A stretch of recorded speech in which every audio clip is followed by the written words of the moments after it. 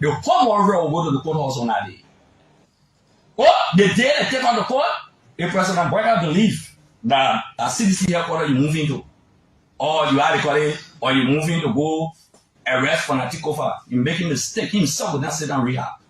I can tell you that for sure. He himself will never sit down rehab. I've been playing with you, Julius. I'm telling you what I know you do. Boyka, Julius, I want you to look in my face. This is a Carol's grade of 2005 and 2011. When I spoke of Liberia and we now with the bike, I voluntarily decided that we will lead and help this PR arm of the CDC. Not only that, the militant brigade of the CDC, the Unity Party formed a militant brigade during the 2023 election. That militant brigade and battle cry men will reactivating everything, will stand up for our rights. This will be the last of it. I take full responsibility for any application in the court. Police are just moved in. What police? Julius, the police. Let me tell you this. Julius, do you think the police want to take care of the entire Monrovia? In every quarter of Monrovia, do you know the number of police? Do you know the number of police in Liberia? Julius, we shouldn't reach that level, but I can guarantee you that President Boyka dare not go there. And never ever will he go there. I can tell you that. When I sit there for our hand, look at Joseph Boyka. Let me tell you for your project and give it to your wife. And she just launched a $30 million project program. $30 million.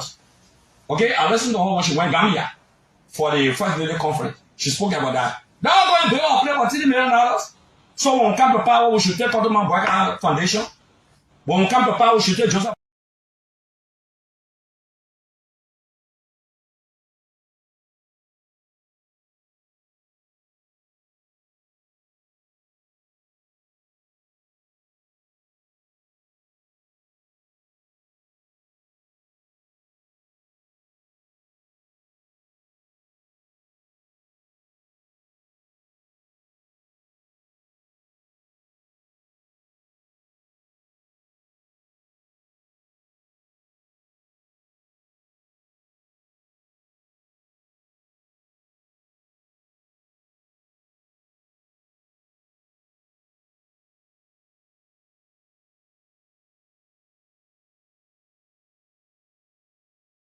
Party.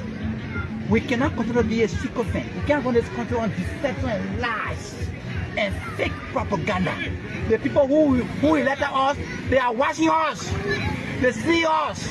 They can feel. Their nose can smell. Their ear can hear. When we do the needful, they will care for 2029. You stop that deception and lies. Your full name and your position, sir? My name is Daniel Zemaza. I am the chairman for Rapid Media Response Team for the Rescue Region, Nima Chapter, District Number 3. And also in the House of the Senator. I'm also a Media and Communication Director in the office of Senator Nagbe Point, Nima Chapter. I also serve as a loyalist. I also serve as a patriot. I also serve as a loyalist for Unity Party and a steward for Unity Party, 2005. And also I'm activist. I'm also an activist, social activist. I speak against ill society. You're welcome. And that's why I'm here today to tell the people who turn out, who supported that Garguah guy, thank you. Let God bless you. Koga, thank you. Those who didn't turn out. You saw all of the district coordinator came for this via. Not everybody. I saw that few people who came. But why can't you mention it? You want to talk about Koga? Yeah, Nelson Kim. I mean, who? Nelson Kim. Yeah, and Napa Way. All of them. Napa Way, the commission. I mean, the former commissioner. Who is the? Even the district commissioner, Buya was here. And when she voted and came back to me, I thank God I was born an American. Today I saw 9 jurors sitting under my voice, 15 jurors sitting under my voice, 9 of them returning a verdict of not guilty against a powerful government that wanted to be destroyed. That day, I thank God I was born in Liberia. Thank you. This is your code. Take possession of it. As the representative said, we want to see you collaborating and cooperating and making sure that you make use of the court. Respect the judges. When you receive a paper from the court, don't say that challenge it. Come to the court and tell the court this is my reason. Don't refuse. People have a habit of bringing government property down. This, I hope, will not happen here. Anybody attempting to break code or police station while I'm teaching, we are not going to establish new player for you. But I can tell you that you will not come back to your people on their leave. We will make sure. Confusion is everywhere. Every society, government, got good and bad people. There are a lot of good people in the market, but there are a lot of bad ones too. Prophet Key is an example. He has spoiled the good name of Dima people, they spoiled the good name of people from Sabata district. In our society, nobody abuses women cause. If you do it in the town and you are a man, the men discipline you. If you do it as a woman, the women discipline you. But unfortunately, we have one child from a mother who decided to live with abusive women. Today, we lack you, we will remain there until otherwise the time is completed. Then last week, his parents, people from the town came to me and gave me cola and white chicken. They say when somebody abuses an old lady in your mind, 90+ years old, it's okay. We come to play with your mind. I took it, but I told them from the key will serve his thing. That's why any child member who go on the radio and say anything about me, I will not say anything to him. Because there's virtue in silence. Sometimes you go very out of emotion, you talk something. When you leader, you gotta take time to talk because words are bullet. When you speak there, don't come back. And so I can show you the errors. You hear me talking, it means then you're not car. We in a room, and I'm talking in our room. Other than that, they will, everybody slam my ears, sir. I will leave it because their job is a package. You see the convoy I can't wait? And the good thing inside. You know the bad thing inside, they will cause you. They will cause your man. They will do. So it's a package and you're enjoying the convoy too, you're taking the man too. Everything going together. You gotta be managing it. In no time, everybody now, they have Harvard ambition. You know, some people say they want to be speaker, they want to be deputy speaker, some want to be president. How can you be a minister in the government? So what have you seen? Are you not convinced that the woman will be re-elected as a bona fide United Party partisan? When this woman is re-elected, you have space in the government if you're doing well? Because if the government is re-elected, you got job.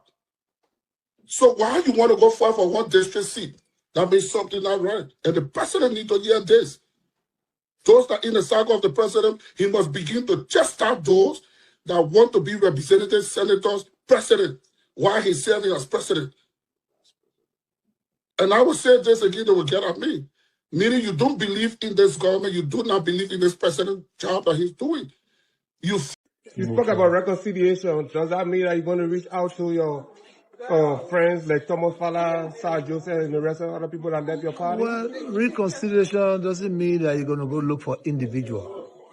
Reconciliation means that we must understand that we all can live together, we can work together in our party.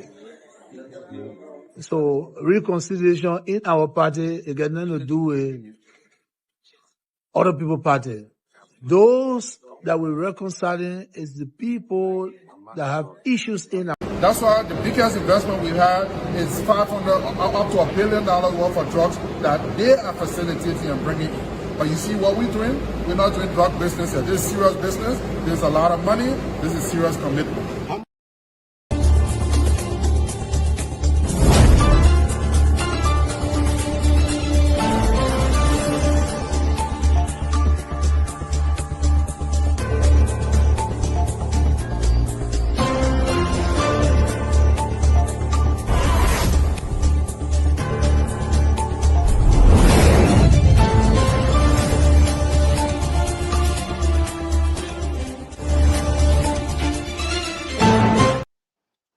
Folks, we want to welcome a pleasant good evening and welcome to the Closing Argument show. This evening we're live from Liberia, here specifically in Montserrat County, Painesville, where I'm from currently. And so, I mean, it's always good to be here back on the show when we come with a renewed energy, fresh minds, I mean, ready to discuss critical national issues that are important to our growth and development as a country. This evening, we want to say welcome. Today is Monday, and it is our first edition of the week. Today is August 17. Roughly a few more days to end the month, and we are always here. My name is Anthony Dahn, breaking you this edition of the closing argument. We are also going to be here with Mr. Jerome Gayman, Mr. Abraham Pewee, and Mr. Junkies Morris of the Freedom FM, who we also going to be joined by other panelists on the show today. We want to say welcome to this edition of the closing argument.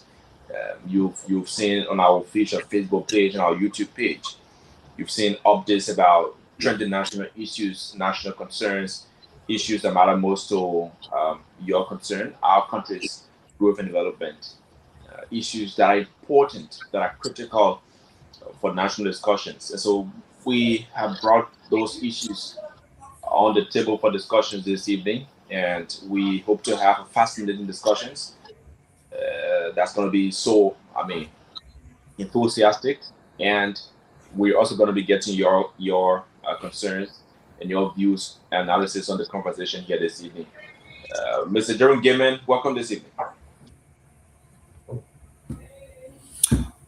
Welcome, ladies and gentlemen, to another edition of the closing argument. Today is August the 17th, 2026. It is 5:11 p.m. on the East Coast.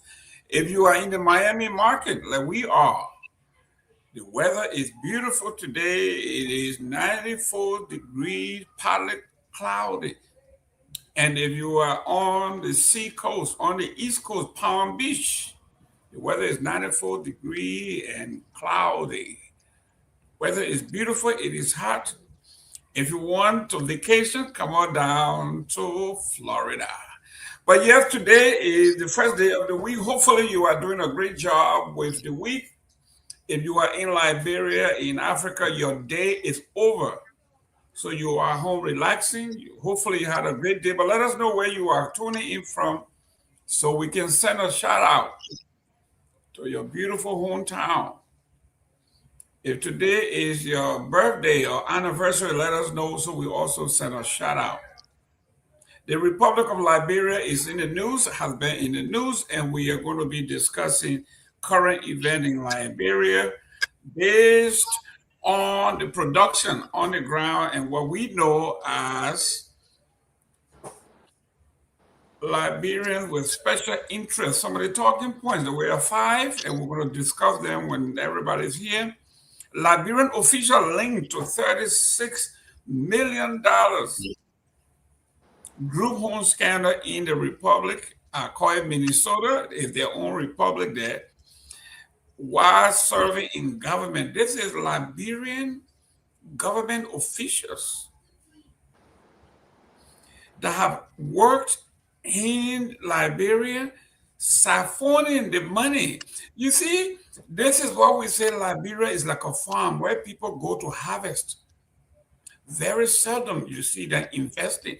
They are taking money from Liberia and taking it to Minnesota, and they have $1 million empire. We will discuss that. 30 former Liberian government officials set to face trial, Criminal Court C. The LTA commissioner faced question over alleged unexplained wealth. We talk about the instant gratification. You just got this job because you said the guys who were there were not doing well. But in 2.5 years, you have become a billionaire overnight. We want to know how that money was earned. Governance Commission in the U.S. Embassy explore PPP. That's the public-private partnership to tackle Monroe's growing waste. People talk about patriotism. We talk about leadership. We talk about being an independent nation. And another foreign nation is coming to claim your dirt. to clean your dirt, and then you want to claim that you are an independent nation and you are a sovereign nation and nobody should dictate to you as to how to run your country. In Liberia, as the Dutchman say, is the nastiest, the dirtiest, unsanitary nation that he has visited in West Africa. Liberia, PPP, with the U.S. Embassy to clean our city. LEC lunches, nighttime power theft crackdown, as smart meter rolls out and expands. In other news in the Republic of Liberia, the University of Liberia faculty stay out despite Joseph Worker's intervention and mediation. We go to Basel politics. Senator Dillon blasts Senator Finley over port autonomy, accuses him of tribal politics and selfishness. We are going to delve into that. Gregory Arthur, Frank, questions women heroes welcome for Prophet Key. The Liberian actor was shocked to have seen women, Liberian women, spraying their lapas, hugging him, dancing for him. He said it is unconscionable, and he was shocked. And then we have time, we're going to go into the editorial, the front page African newspaper. And they say politics can wait. The Port Authority security gap cannot wait. The new port, the autonomous port that they just passed, the president may not have looked at it. The legal mind may not have looked at it. But they are talking, if you think we have problem in Monrovia now, we have 4 autonomous ports with their own security, their own LDEA, totally detached from the mainland, from the main office in Monrovia. How is that possible? We're going to discuss while we are there. Let me welcome Junkies Morris, Freedom FM, 87.9 in some place called Monrovia, the capital city of the Republic of Liberia. Junkies, welcome to the show. Identify yourself and welcome your followers. You are muted. Yes, and thank you. And I want to say it was great in my absence. I've been following you guys. You've been doing well. And I want to say kudos to you, Antoine. You are doing well there at Truth FM. AB, what's up, Mr. Gayman? We are back again after a week of technical glitches, so to speak. So we are back. We are here, and this is the closing argument, and we are live here on Freedom FM 87.9. My name is Junkies Morris. Mr. Jerome Gayman is on. Mr. Anthony Dahn is on from Truth FM 96.1. Abraham Toure from Straight Talk Liberia is on, and other panelists to Jeffy join us as we are live here on the closing argument. And we are hopeful to, in split minutes, get on the line. Yeah, he says he has some pressing national issues, or talking points to chip on. That's the youth league chair of the CDC. So we hope to have him, and like you said, with all of our talking points. So back to you as we get the ball rolling. Excellent. Let me welcome Abraham Toure, the Basel civilized man, straight talk. Welcome to the show. You got muting business today, or you're muted? What's going on? Oh yeah, thank you. Thanks for having me, and it's great to see everybody here back and in good looking that you guys are recharged in good spirit. Good evening to you, Anthony. Good evening, Jenkins, and obviously Mr. Gayman. Yeah, I look forward to the show. Excellent, Mr. Dahn.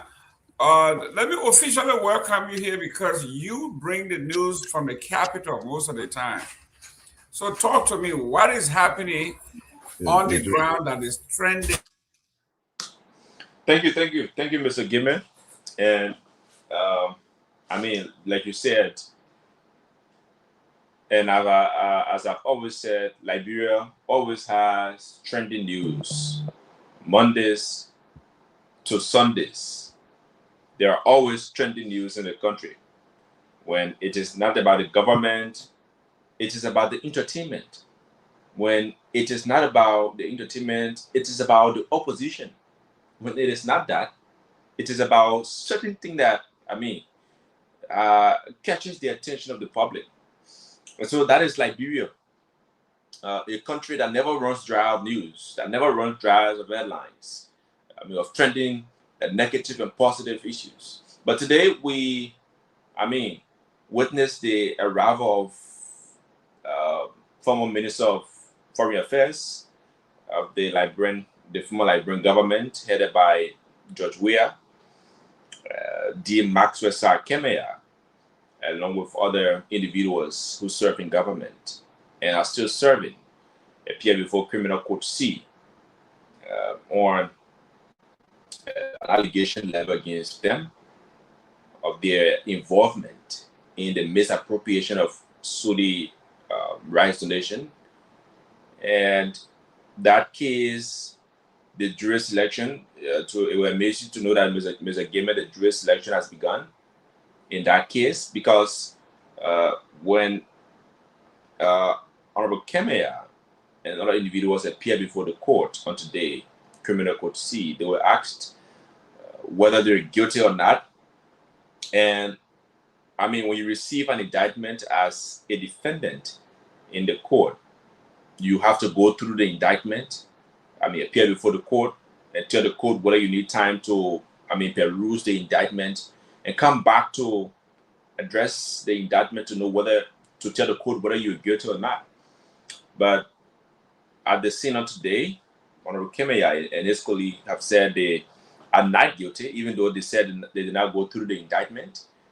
And the judge said, if you claim that you're not guilty, then that means you have gone through the indictment and you've read it, you peruse it, and you understood that's the reason why you've come and say you are not guilty. And so we will not, listen to you, but instead we'll go on with the jury selection. So the jury selection has begun.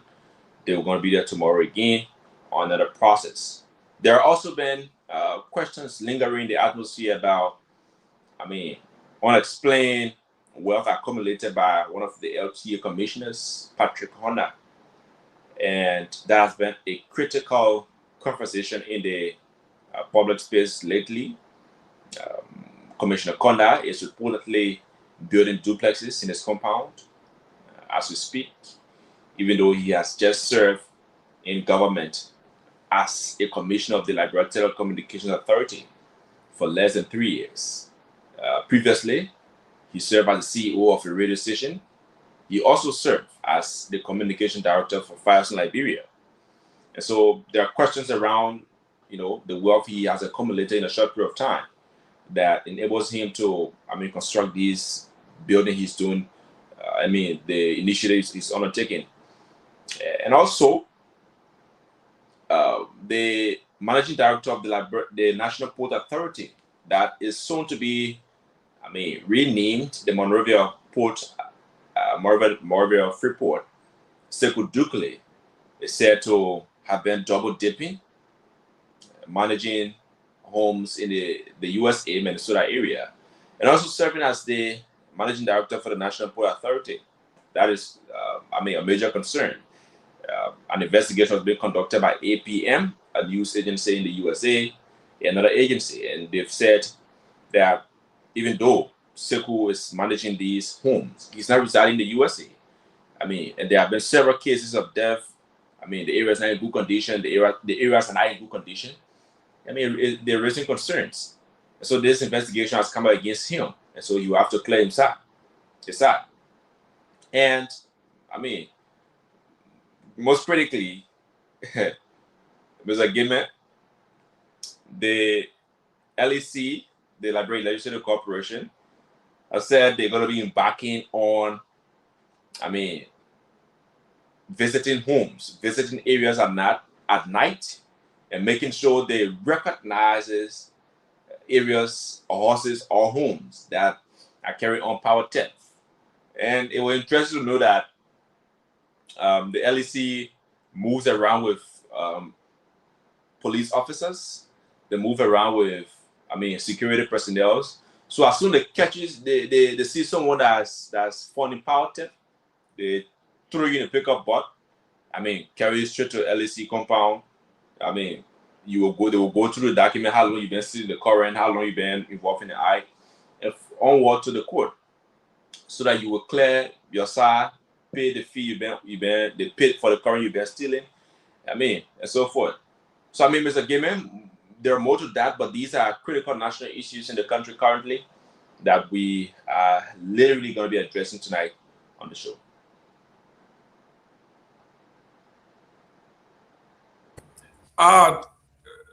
Mr. Morris, junkies, the Liberian man saying, what catch your heart?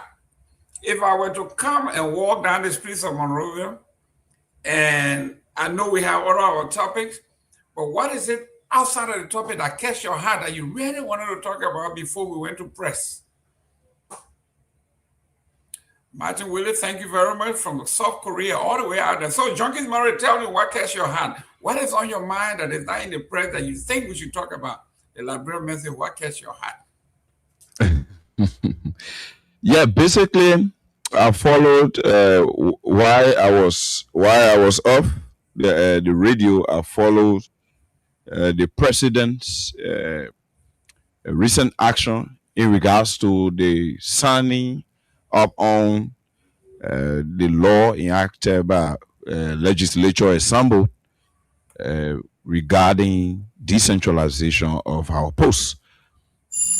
I'm concerned because the aspect of decentralizing our posts have advantages and disadvantages. So I think there's a need that it is placed under the microscope so that we at least lay to rest some of those doubts and some of those things that may not be included in the law that have been enacted by legislature assembled and even signed into law by the president. So, like for instance, Maryland County, I'm not being regionalistic, but Maryland County, since I have a little clue as to how the port there is running, Maryland County port has under 500 staffs in terms of those persons working with the entire port there in Maryland County, Harper. But the economic flow in terms of merchandise through that port, commercial activities, is an issue, is concerning, is something that we as a people or the government will need to consider in regards to this new law that have been enacted, because the decentralization law clearly provides for autonomy, so that port will be autonomous. It creates the environment for the port administration to take charge of recurring expenditure and other expenses. So in that case, what is the port generating? What are the vessels that pass through that port? What is the commercial value of the port in totality? So those are all of the things that we have to look at. So when this law that have been passed, and probably we may have those clauses enshrined, there's a need that the implementation aspect be vigor. Why do I say this? Some of the disadvantages that could be used through this decentralization policy or law that have been passed now could be like it was already alleged that Maryland County, the port there was being used to smuggle drug. Drug peddlers were using that port or the Marylands are to smuggle drug. So if you will have such a situation, then it means decentralizing the posts of our country will require every measure be put in place so that we can have security at our various ports, so that we can have the commercial value that will enable the port to run according to standard, to be able to pay or disposable income to people who are working and supposed to carry something home to their family, not as it is now. Because in fact, people who are at the echelon of leadership at the port there in Hapo, they are not even getting paid for several months. So all of those things, they are because of lack of resources, lack of attention and focus from central government on these areas. That's why we are experiencing these things. And I tell you, like I was saying, on the disadvantage, if somebody is not being paid for 12 months, 14 months, and you have one cartel member smuggling drug through that port, what do you expect, Mr. Gayman, Mr. Pewee, Mr. Dahn, and Honorable Toure? You will definitely have that place being used, because it is often said that he who controls the belly controls the mind.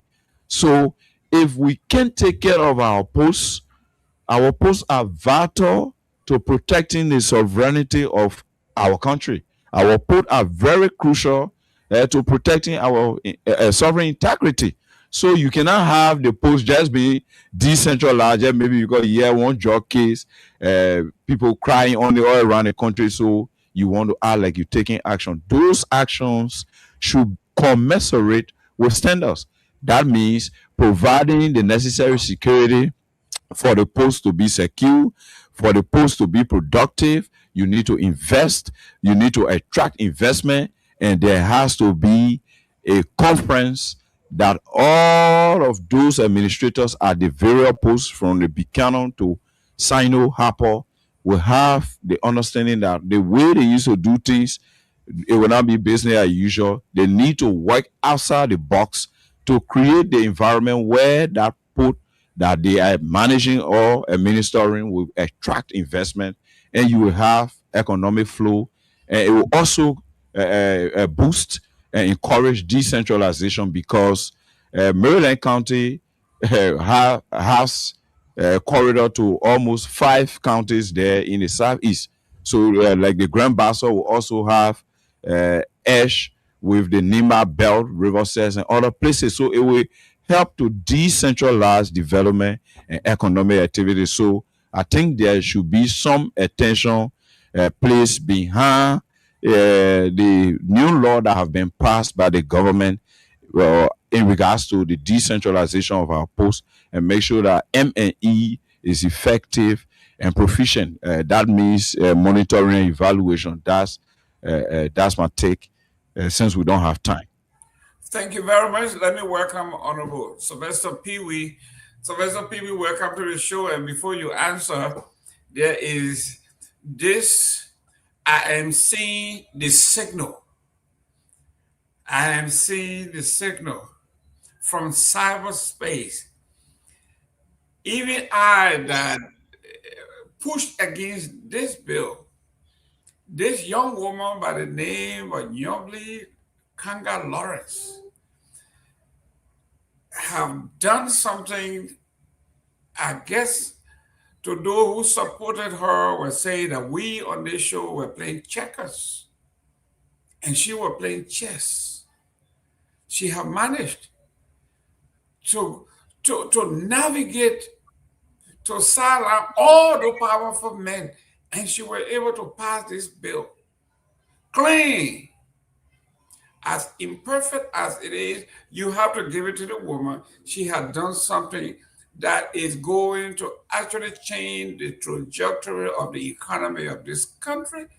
And you have to say to her, that was magnificent.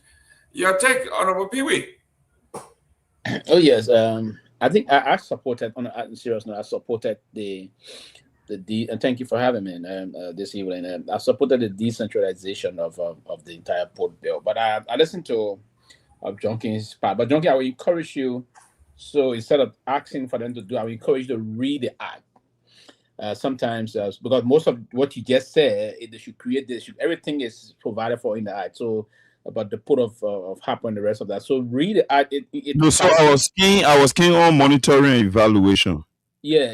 I think it's provided. So if you were to go through the act that created the decentralization, you will understand that there are provisions for some of these issues also. But I'm a little baffled here to learn because all of those are currently with the port of Harper, Greenville, and that of Buchanan. They are all under the employ of the National Port Authority, and the free port being vibrant. I thought they are under that collective employment scheme. I don't think if you said those working with the port 10, 15 months they haven't taken pay, I love to be a little skeptical about that because I know that most of those folks are under the employment of the state under this canopy of the National Port Authority of the Republic of Liberia.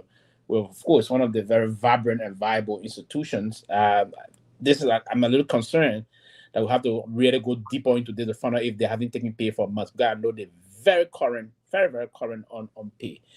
But back to the situation about this law and part of the reason what I thought the law establishing to decentralize the port authority and just remove everything from the central administration there in Monrovia, the free port of Monrovia. What is more important is that you're going to see some level of creativity and strategic thinking to ensure that you do some expansions and bring a new managerial skill to bear in terms of seeking for viable alternative to bring some level of investment and productivity in those ports. Now, the port of Buchanan, yes, got its own viability because of a lot of things. ArcelorMittal is most of our operation, about 90% of ArcelorMittal, if not 100% of our operation is passing through the port of Buchanan. So the port going to be more efficient in terms of productivity. The operational schedule is expanded in the way because ArcelorMittal just increased our investment portfolio into the country. So that alone push the port of Buchanan to be more vibrant and viable. With the port of Greenville, Isando, it's at a little bit increased line, but not as even close to the port of Buchanan. So, but Golden Veridian is doing some very good news in the port, and there are other little things. So, the viability is a little bit encouraging, but the port of Harper is where the problem is. I think that port is strategically located, and I visited that place almost 22 years ago now, if I'm right. 22 years ago, the last time was 2004 when I was in Harper. If I'm correct here, yes, 22 years ago when I saw that port. And I knew that the strategic nature of the port, the part of where the port is located, there can be some very innovative thing we can do to bring some business concentration in that part of the country. Now, it's strategically located not too far from the Côte d'Ivoire. Côte d'Ivoire is a very vibrant country. The country economy is doing well. It's a very huge population. So you can use that port, and that port can also be used as a marine hub, where you use for other ships to use as a hub or in terms of a transit point in getting to some strategic area. Because the part of where Harper is, I'm told it's not far from somewhere in some capital maybe around that maybe, or some cities maybe around that can be new. So it is important that while there have to be some very, very clear rule in terms of how revenue accrue would impact those communities or those in those part of the region, it's important. And Mr. Gayman, I do really support that, and I should commend her for that. I think if she was innovative on that, the push, because this bill survived against the serious lobbying from the managing director of the National Port Authority. This bill survived against very serious lobbying. The guys intensified the lobbying scheme, and they, I don't think they didn't succeed. Eventually, the bill came to bear. They managed to have to do some amendment here, there, and the rest of that. But I think Where he succeeded a little bit is for the 18 months. The 18 months period to allow the transition to take place. There where I think he succeeded. He will get some time, buy a lot of time to do what he really wanted to do, and that. But then it will be very close to the elections. Who knows? And I've been saying that I don't think they will come back to power. So I mean, he succeeded somehow. But yeah, it's a good thing that we have this bill moving on. But as we move through, we're going to discuss other very important portion of what we're going to discuss today in the show. Okay, before you go, you and I have a lot in common when it comes to Grand Bassa. So let's spend some time on this. The Liberian Investigator front page says Dahn blasts Finlay over port autonomy, accuses him of being tribal and playing tribal politics, and accused Finlay of being selfish. And I'm going to read just a little bit of it. The blastering attack on Grand Bassa County Senator Besonga M. Finlay over his opposition to Liberia newly enacted port autonomy law, accusing the former Senate pro tempore of being selfish and selfishness, promoting tribal considerations in public employment, and allowing local political rivalry to interfere and convenes his position on the landmark reform. Dahn also questioned Finlay's understanding of basic civics principles, arguing that his reported proposal for a Grand Bassa citizen to chair the board governing the Port of Buchanan under the new autonomous structure would run contrary to Article 18 of the Liberian Constitution. The Montserrat County Senator further alleged that Finlay opposed the legislation largely because it was championed under the leadership of Senate Pro Tem Nyobi Kangas Lauren, a fellow Grand Bassa politician. President Joseph Yuma Boyka recently signed the two landmark port autonomy bill into law, clearing the way for one of Liberia's most significant reforms of port governance in decades, following months of legislative hearing, stakeholder consultation, and debate. So here we are. Dahn is coming to the defense of Nyobi Kanga and accusing Besonga Finlay for being selfish, jealous, envious of this woman for passing such a landmark bill. And he thinks that, I think we're a little under the belt, but below the belt, but he says Besonga Finlay lacks basic civics. Yes, and it's important. While I support this decentralization issue, a lot of things in this bill that I will call for some changes moving forward and the rest of that. But I'm not surprised. Dahn is coming in support of someone that he got a very special relationship with. He's coming here defense. They got a very special relationship, and so I'm not surprised he's sounding the ways that when you get somebody or get someone, you protect him, someone will come around. So I'm not really surprised he's sounding the way he sounded, basically in terms of that. But to caution Besonga Finlay the understanding of civics, and I'm told they don't do the entire curriculum of our social studies issue. He drew that, right? So and I'm ready want to go and find some time to sit on his tutorship to learn civics also. I don't know what this got to do with civics and the man saying those things and the rest of that. But yes, you see, and sometimes we love to just slow down a lot of things. He shouldn't be cautioning the intellectual ability of Besonga Finlay that did what he could do to go through what we call foundational education process and all of those things. So caution that. I mean, they're just far below the bill. I'm not going to go that end. But for Besonga, listen, we even in most of those corporations we have in those different localities, if you were to pay some key attention to these corporations, and there's issues they will always put in for what we call corporate social responsibility. They will emphasize that if you went in this locality, you ensure that locals from there should be higher and placed in certain major managerial positions. You argue that there's some certain countries, even in Ghana, if you were to establish this thing in this region, people from the region should play a major role. If you can find qualify folks from the region. Now you go. So for Bezonga to say, okay, people of Grand Bassa County should be, it's nothing wrong with that. It's nothing. You see, and I don't think Bezonga is doing this because of Yombli. Bezonga been championing the cause of Grand Bassa County far before Yombli came. Yombli came when she came later on when Senator Wilfield passed.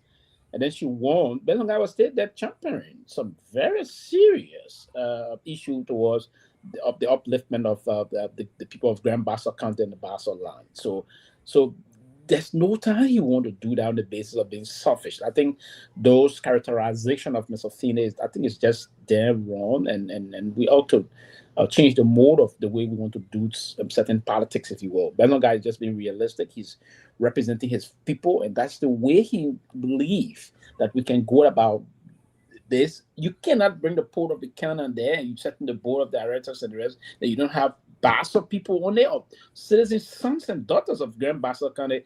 I think should form part of that. That's critically important. To say that is tribalistic, no, that is not. He's concerned about the people of Grand Bassa County. He's representing the people of Grand Bassa. Who do you want Bezonga? You want Bezonga to say he will bring people from Moserado or people from Lofa County to represent? Well, listen, we understand there's going to be a revenue sharing scheme here. That is a very clear option. But what is also clear here is that the port of Buchanan is there, and he's playing. I agree that it's not going to work. He's playing the politics for his people. You expect Bezonga to come and say, I will bring people from Grand Jida County to come and do that? You want him to say that? And you bring the issue of civics? Bezonga is a well-rounded person, right? I'm not here to defend him, but I think sometimes we ought to acknowledge most of our law official of government to stay away from making some of these under the belt, these myopic statements, and come back to the realistic aspect of what governance and what public policy is and what the structuring of the bureaucratic nature of our country is going to engage into. Is very important. That should not be the case. I understand, yes. You will do everything to protect Yombli. If you have to touch Yombli, you touch the law. That is clear. But the realistic thing is that we need to go to the policy issue and leave aside personal relationship. The people of Moserado did not elect you to talk about protecting personal relationship. We're saying things there about the national interests of the people of Liberia. Also, Bezonga is looking at the national interests of the people of Grand Bassa County. So he was elected to place to protect that, ensure that the implementation of the concerns of the Bassa people is paramount on his agenda, not to go and put. Of course, he's a national senator. He will seek for the country to be okay also. But I think by attacking him, calling him being selfish or being personal, I don't think that's the line. The person that will always personal Bezonga be Yombli. Yombli being the one paying talks agent to attack the personality of Mr. Fine. Bezonga being a very humble man. He will know most often that he knows some of these things. There was a time I even told him, we can attack it, we can go after we can go and smoke after those that are hiring those talks to come after you. But I mean, he doesn't engage into those things. So I think it was wrong the part of Senator Dillon to foolishly insinuate in that manner. Let me go to Mr. AB. This is your hometown. When you watch the Animal Kingdom, when the new bulls are in town, the old bulls got to give way. I think Dylan and Yombli Kanga, they have teamed up to say, you know what, the old order that is represented by Finley needs to be put aside. We have done some great things and we are doing other things. Anything else would be considered envy and jealousy. And then he didn't even stop there, but hit the man low, that the man civic IQ is low. So I think, as we have these kind of conversations, we have to be very clear. With my experience in media and just observation on a bigger media platform, the big deals in the field, the CNN, the BBC or Al Jazeera or maybe CCTV or maybe even Fox, they have this thing what they do where they can make the news. They give what they want the viewers to listen to, hear, read, or or watch, and that becomes a talking point. Anybody who listened to Ibrahim Dara's Dillon, watched him listen to the video, Ibrahim Dara's Dillon was pretty much indeed educating people on that stuff, because I watched that interview. Ibrahim Dara Dillon said all these things here is in the Constitution, right? And sometimes my colleague like Besson got Philly trying to say that I want to ask him like basic civics, because when you go there, you will know that laws are made. He was pretty much discussing how laws are made, who implements law, and how laws are pretty much enforced. He was not pretty much calling Weston Finley like you don't know his whatever, because I watched the interview. It was basically somebody was trying to insinuate, or people were insinuating that because Nyobli Kanga passed the bill, so Nyobli Kanga will have all authority to make sure that thing go where we're supposed to go. And you're like pretty much saying, no, this is basic civics. Just because we passed the bill, it's not a Nyobli Kanga's thing. Even when we leave, anybody else come as a president, this will be the core, because this is what the law states. I watched that video, I watched that interview, I watched the whole thing live. Back to the idea of the back to the idea of the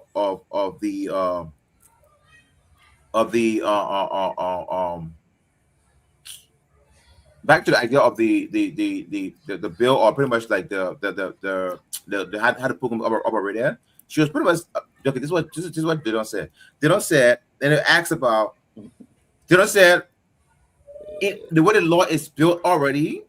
You already have the law says that 4-person who is who is like Grand Bassa County, Barcelona, whatever it is in the area, should be. They're already on the board. You can't take that from them by default. They're already there. But the law is calling for people who live in Bassa. They're not saying the person should be Bassa by tribe. But anyway, the law is saying that people that come here or wind up in this area that manage the port or whatever it is should be from Bassa descent. Non-deposit, like they should live in the area. It could be a Mandingo man who lives there, got heritage there, or Loma man. It don't matter. Once you live in Grand Bassa County, you are a resident of Grand Bassa County, you have the right. Whereas Western Gafila is saying it should be a Bassa descent that should hold the position. So you are trying to make a clarification between those two. And I always say when we sit here on this kind of platform, we have to know what the person said, know what he's saying, and stuff like that. He didn't come and pretty much saying, "Oh yes." Ben is the one that actually bringing the trouble thing in. It's not Dillon. He's the one that bringing the trouble thing. It's got to be a Bassa man to be on that. Dillon say no, you don't have to be a Bassa man. The tips are there. When I get out, I'll show you. So you listen to Benson guy too saying about the trouble thing? You listen to him say that also? The one now? You listen to him say the trouble thing as you just claim that Benson Pewee, you talk here for 22 minutes. I didn't interrupt you. No, he just asking you. It's a question. You start for what? Listen, listen. Pewee, I've been on this show for 22 minutes. Before you say 22 minutes. Pewee. I got. Listen, Toure. Yes. Let be honest here, right? Okay. The Pewee said, and you are saying otherwise. What I'm saying here, we got the headlines, we got the newspaper, we got it right up, we got it. So what we are saying here is your job is to analyze, to tell her what you think about it. The man didn't even start it, but he quoted the Constitution. He said Article 18. And he says anybody who goes contrary to that is not well versed. He said it's written. Then you say it is our job.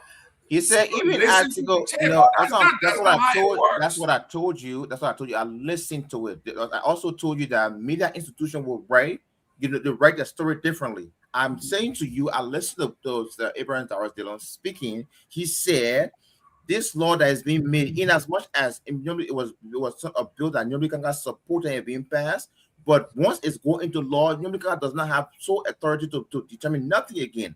Any other president can, whatever the law is, that what it's going to be. And I'm saying to you, I watched the video, I listened to it.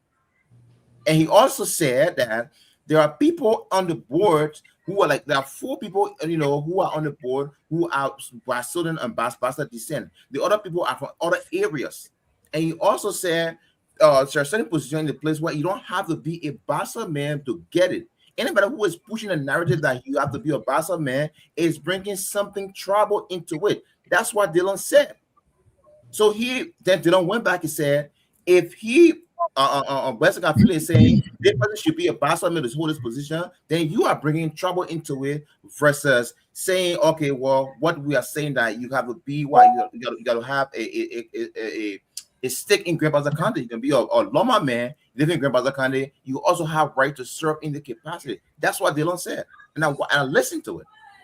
I don't know Dylan personally to even defend him, but I just want us to be clear when we're saying these things. So we didn't say anybody here knows Dylan. Let me welcome. He started saying it last now. So yeah, I'm coming back. Let me welcome Honorable Victor Nagbe. Victor, welcome to the show. Thank you very much. It's good to be with you guys. Happy Monday. Welcome as well to our audience. So I was listening. Am I going or just welcome? Yes, go ahead. Go ahead. Okay. I'm listening to the debate on the port. Quite honestly, my concern is, as to whether the president is listening. I think right now the overriding concern of all Liberians is the drugs that are coming into the country and the entry point into the country.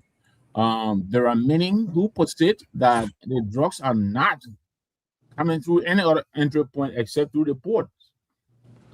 This morning, a former port manager, I believe of Greenville, I listened to Alice Noah on OKF, and he was making the same point. Now, he believed that the porous nature, first, of our borders, and especially the inability of our ports, to protect the entry points, makes them vulnerable. The Port of Monrovia has been the big brother, so to speak, to the Port of Greenville, the Port of Buchanan, as well as the Port of Harper. Now, decentralization itself is a good thing, but there is a lot of preparation that must go into these things before you do that.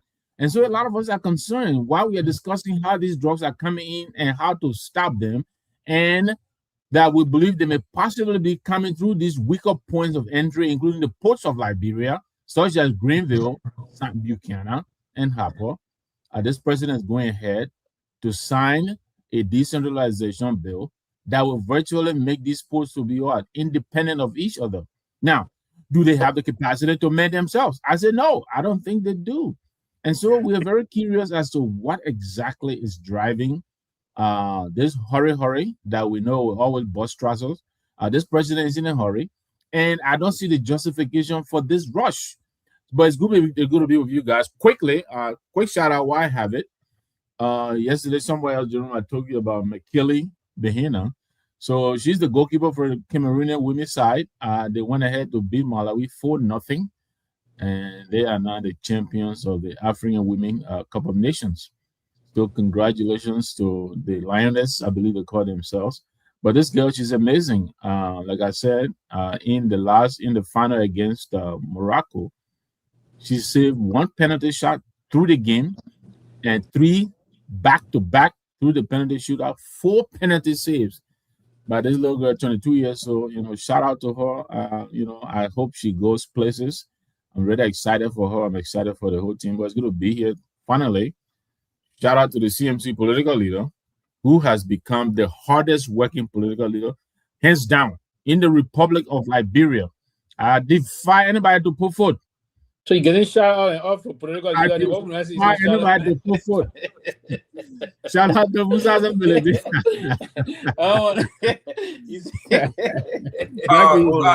Henry Peabody, I don't know when you're going to send the bill, the invoice.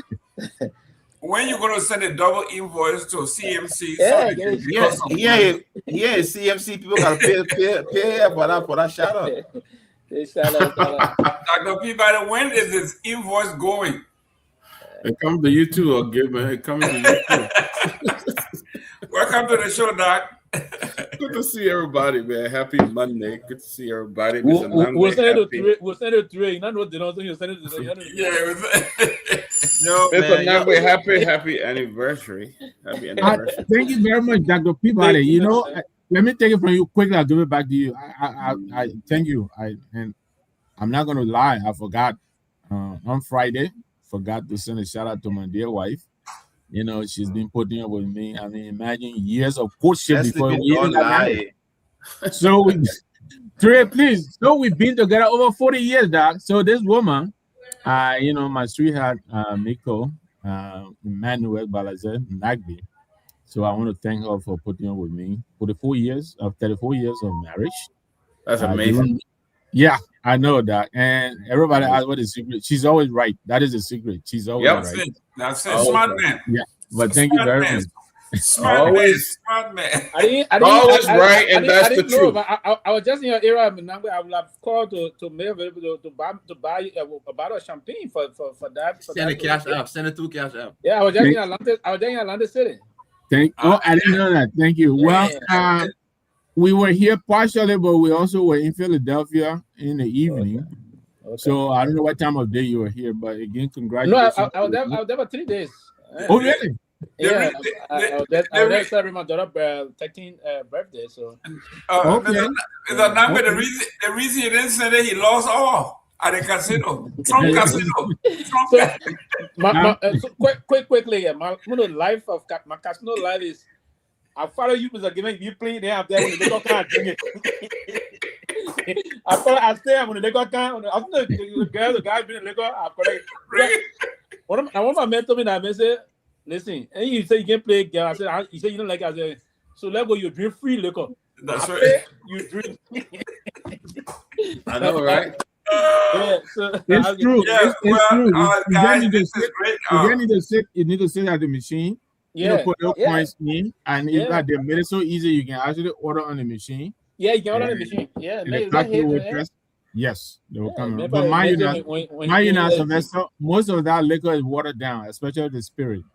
So I gotta warn you, most of it is watered down. It's all right, no problem. It's free anyway. When I most often I take, I don't know, I would take, normally take a Campari, right? Okay.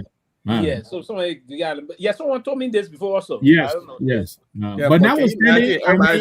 Especially, let me get you the secret. Especially when you tip the Garguah waitress handsomely. You know, not a lot. Even $5. That's considered handsome. They'll bring you anything you want, and they might even bring you. They might even bring you the original, whatever you want. Yes. Excellent, Dr. Peabody. Let me welcome you here. There is a special editorial on the front page of Front Page Africa. And it addresses the politics can wait, it says, but the port security gaps cannot wait. And it says here, the vice president and the Senate pro tem are both eyeing 2029. And both have reasons to want this port law to go their way. Neither reason has anything to do with fixing the security gap still sitting outside of it. So we do not begrudge Liberian politicians for looking ahead to 2029. Every democracy runs on ambition. And the vice president and the pro tempore, each positioning for a future national ticket is not on its own a scandal, not at all. What should concern our Liberian is what sits beneath the positioning. A rivalry between the Vice President Jeremiah Cone and Senate Pro Tem Yobli Kangan Lawrence that appears to be shaping how the port decentralization will be written, whose interest it serves, and how quickly it's unresolved that appears to be shaping how the port is run. The security gaps, can they get fixed? If they get fixed at all, Kangan Lawrence's own ambition in Grand Bassa and the ties surrounding the legislation to the Abaya group raise exactly the kind of conflict of interest question a bill of this consequential cannot afford to carry on answer into 2028. There is a group, a billion-dollar group that has sponsored this bill. This group has sponsored over 10 bills in 10 different countries to control the port. They finally succeeded in Liberia. This is the group that have promised Honorable Lawrence $10 million if this thing went through for Grand Bassa County. So what front page, what Rodney here is saying, they are looking at the bill, but it's a shell. This bill calls for 4 autonomous agencies with no attachment to Monrovia, to central government. They do not have any spot on there for LDEA with the kind of drug thing going on. There's nothing for drug. There's nothing for human trafficking. Those major issues. So here we are. This is a tug of war between Jeremiah Cone and Nyenwolo Conga Lawrence. And everybody saying, let's keep it as a shell and we are going to work around it. Jeremiah Cone control the import, the interport port that is inland port. And Nyenwolo Conga controls the port at the sea. This is interesting. So the folks are saying there is a tug of war between two heavyweights, Lawrence versus Jeremiah Cone, positioning themselves for 2029. They don't care who suffers. They don't care who get harmed as long as they are on deck for 2029. Your take on your sister, you are a Bassa man. Your county is... Well, you know, it's saddening me that, again, we're putting ourselves into another issue where no due diligence were done. There were no thorough investigation into the decentralization of the port. There is not much you hear about creating jobs for the thousands of Liberians that do not have a job. I spoke to a young lady today, graduated with a degree in accounting. Spoke with another lady who graduated in aviation. Spoke with another person who graduated in urban planning, all of that. And these people don't have a job. They are lingering in Monrovia. And these guys are signing $1 million of personal deal to benefit them. Because it doesn't benefit the country. It benefits them. Generation upon generation will go through this. They will suffer. While these people and the children will continue to live and get money. So the fact here is, why is the rush to decentralize this port? Why not take your time? You know, there are a lot of questions about this port manager. There's a lot about him. The Chinese men still have not benefited, the case just went blank. You know, the manager of National Port Authority has a very questionable character. You know, he allegedly robbed a Chinese man out of his money and brought investment to Liberia. There are reports lingering around Minnesota, which is very credible, that some of the agencies that have been investigated in the $36 million deal, he will partner with some of these guys. He has not been named. Let me make this clear. He has not been named, but they are being investigated. So the rush to decentralize the National Port Authority, the Port of Liberia, all these things, it's just personal benefit. At the end of the day, the country will not break anything from this. The counties will not benefit anything from this thing. It will be personal, individual, and unfortunately, that's how our country are. We are not accountable to our people. We do things for ourselves that we claim to represent, but we're not representing ourselves. Wow. Let me go to Junkies. Junkies, it says here this group that Senator Nyenwolo Conga has brought to the country. The Abarak Group is a major Turkish multi-sector conglomerate based in Istanbul, founded in 1952 as a construction company by the brothers. It has grown into a family-owned enterprise operating nearly 80 different companies in 20 different countries. And Liberia has been a market they are in.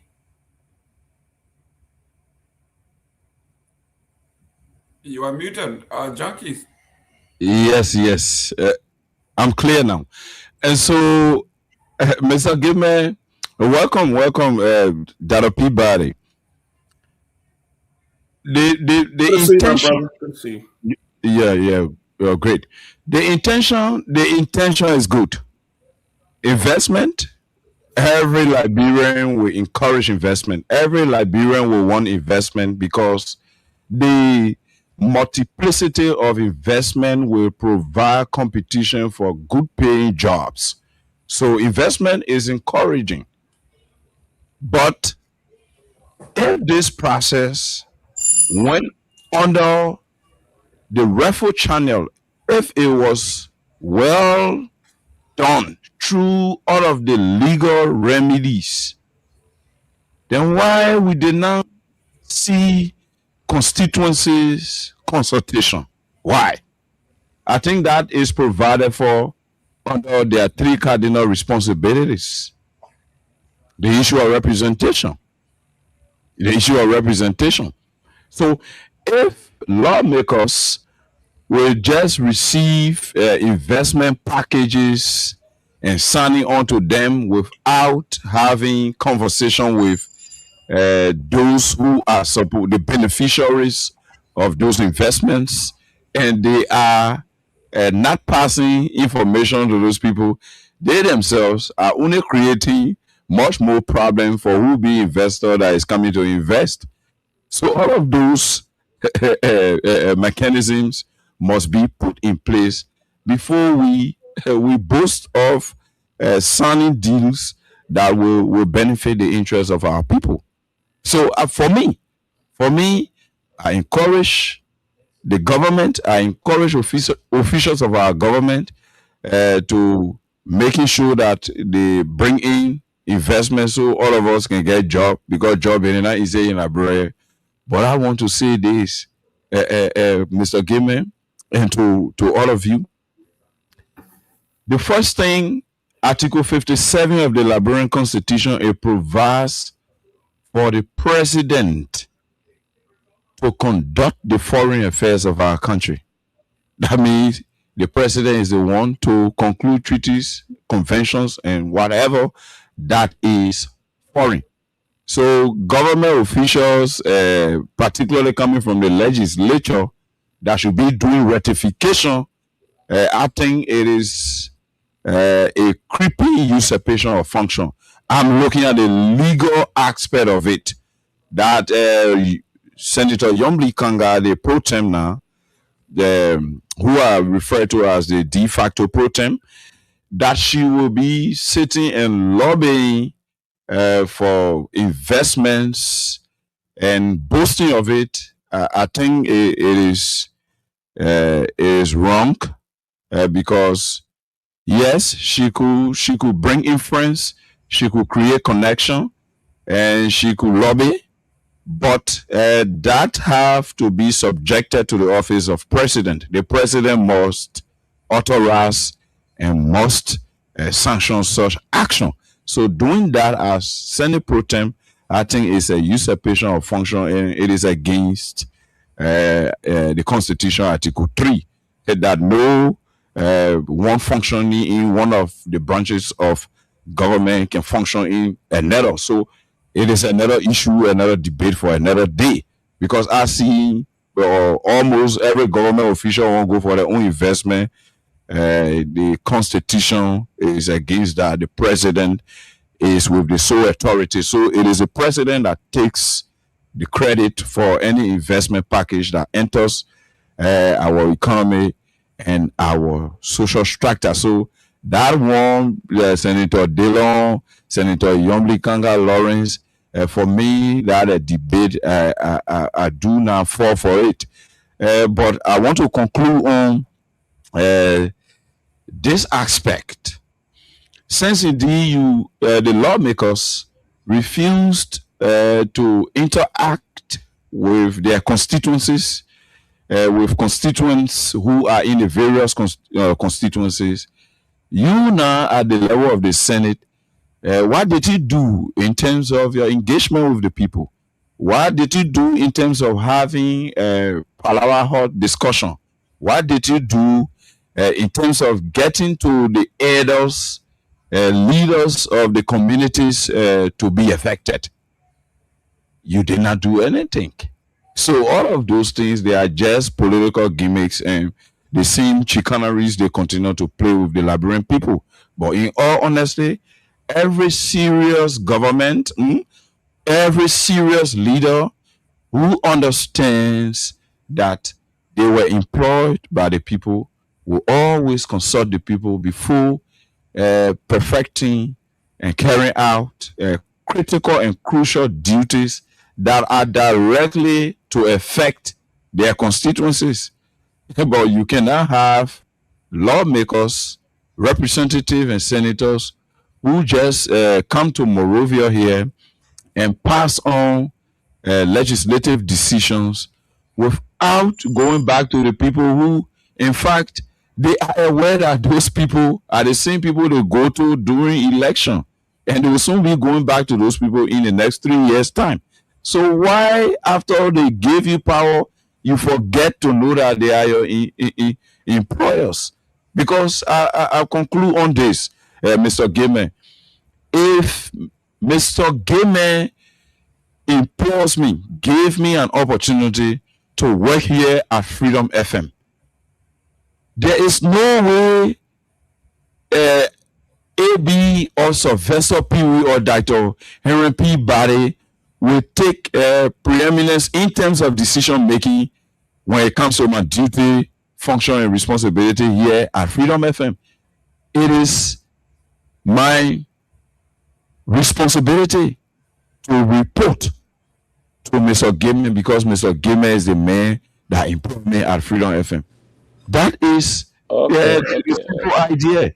So you cannot have the people that employ you sitting in their constituency waiting for investment so that they can have jobs and other opportunities, and you just here passing on deals that they don't even have a clue of.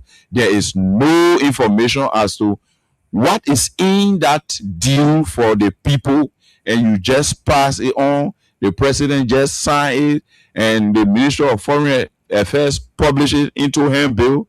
Then the people become the victim, like it happened with the APN terminal, like it happened with Firestone, like it happened with the Golden Safe Car and MOPP contract there in Maryland County, and other draconian policies and erroneous concessions that have been signed just in the interest of few people who, when anybody that is not in their line try to speak in government, they expel them, they ostracize them, and they go after them in line of politicized. So I want to say to the government, we need to be serious and we need to follow the law. When we do that, then we'll have rules and gentleness, and good manners will be the order of the day. Back to you, Mr. Gayman. Thank you. Let me go to Honorable Pewee. Honorable Pewee, the Liberian official linked to $36 million Minnesota group home empire was serving in government, and we've been seeing this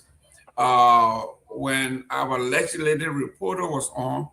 He called names based on what's happening on the ground, and they are linking the port director and other folks in Liberia and doing major businesses around the U.S. You're talking about the six. I didn't get the first point. You put it up. I said we are reporting in Liberia that there are Liberian officials that are linked to $36 million investment in Minnesota group homes. And they call names. The director of the port have been linked. The managing director. The managing director allegedly linked to this massive investment while serving in government and doing this major investment in a foreign country. Absolutely. You know, this thing, and there's a time that some fellow from both Minnesota and other part of the U.S. here started saying something linking, allegedly linking the MD to this issue. And again, coming up, So I think if it is true, it's very concerning that the government of Liberia will also look into it, if only if it is true. But because this claim, this issue about reported fraud in Minnesota have been lingering for some time now. The Trump administration even started doing some serious investigation. There was a YouTuber that unearthed most of those things, and particularly the link they say it's in a tune of close to $6 billion, if you will, or close to that.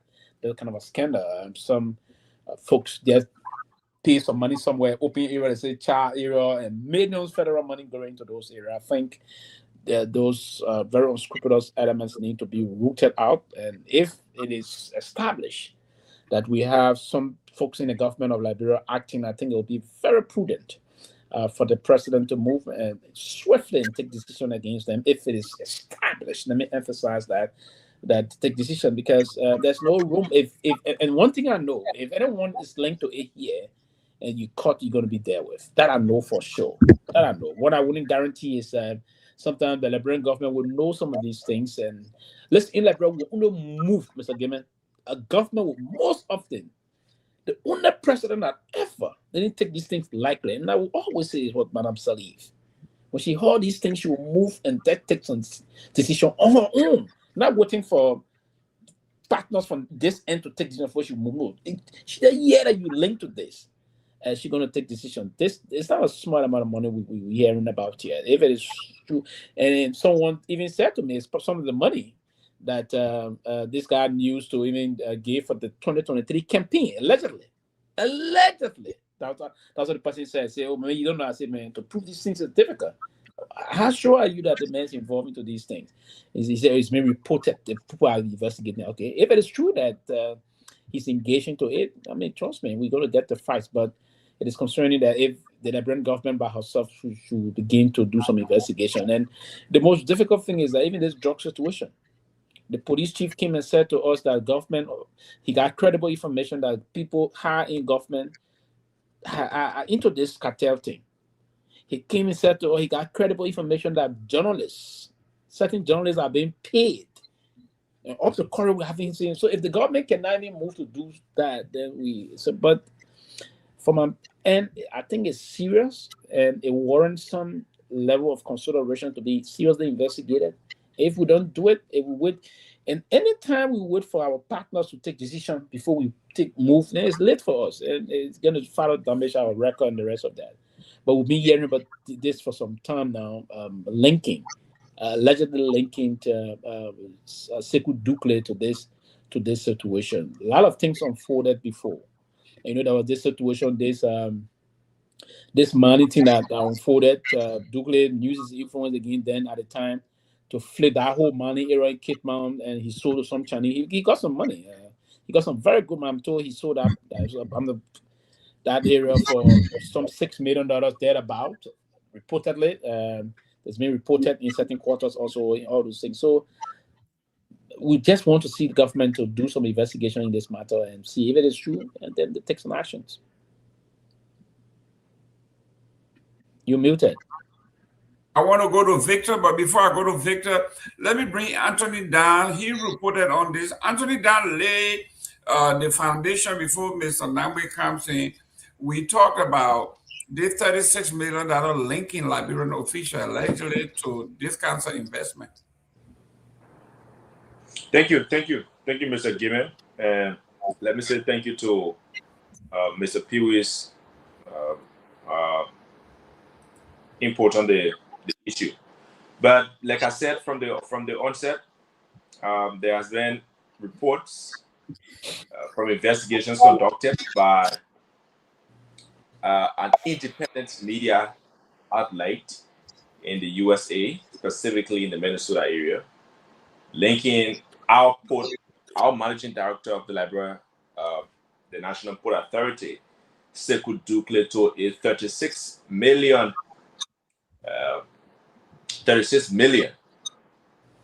home, group of homes management. Group home. Yeah, group home management. And according to a public radio in Minnesota companies linked to Sekou Dukle, who is also serving as the managing director of the NPA, the National Port Authority, since 2024, has received about $36 million of Minnesota taxpayers' funds in over roughly a decade to operate the group homes caring for others and disabilities. And that report has been up for a couple of days now. And the port director, the managing director of the NPA, is yet to respond to these allegations. But again, like I said from the beginning, if the reports are factual, if the reports are true, it clearly shows that the MD of the NPA is strictly double dipping. I mean, because you cannot be working as a government official and be serving in another position. So if the report is true, if the report is actually factual, and you do not come up to provide, necessary claims to, substantiate why the reports are not factual, he should be investigated by the Liberian government. In fact, he should be set aside from his position because, he's going to be violating the code of conduct. I'll give you an example. The principal of the Booker Washington Institute, Mistress, I'm forgetting her name, but she's the principal of the Booker Washington Institute. She also owns and operates a school. Ahead of her appointment by President Joseph Boakai, she served as the CEO of the school that runs from daycare to sixth grade. And as soon as she was appointed, she had to leave that position as the CEO of the school and take on the position of the principal, because you cannot be serving in two positions, most especially government position and private position, and you expect yourself to operate at the same time. On the flip side of that discussion as well, Mr. Dukle, or Managing Director Dukle, is not doing well for people who, he's quote unquote managing. Because if you claim that you want to serve as the manager for certain home operation, you should be dedicated to that work. The first thing is you should not have even accepted the president's appointment. According to the fact that you accept the president's appointment, it sets you squarely aside from all the responsibilities to focus on responsibilities that are paramount to the government concerns. And now, he is in Liberia. And the question has been, by the investigator, has been, how can you be residing in Liberia and be managing homes in America? How is that possible? And you're not just residing in Liberia and managing the homes, but you are residing in Liberia, managing the homes, and receiving the money. Quote unquote managing the homes, when you are squarely not. So these raise serious accountability concerns, Mr. Gayman. And the MD has to respond to these allegations as soon as possible, because it has to do with his character. It has to do with his character as a serving government official. And other security agency, the NSA, the LSCC, and others should be listening to this, should be following this issue, so that when the case comes before them, they should be one step ahead. Thank you. Let me welcome Honorable George. Welcome to the show. Yes, thank you, Mr. Gayman. It's good to be on the show again, another week. I hope everybody had a great weekend. Let me also join again the family to which Mr. Nagbe and his beautiful wife, 34 years of wedding anniversary. That's huge, Mr. Nagbe. I saw your picture. You met this lady when you were very young, I remember. Yeah, so wow. So yeah, that's listen. That's a lifetime. Listen. Why you telling Victor he got a woman when you were very young? I saw the pictures, right? You heard the man say, is it Nagbe got a woman when she was very young? Old man like you, I don't want to go there. Let him leave me alone. Man, pictures, you see the pictures of men. I mean, that showed they were still in grade school when they met, apparently. But that's good, Mr. Nagbe. I salute you, though. It's not an easy thing, though. It's not easy thing to salute you. My wife actually remarked on your compliments, and we very much appreciate you guys. Look, all of us are married. You know, I mean, there are ups and downs, but I think the net is positive to be married and stay married. Like I said earlier, you know, you would disagree, but I'm grateful that, you know, I have been able to stay on the relationship for over 30 years. But thank you very much. I appreciate it. Yes, congratulations. Yeah. So thank you, Mr. And I heard she got a lot of brothers, so you had to behave. No, it is true. It is true. Let me tell you, I think it was 2020, I think about 2021, 22. She has a younger brother. He lives in New York. You know, beside Councilor Sebal, I said she has a younger brother. They're two brothers. So I get up one morning. He's in front of in the middle of my house. He said, "Get up! I came to beat you up." Just like that. I came to beat you up. I mean, I was just as confused, but we're best of buddies now. So you're right. She has brothers. But it's all good. What did you do for the middle Canaway? He would tell you. Wrong. Okay, I'm not even gonna go there. I plead a tip. And also, I want to also congratulate our brother too, Siafa Dix too, his anniversary. Yes, Siafa, absolutely. Siafa, yes. Also, again, it's good things for all you guys. Good, congratulations to all the anniversaries. Thank you. Yeah, Mr. Gayman, I think the show is proceeding well. I'm enjoying the show so far. We're going. Let me announce officially. Let me confirm. The Deputy Minister of Information will be our guest on Wednesday. Yes. He'll be our guest on Wednesday on the closing argument on Daniel Sando.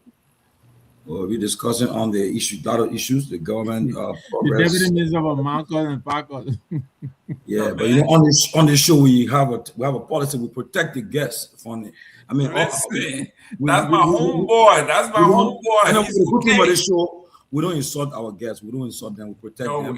We give them hard questions, talk the hard questions, and then also we engage them, but we protect them. We don't really go. That's the nature of the closing argument to create a space where people can discuss and think. And also, one of the Deputy Police Commissioner, Juan Cooper, he will also be our guest this week. I mean, we'll confirm it because he's traveling right now, but. He's the one who he had been involved with the trafficking system in the police, game for traffic.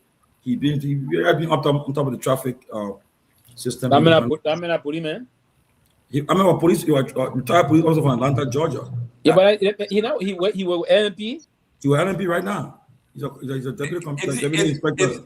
Is he the traffic man they arrested for escorting the drug? No. That your friend. I'm friend, but once I respect it, everybody know. No. I said that they made it arrested.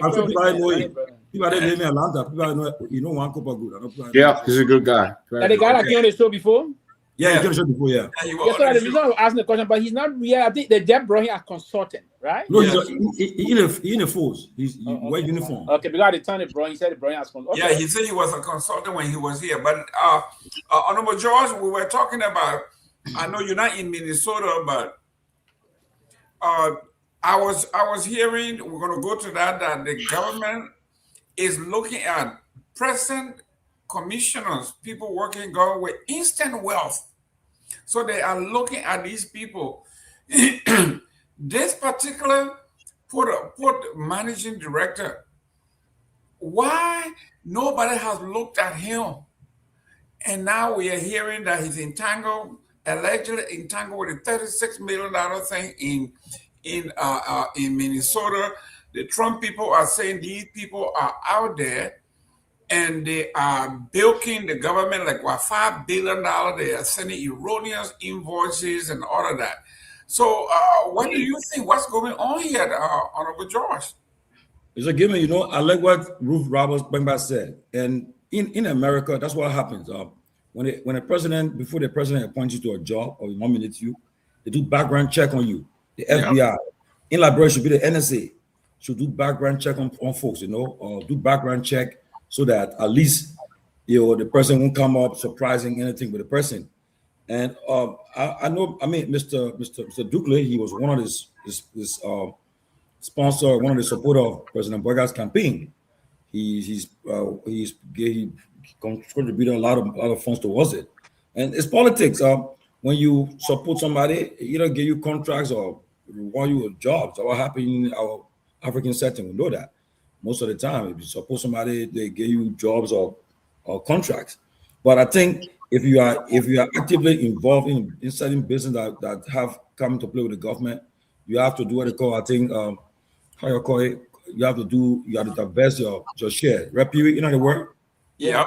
Yeah, you divest the share so that you can't become conflict of interest. And I remember Mr. Dukley, one of the 5 Liberians that this government gave the company rest, RPD, for import rest in the country. And I remember one time I confronted him, he said he had divested his share into this company, West Coast, I think his company.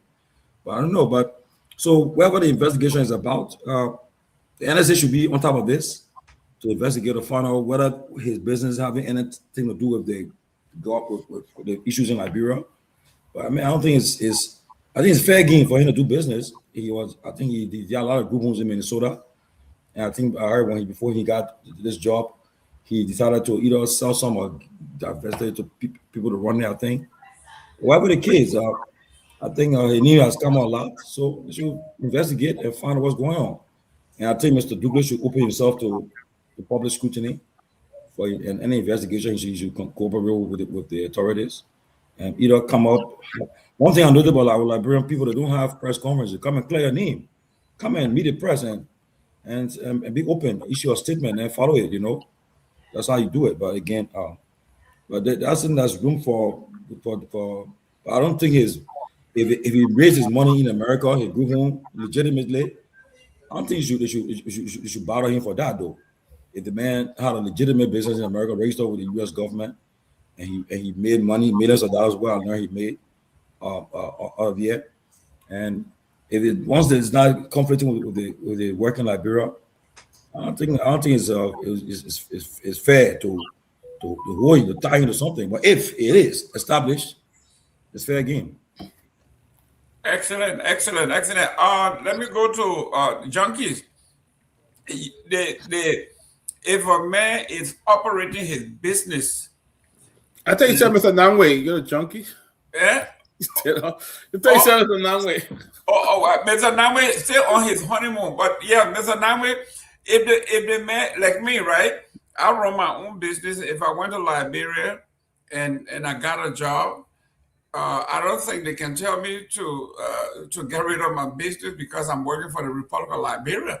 As long as the Republic of Liberia is not doing business directly with me, if I'm doing business with the American government, supporting my family, paying my employees, what impact does that have with my position in Liberia? Well, look, maybe we forgot, but I don't think we have. This guy, he has an ongoing case with this Chinese man in Liberia. Mm-hmm. I think the guy's from the Colony Hotel or something like that, right? This guy is alleging he gave the managing director. Wait, Mr. Nagbe, I beg you. Yes. Let me interrupt you, yeah? A part of what you're talking about.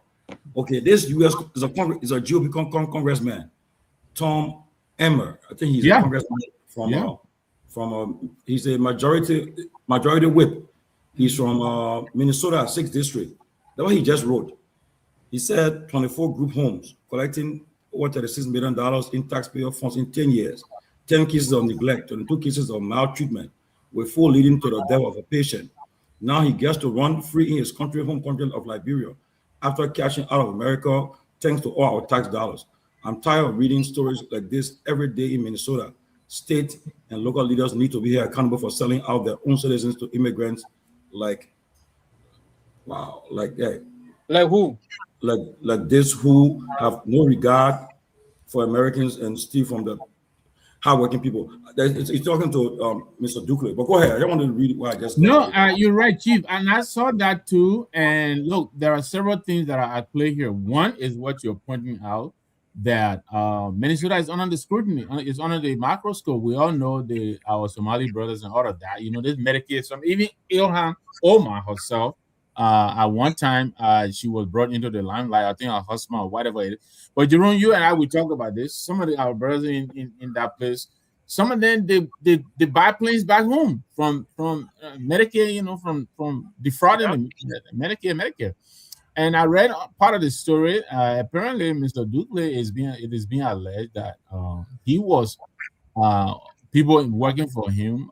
Some people have even lost their licenses because they were found to defraud Medicaid, and that's a serious charge. Two, they are alleging because of his absence, his proximity to Minnesota, where the homes are, why he's in Liberia. There is tremendous neglect that is happening in these homes. People are fighting every day. I understand the cops, they know the address by heart because they get so many complaints. And American citizens have reportedly died from these facilities. That's a serious problem. And then the whole tax dollar, look, whenever U.S. tax dollars are involved, it is a very serious matter because the people love their jobs. Those people who are elected, and the American people demand that they account for their dollars, and the pressure will calm down, I believe, on this gentleman. I think there's a whole lot going on here. I must say, I read up on this story. That guy who the Chief Tomalin just go there, he is the majority leader for the Republicans in the House. So he's not just any congressman, And so they are raising this matter. Somebody else commented right under him and all of that. I think it is very concerning. I don't know this gentleman. I understand up to the 2000s, he was foreclosed on because he's struggling, $12,000, and all of a sudden, I'm not questioning his work ethic, but there are lots that the report is loaded talking about child support. He went to the court and falsely represented his income at some point, claiming he earned only $17 per hour or something. So it's a whole lot that is in this thing here, and I think he needs to really, really prepare himself, get himself a good lawyer and all of that. But I read his story. I understand up to about a week or so ago, he was listed as one of the acting, one of the administrators of this camp. The people, I watched some of the clips.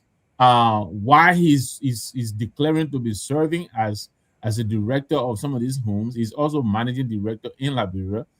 They got tapes demonstrating him, making comments as managing director in Liberia. So it's very, very complicated. I really, really think he overplayed his hand here, and I worry that I think there is a lot that's coming his way. Honorable Pewee, real quick. I know Tom Emma. He's a top. He's our whip in the low. I shouldn't say the lower house, in the House of Representatives. And then on the other hand, in the Senate is John Barrasso. So I know most of these folks. When the FBI gets involved, it does not matter where you are located in the world; they are coming after you. This is a serious. If President Walker have never been afraid of anything, this one, he should take action immediately. It is not going to look pretty for this administration, especially Joseph Walker. Well, yes. And that's one of the reasons I was saying if we have some fire somewhere and the smoke is there, we should further probe to get the real facts out. Because I know for a fact that President Trump himself didn't take this situation lightly about the fraud unfolding in Minnesota. It's almost billions of taxpayer money. The Somalis are linked, and there was time Trump came aggressively after Omar also on this. It was reported that she and her husband, that Trump referred to as her brother, married to her brother, involved into some situation also. So we have to take this being coming up for some. I know for a fact they said he got some group home operating. See, that's the problem with we and Africans sometimes, particularly or Liberians, some of us. He still wanted to be the boss in Liberia, the boss here. And you cannot, if you are not effective here, and you still want to be in charge and taking all the big money and giving other people this, that, there will be nothing serious. The supervision process is going to be very low. If you are not supervising those, if you own a group home in this country, we know very well the accountability aspect is very important also. I thought they needed to follow the example of the late Dr. Cassell and others. Basically, Dr. Cassell the same. It was reported that he was ordered charged in the state on some of those things. There was some fraudulent activities, and they brought him down. Unfortunately, Dr. Cassell down, right? Folks are saying he may have done some things to the contrary also, but I thought he should have taken note from there. Now, you cannot take, even if you diverse, no, that's a different thing here. If you're operating a business, you're taking the U.S. taxpayer money. The U.S. taxpayer money, even if it's a federal money or state money, you ought to give reason. And sometimes most of these things can go undetected in some cases until someone's life is taken. Then they start going back into the investigation. I want to believe these are the reason why this is coming up now. And if you are to engage him to say something, you don't want to talk to anybody. This whole big show things in Liberia, when the guys feel they're up there. And listen, I can always say to folks, I don't have to have the money you have to live the life I want to live. If folks engage you, no matter what you have, get back to them, talk to them. But Liberia made the only time they start respecting you when they're coming down or when they're in problem. So I hope he's not into anything, other things. But if it is so, the government will have to move to take some actions. Now, if we have this guy, a Republican, is saying this, meaning the FBI is going to come after it. Not a regular Republican, the majority whip. Yeah, that's the majority whip saying this in the state. And again, everybody want to push this now. They're going to elections. They believe that the elections may likely go the way of the Democrat. So they want to talk about this fraudulent things being unfolding, that Democrat be supporting this. So the reason why it's not be good for him, they're going to push this. But I hope he's innocent. But if not, he will have to answer to some of the discussion. But because Pewee, look, if you are in Liberia and you are listening, this news is being reported by NPR. It is not a regular news person because NPR is a liberal, very liberal, credible news. Mm-hmm. National Public Radio. They are not conservative by any means. And it says here, the new NPR news report investigation found that the state of Minnesota had paid $36 million to the group home company linked to a high-ranking government officials in Liberia. Sekou Dukley has served as the managing director of the National Port Authority in Liberia since the beginning of 2024, and he lived there most of the time. Dukley has had his hands in 24 group homes over the past decade. A vigil Monday will honor a mother and a daughter killed inside a home daycare last Wednesday in Hopkins, Minnesota. Police say Christian Brown and her 7-year-old daughter appear to have been stabbed to death by Nathan Brown, the husband and father. Nathan Brown was found with a self-inflicted gunshot wound later on. Wisconsin health officials confirmed that there are at least 15 cases of measles and outbreak in the southern part of the state where this man operates most of his businesses. So this is serious, and it's part of that. So, and I'm going to believe, and that's what I said first, that the time he got, if I were his shoe, what he would have done, I don't know, he's married, he could ask his wife, so now I'm taking on that job in Liberia. And the only reason I believe he took the job in Liberia, and you see, that's the problem. People believe those kind of jobs got money. I'll make some millions. Because if you, the money this guy is getting from, yes, big money if you go and manage your business well, big time money.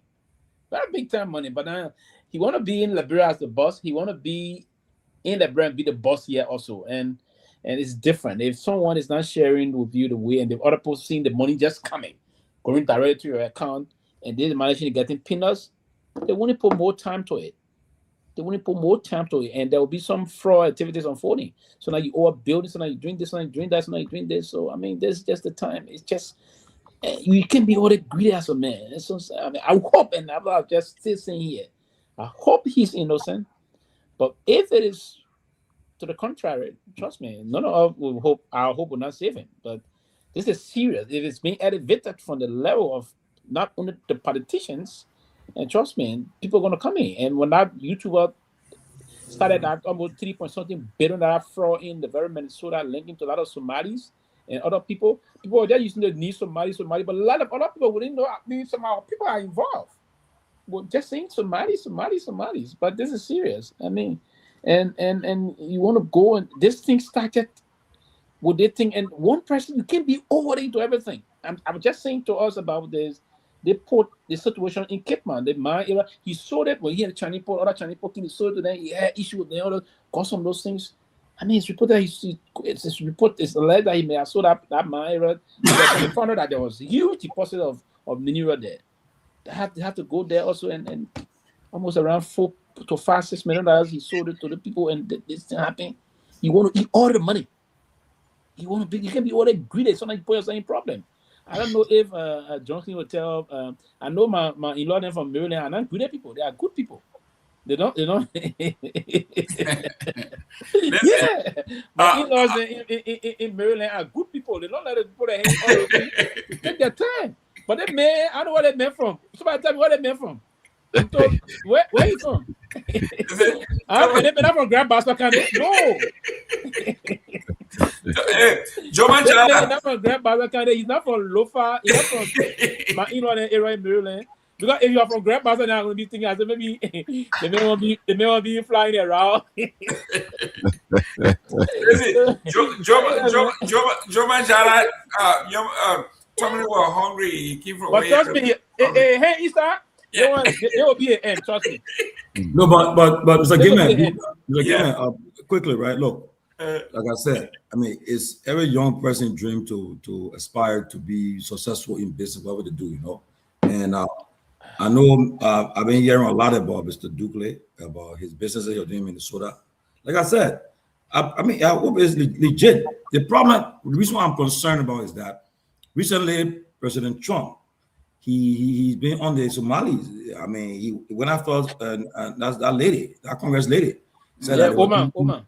Yeah, illegitimate business. And now that's why I'm afraid that it's on the radar. Now, the congressman, like somebody said earlier, he's a majority whip. He's in the ruling party. And if he's telling you that, hey, don't forget now, there's election time, 78 more days to the midterm, these are things that will come about. People will use it against their opponents. So, I know Mr. Dukley, I know I saw a video, a press conference issue, but I hope and pray, if I were him, make the rounds, go on various talk shows and set the record straight. And when make sure the talk show not happy, he already did talk show not happy.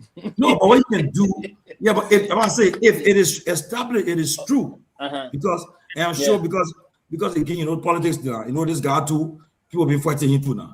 And then one guy from Minnesota too, been fighting him too. I hope not. I hope that now you see fight on, but again, you know, the people already look at Liberia, say we involved in all kind of fraudulent activities with the health era, the everything, all the things raising the radar up. So again, if it is established that the business he's doing was not legitimate, and also he got some hanging fruits, I mean, it will be because what's going to happen?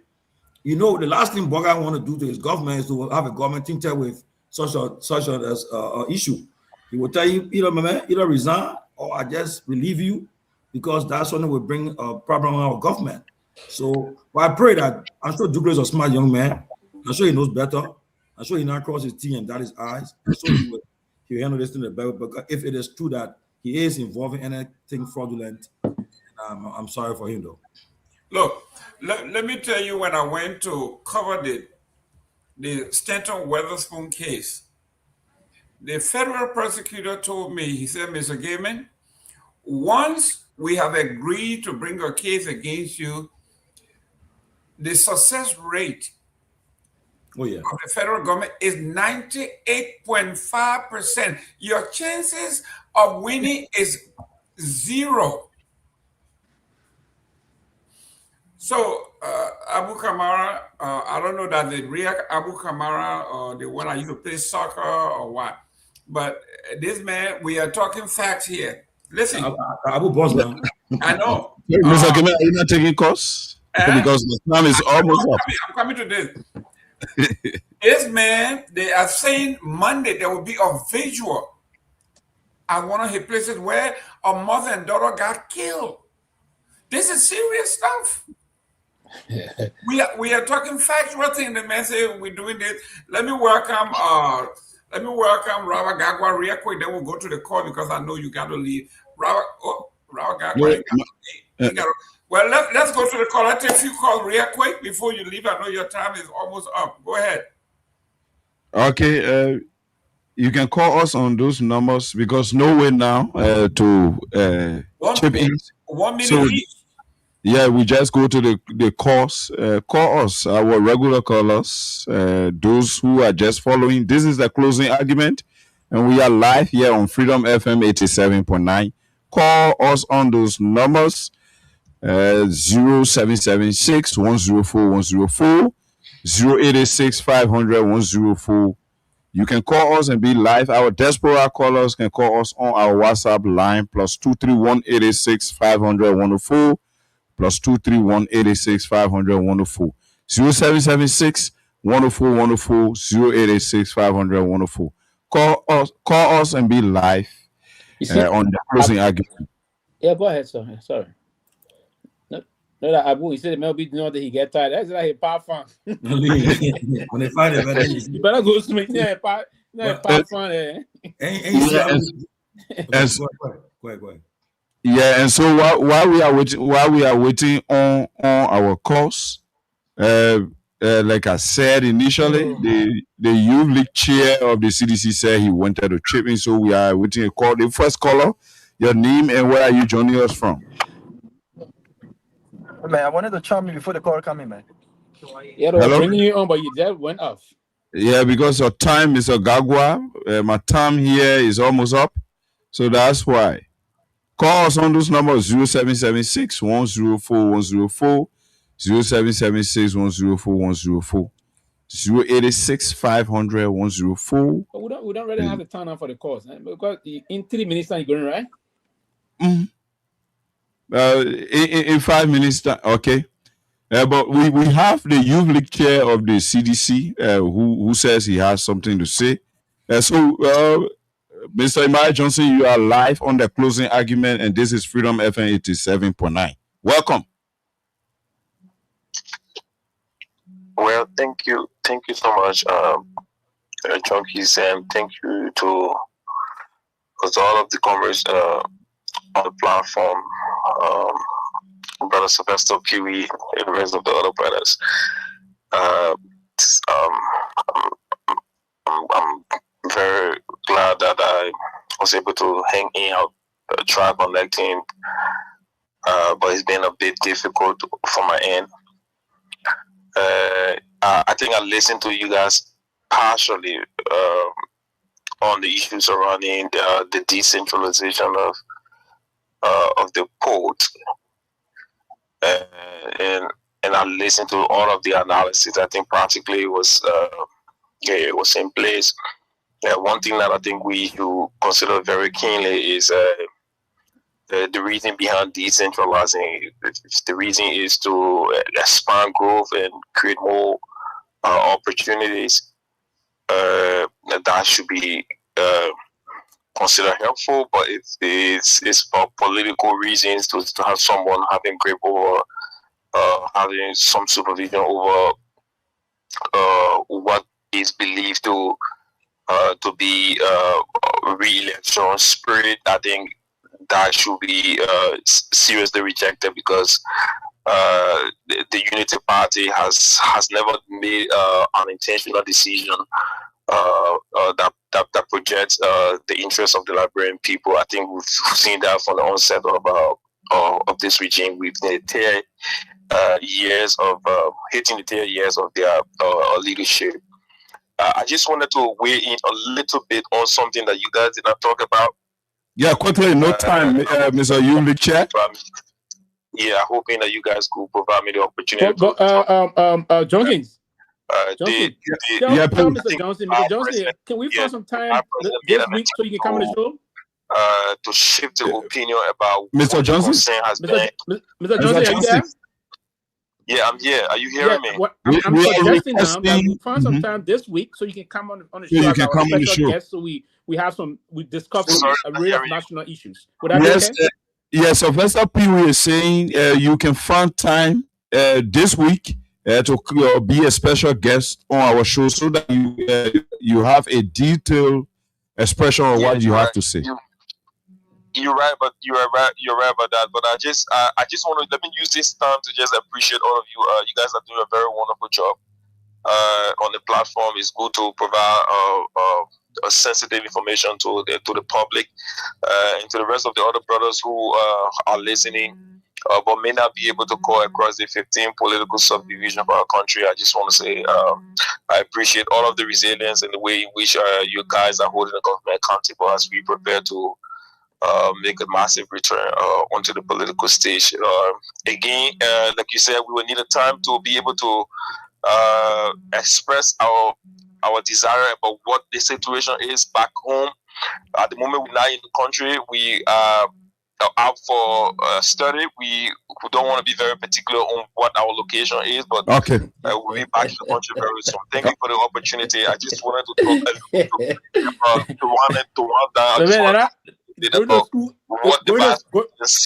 Going to school and I'm meditating again, man. I'm meditating. Mr. Yulich, I think when you will be on this week, you will give the public a detail. Yeah, going to school. The vice president's expression today. Yeah. Okay. No problem. But I think so. Because of time, Honorable Youth Chair, we will arrange that properly and do the needful. I will agree with that. Okay, I will agree with that. But I think the conversation surrounding the cocaine should continue because the government is making all effort to ensure that I shift the opinion surrounding the cocaine conversation. We have to continue. We have to hold the government accountable. They need to explain to us who are the bigger hands behind the whole cocaine scandal. Thank you so much for the opportunity. Thank you. That was the Youth League chairman of the CDC, and we're squeezing this last call. Then we call it a night here on Freedom FM 87.9. This is the closing argument. Your name and where you joining us from?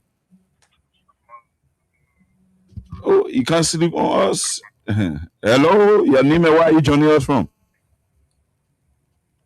Hello? Oh, and so because of time, I think from my end, that's how we'll call it a night here.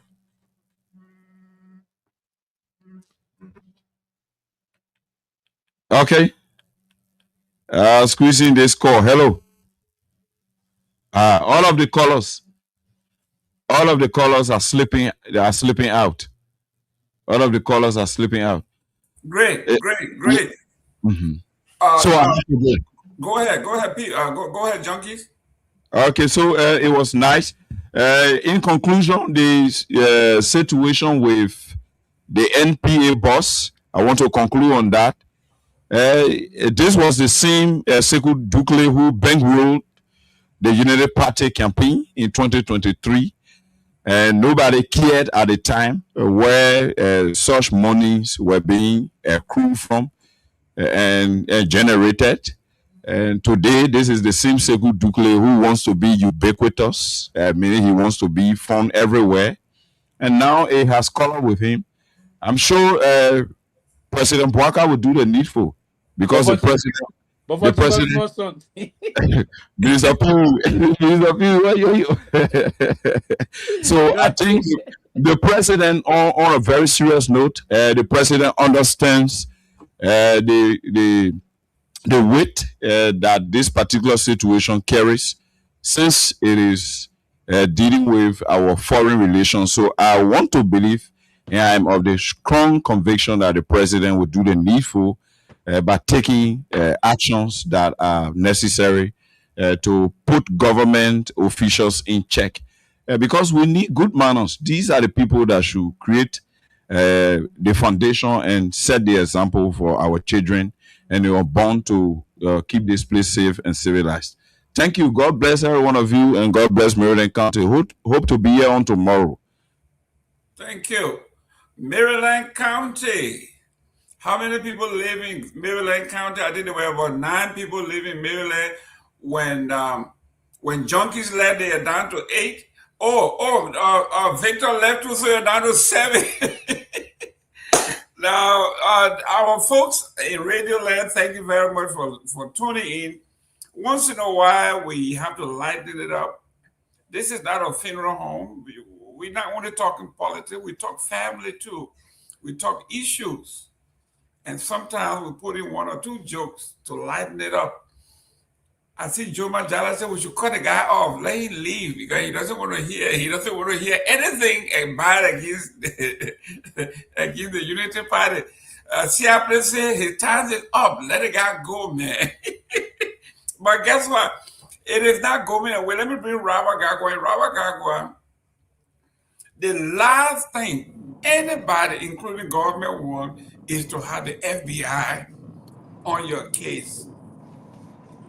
And this is where we see this thing going, with these people talking about 2 people being killed in one of your facilities. Not only that, but the whole of Minnesota is going to have, they are converging to have a visual. It is not just local. It is not political. This is now criminal at a federal level. Your take on what's coming down the pipe?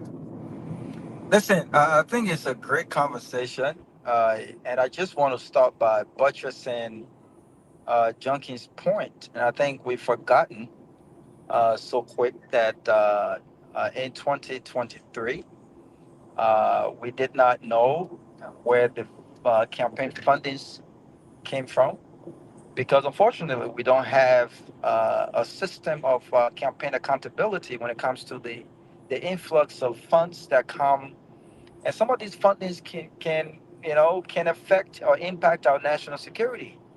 Today we are talking about the drugs importation in our country, and how damaging and detrimental that has been for not only our young people that are already struggling with their own challenges, but by and large, the country. And we have a situation where I believe, just 2 or 3 weeks ago, I was on this platform intentionally asking the government, again, to be transparent with us on the donors of this whole presidential villa in Lofa County. And I'm so glad that sometime this week I read a post, or someone sent me a post that came from Councilor Gong, where he was basically reiterating what I had questioned a few weeks ago, because we have not talked about it. But I said that to say that this government have been repaying individuals that brought in fundings with no verification. We don't know how these guys were able to get these monies. We don't know where it came from, and we've seen what have happened. Look at the whole Spoon situation. We're talking about a guy who is a convicted felon, and at the time, the president didn't care when he said, hey, we'll dance with the devil, even if we have to dance with the devil to win the election. And today we have a situation where, some of those monies that came from selling fake degrees could have been used to get this government to power. And now we're talking about the possibility, and I'm glad that this information did not come from a Liberian journalist, because that would have limited the conversation to this normal political opposition nonsense, right? Where this is just an attempt to bring down this guy and this government. I'm glad that this is coming from an independent and a competent news outlet in the state of Minnesota. And I think it's important that the president at this junction act upon this.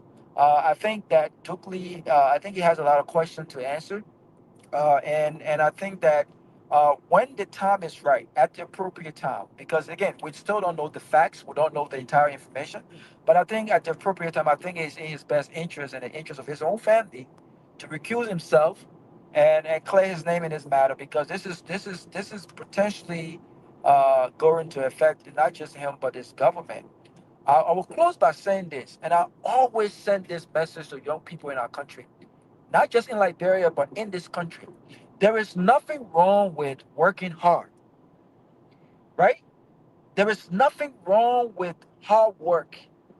The level of pride that one gets from waking up every morning, whether it's 1, 2, 3 jobs, going to work, all right, waiting 2 weeks, bi-weekly to get paid, to take care of your family, to continue to show up every single day, with this desire to grow, this desire to elevate, this desire to get promoted.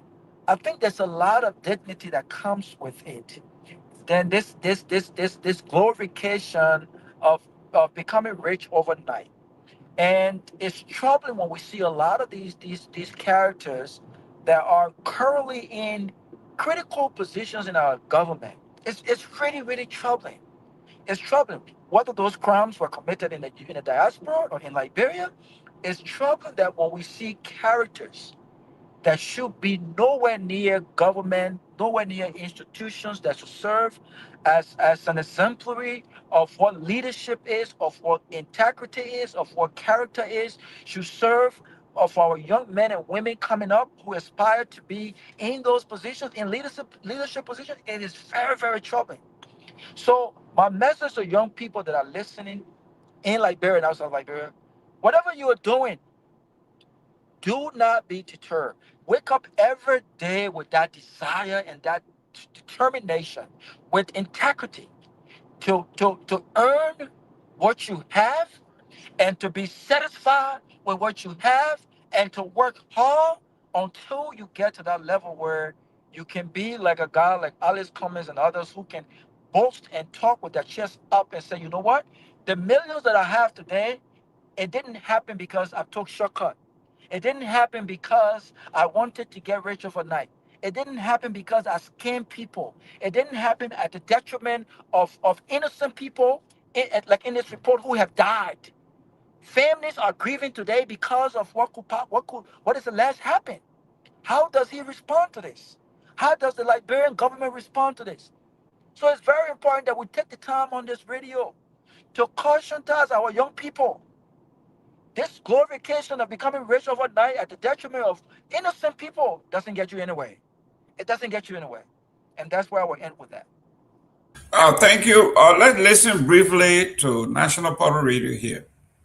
What if I told you there's a man running group homes in Minnesota while he's also a high-ranking government official in a country thousands of miles away from here? I spent a year investigating Minnesota's group home industry with a team of journalists at NPR News and APM Reports. These places are largely funded by Medicaid to provide care and supervision for people with physical disabilities or mental illness. They've been popping up all over the northwest suburbs of Minneapolis in recent years and generating lots of complaints about neglected residents, fights, drug use, and residents going missing. We went to Brooklyn Park City Council, the police department.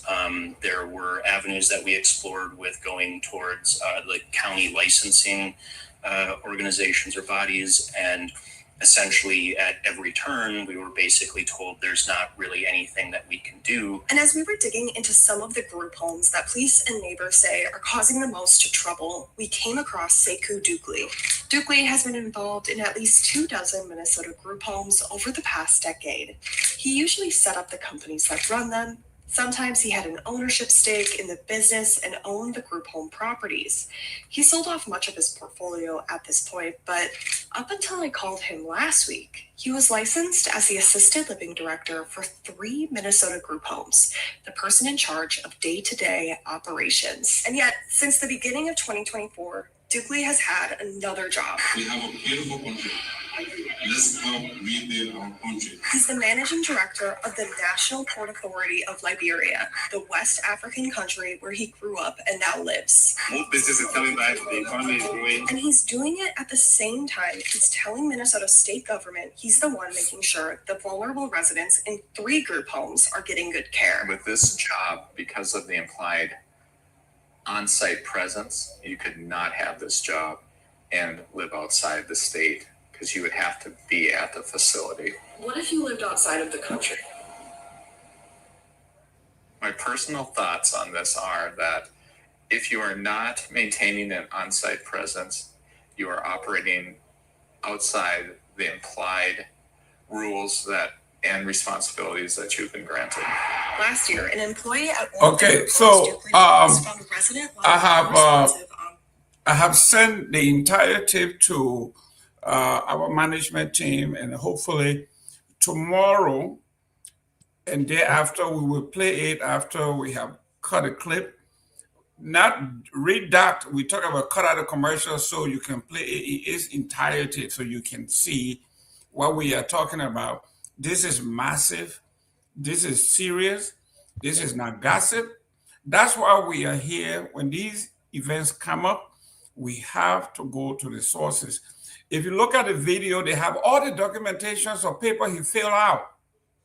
The different corporations, the different names and everything. It's all laid out. The lady said it took her 12 months or entire year following Sekou Dugley and some of the things that they have done in the northeast section of Minneapolis, Minnesota, Brooklyn Park. So yes, Honorable George, this is what we got.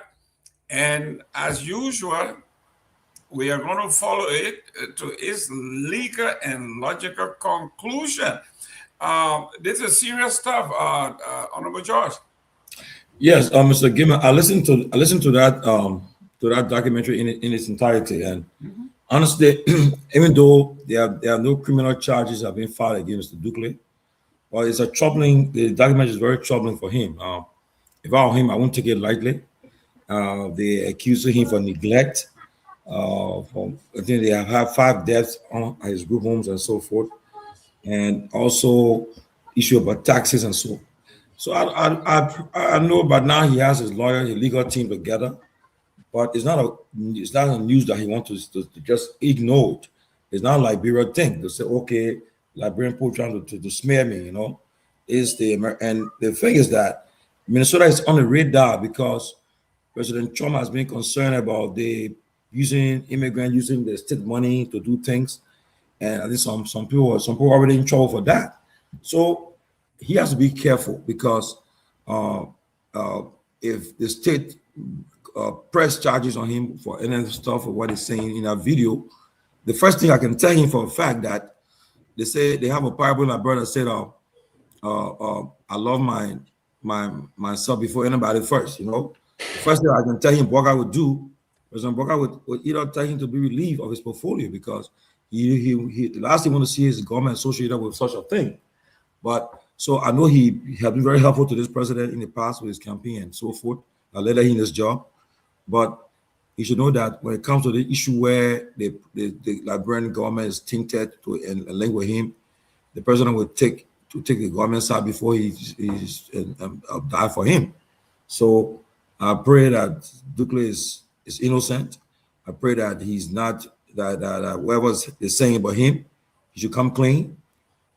Because as I listen to the documentary, they're still pursuing him, and he shouldn't take it lightly. Because this guy is now a state congressman.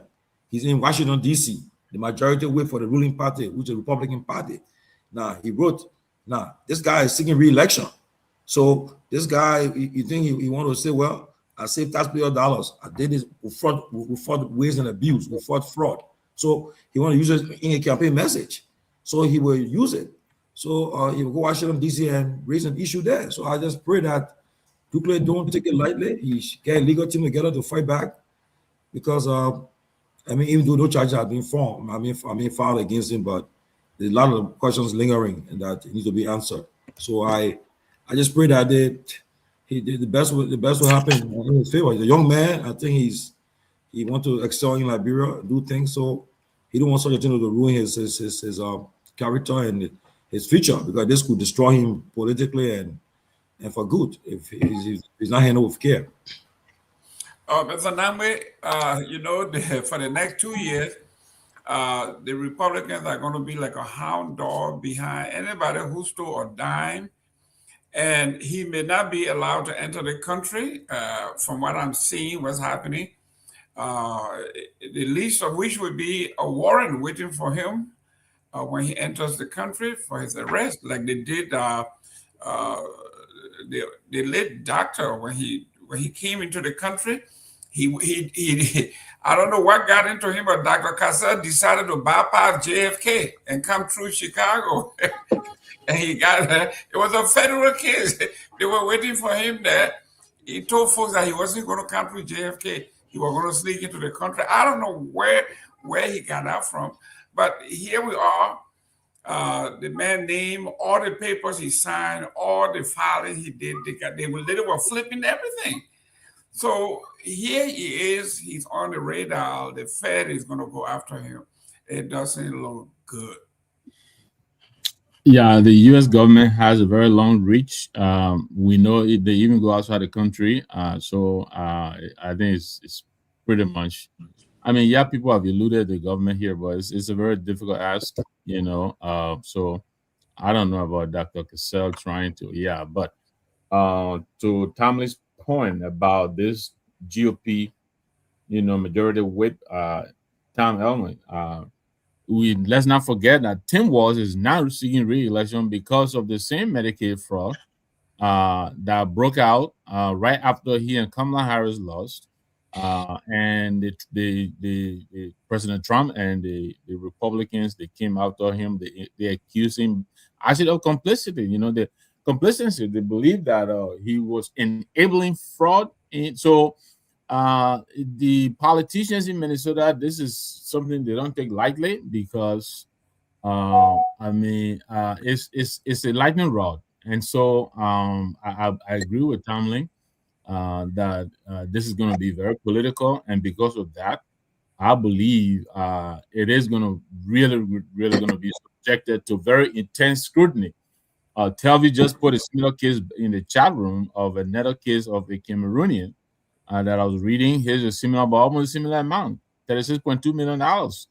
And it's the mistake that most of our immigrant friends make is, you know, we show off too much. You know, some of these people, you know, look, most of the fraudsters in this country are white people, but most of them know how to keep quiet, you know, and live on. I'm not saying it is good, and I'm not encouraging anybody to do it, but if you did and you know, why do you have to be so ostentatious? Why you gotta keep showing off? And you know, I understand this Cameroonian brother was making videos and all of that, inviting people to come and be tutored, you know, under his tutelage and how to game the system.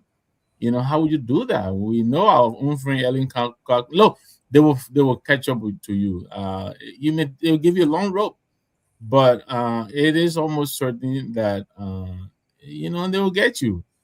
And so I think what we're reading here, this story is just breaking. But like you said, Jerome, NPR is an affiliate of NPR. It's reputable. Their reporting here is very, very extensive. I haven't even read all of the entire reporting yet. You know, they did their digging. You know, they have clips and all kinds of factual evidence that they're putting in this. So I think Sekou he'll do well to prepare himself. The question is, you know, who are some of the, you know, benefactors of his generosity? You know, we understand he got look, to become managing director of the Port of Liberia is not a small job, and we understand that he was very cushy with the president now, and he was a candidate, and we understand this is one of the things that got him this job. I hope Abu will come on the show. He's tapping in the chat. He should come and talk about his boss. How did he get his job? And there are a lot of UP people who are very unhappy, but I understand, his proximity, his closeness to the president may have limited. A lot of people I know in Philadelphia who know the gentleman. If I know some of his friends and relatives in the Philadelphia area, yeah, he was a guy who was known to be flashy, Mercedes Benz, BMW, and all of these things. Like I said again, most of our guys, when they come into this kind of money, they let it be known that they're in Novo money. And so they themselves, sometimes they call attention to themselves. And, and when they in fact know that they will not pass scrutiny. So it really baffles me why anybody would do that. It's almost like self-sabotaging yourself, So Sekou, we know he also has something going on in Liberia. Now he's over here. This is breaking. I don't know how the government of Liberia is going to treat this matter, but this is very serious. And we'll watch as this unfolds. I see AB is raising his hand. I'm sure he wants to make an input. Robert, what's up, my man? Is that Telvin hiding behind the banner or what? Yeah. No, but can I do a little closing, please? I gotta go. I just want to give me 1 minute, please. I gotta go. I'm so sorry. But one minute. One minute. That's 5. That's 5. That's 5 minutes. Just know that's 5. No, we are doing 5 minutes. Go ahead, Robert Garguah. You are on the clock. Robert, got 5 minutes. Take 5 minutes, okay? 1 minute. I just want to say this, though. I think that there's a pattern.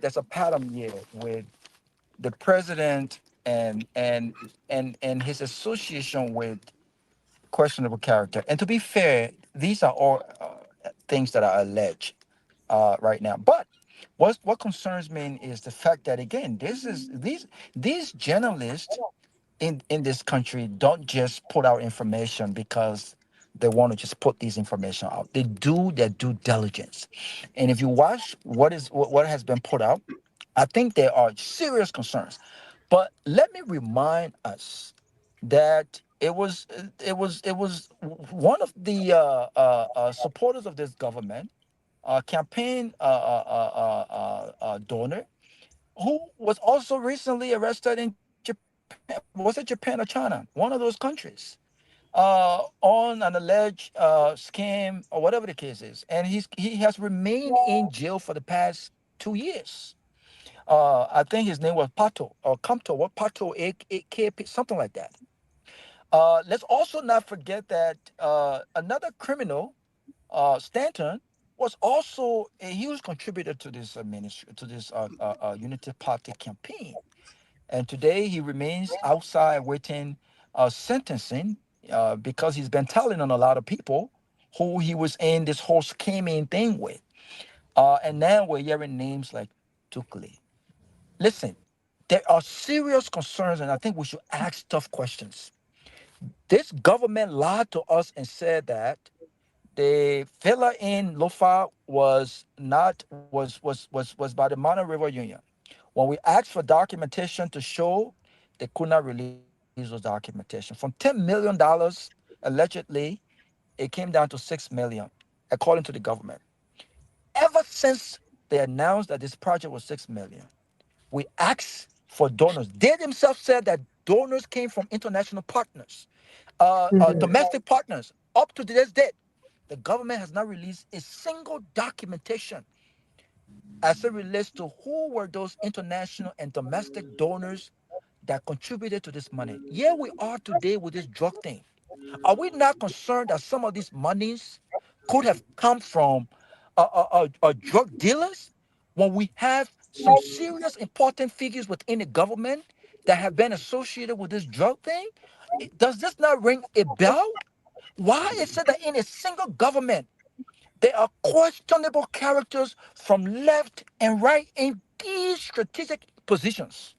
I think we got to be very careful, and we have to ask the tough questions. Who are benefiting from this? And who is protecting who?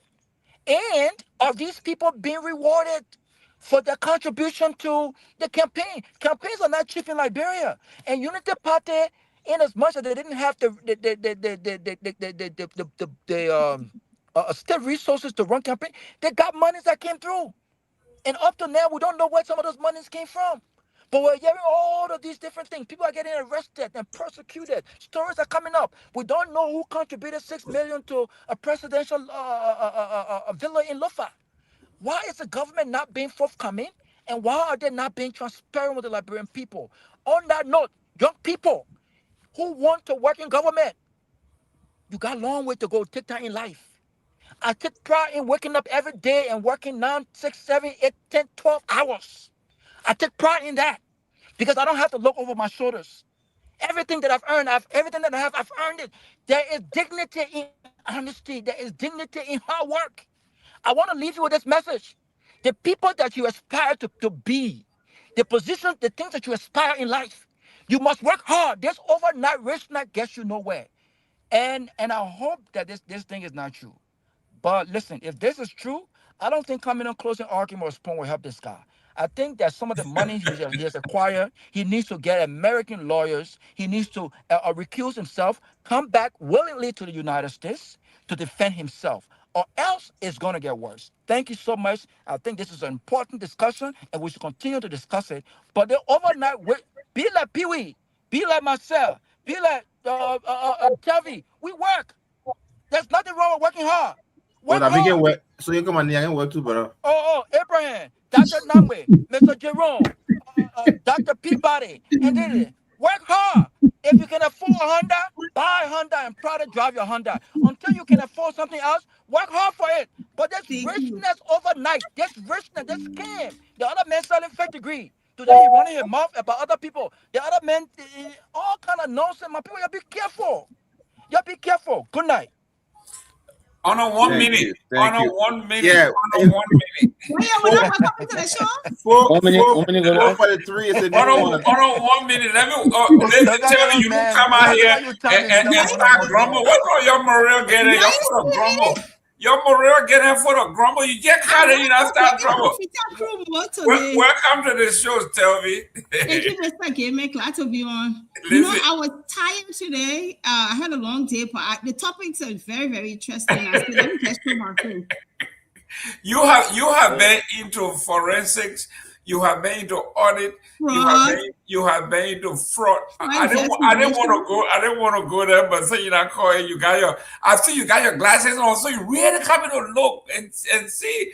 But listen, and I like what Patience Simmons say here. She said she worked in Medicare building in that field for 20 years. If anything that had to do with Medicare, VA, Medicaid, patients are involved, they can forget it. They will get you.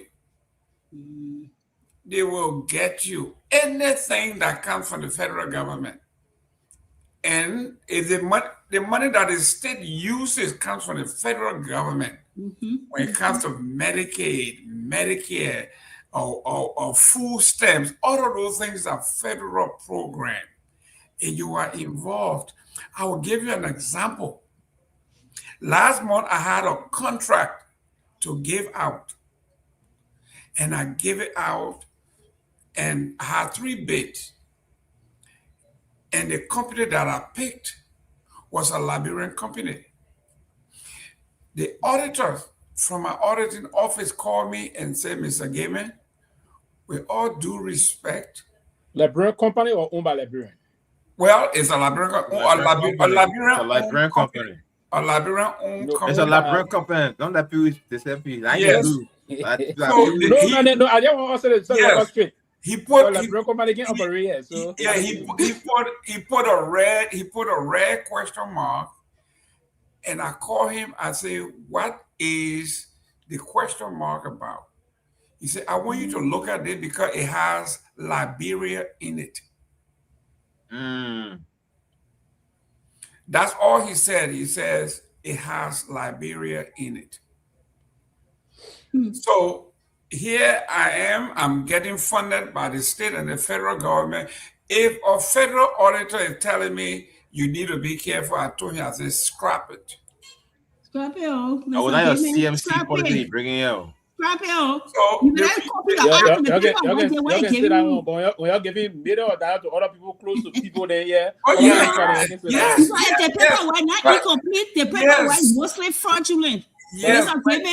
Take it from there, oh. Look, when the people, people who got nothing to gain, they got nothing to lose. They are telling you that, Mr. G, this one here, let it go. I didn't even ask any question because these are people. That's what they do. That's what they get paid. Our auditor look at this before we pass the invoice, and they said this invoice should not be looked at. I said why? It has Liberia in it. I'm just saying it to say that no matter what they say you do, if you surround yourself with the right folks who say, you know what, let this one go. But for you to sit in this country, Pewee, I mean, these boys are brave unless they don't know the power of the federal government. These are folks when they say we sentence you to 200 years like it's few days. And I remember this when I went to the Stanton case. The federal judge says, Mr. Witherspoon, you have chosen to plead guilty. Do you understand that the sentences you're going to have, there is no parole system? You have to do 100%. There is no time issue, no time given. You have to do 100% because it's a federal. 100% or 100% or 75? No, 100%. On the federal level, it's 100%. No 75. No parole, no time served. You are served to 5 year, 4 year, 4 year. No early release, none of that here. And he read everything to him. So I'm saying this, tell me you are the fraud expert here. If does Mr. Dukley have anything to worry about? Well, this man got so much to worry about. You know, Mr. Gayman, I was looking at this man profile. First thing, Robert made an interesting part. Robert or Sylvester, when I was getting ready, getting off work to transition to this. I don't understand why these people keep using government jobs to give to people just because they fund their campaign or they made loud noise on social media. We've seen this time with our number, and it has to stop. It's not that they can do what by verifying these people. First, the information is out there. You can't depend on the Senate because time for confirmation, Senate and all of them tell the brown bag, they're not going to do it. But hire a third-party company who's going to validate these people's job experience, who's going to validate their work, their educational experience, and everything else, whether it be public work. If you look at this man, I went on NPA website, and I look at this man's experience. This man has no experience to even be a port assistant managing director, before I would say even a managing director of a port. The requirement for the port, without even hiring a third party, the requirement for the port, the first thing they ask for is you must have a degree in maritime management or port operations or logistics or engineering. Far from that. That's not what he did. 15 years experience related. Far from that. When you look on the port website, this man, his last work experience, he was, director because his own nonprofit, his own organization of Golden Touch Healthcare, executive director to current. Red flag, the fact that he's executive director of his company and he had a port, he shouldn't be the conflict of interest. He shouldn't be there. He can be both places. That's the first reference should have Sonny this man. They got this man. After that, this man, he was working for some consulting company as a tax examiner. Give me a break. How do you go for a tax examiner? Had a director of a nursing home, a couple of nursing homes, because he got several of them. I look at the map, he got over 20 of them. A lot of them have gone into trouble with the government. You know, the government have, you know, pulled back some of the licenses or some of those nursing homes and all. You know, how can the government not know this or ignore these things and give this man such a key role? So for me, Mr. Gayman, the acts there, and people may not like it, and I know it doesn't happen in Liberia so often, this man need to step aside. They need to investigate. First of all, he didn't fully disclose his asset and all things. He lied. Even, you know, when I did the search, he lied about, even in court in America, about his asset. Because, you know, the typical thing when they go to child support or family court, they start hiding their thing. I don't own this because they want to pay child support and different thing. He hit it 2 times for the government. They found that out later. I don't know what he was thinking. There's nothing you can have for government in this place. Everybody know that.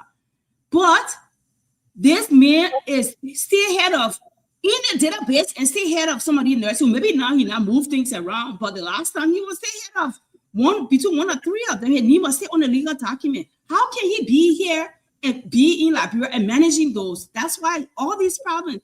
So I don't know what Garguah going to do. At this point, I don't trust this government because guess what we heard before campaign, this man funded this, allegedly funded this campaign with his blood, sweat, and tears. So now this is his thank you job again. So it's going nowhere. The only thing is that for the federal government here to grab him and do what they need to do as they are doing, you know, that's the only thing. But as far as Liberia, nothing's going to come from other end. Nothing's going to come from other end. I mean, it's not allegedly, it's public information. This man's not qualified for the role. He's got several Medicaid cases open here. He got nursing home here. He need here, he needs there. Even now, he can move it to family need. It doesn't matter. He's still the owner of the company. He shouldn't be.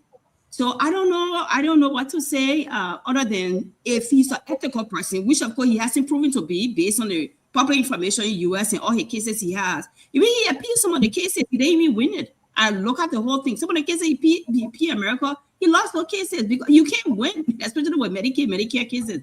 Good luck with that if you win. You know, very rarely you will win, but he needs to step aside. They gave him the job now for 3 years to pay him for what he did for the government. I think it's about time now that he just step aside, go into private sector, and continue and wait for his time for federal government to nail him in America. That's all I have to say. Mr. Gayman. Yes. So yeah, just what I just said, right? But you know, like for instance, I don't know if when he declared asset, whether he put all this stuff on it. He didn't. Because I told you guys, I said he didn't. Somebody within the government told me, I won't call the name of the person. The person told me that he was one of those who they get the RPD to import rice. He and his group. I think they call themselves West Coast, something like that.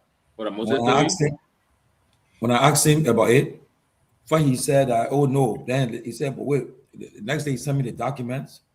Then when I raised it, he said, "No, I just he divested." He said he's not part of it. He gave it shit, but at that time they already done imported some rice in the country, so I know that was not true.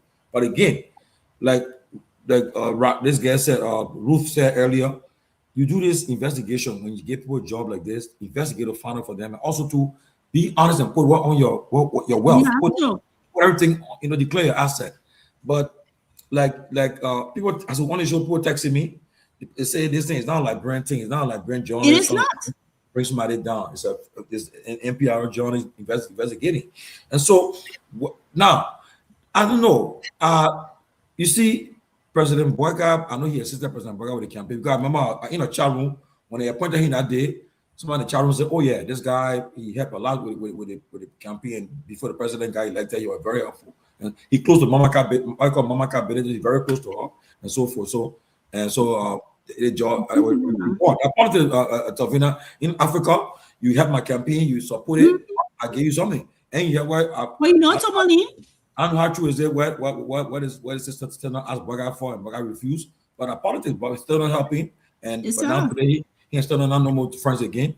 Now to do that. One thing about President Garguah though, if probably he far from you. Before it probably realized that it was embarrassing. Trust me. One day be on the show to say the president have accepted resignation, I will leave or this person or suspend the person from their position. Because what are you waiting for? It all on the Minnesota website. That's public information. Maybe they're doing the due diligence of the men, the issue statement. But the open cases are there. Yeah, so then it's listed as executive director. So Stevie, let's see what happens. I'm sure this guy fighting for his life now, his political life, because this thing is something like if he doesn't handle it the right way, it will destroy him politically and personally. So I pray that he handles it the right way, because this is not something to joke with. I mean, all of us here, you know what happens when it comes to people with Medicaid money, especially the government in power now. They say that they put eating their money, they're cutting down all kind of stuff. They want to do waste and abuse, cutting down. So we gotta be very careful. So I see Abu there. Abu, he understand nothing that they're talking about politics. He say, man will say that it's not my brother Abu. Well, he said that, but federal government come he here. So we're not even worried about that. So this is one thing. Let me welcome Sarah. Then I'll come back. Sarah, welcome to the show. Thank you, Mr. Gayman. Thank you so much. Sarah not going to ghost more again. Yeah, man, we can't be talking to ghosts. There you go. I'm There you just go. trying to do something in the background. There you Thank go. you. Don't listen to Hello, the yeah, sir. Don't listen to the haters. They just want to see you. For once, Peter, I agree to that. That's right. You see, but let me go over.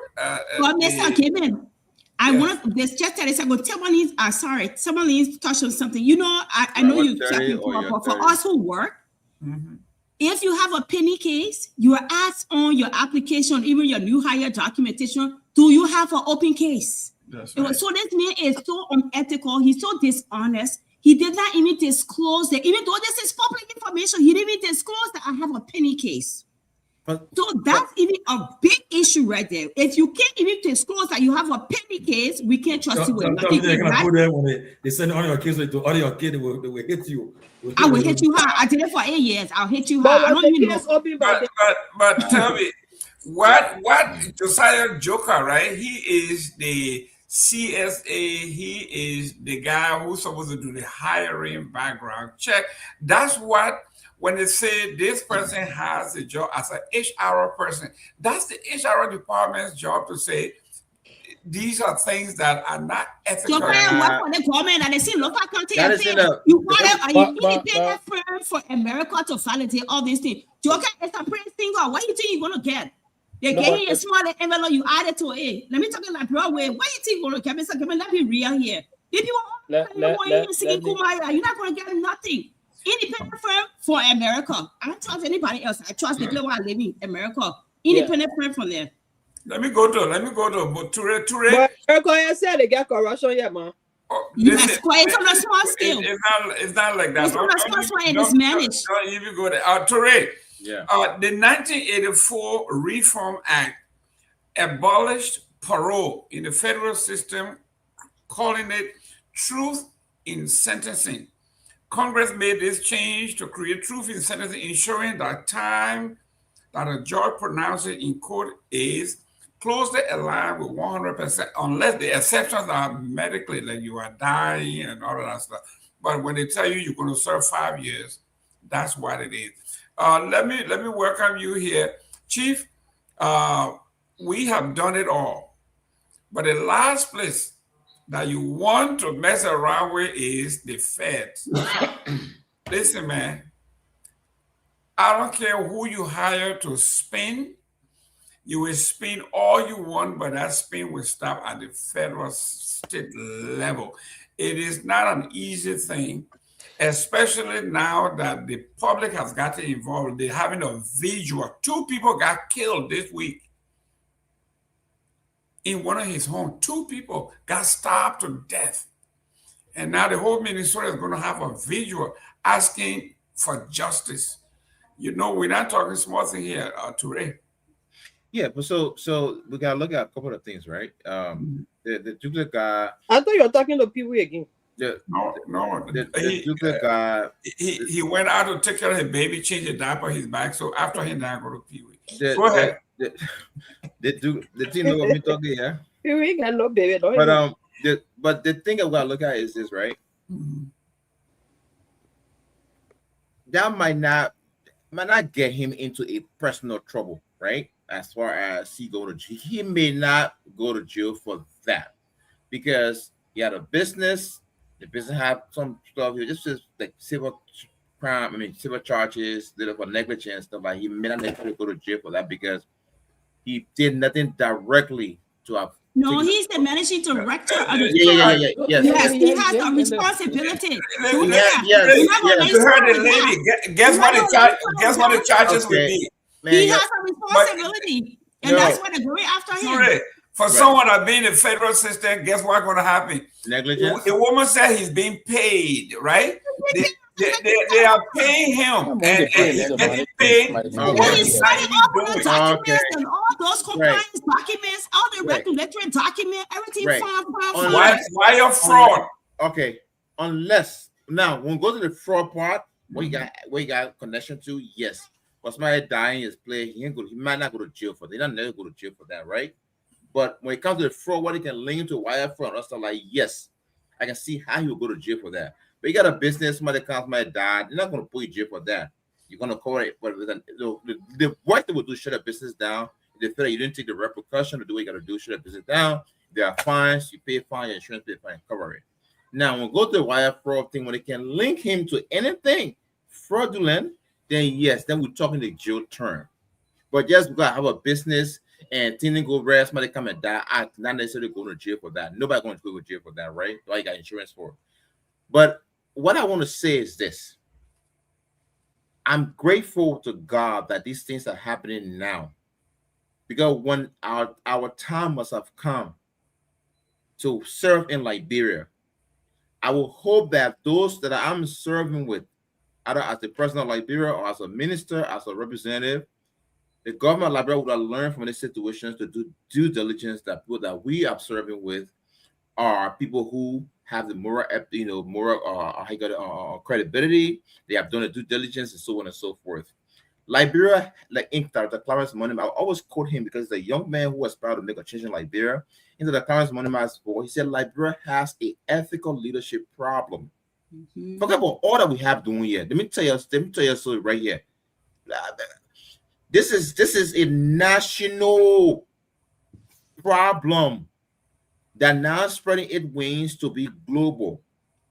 Liberia, we don't have accountability. We can't.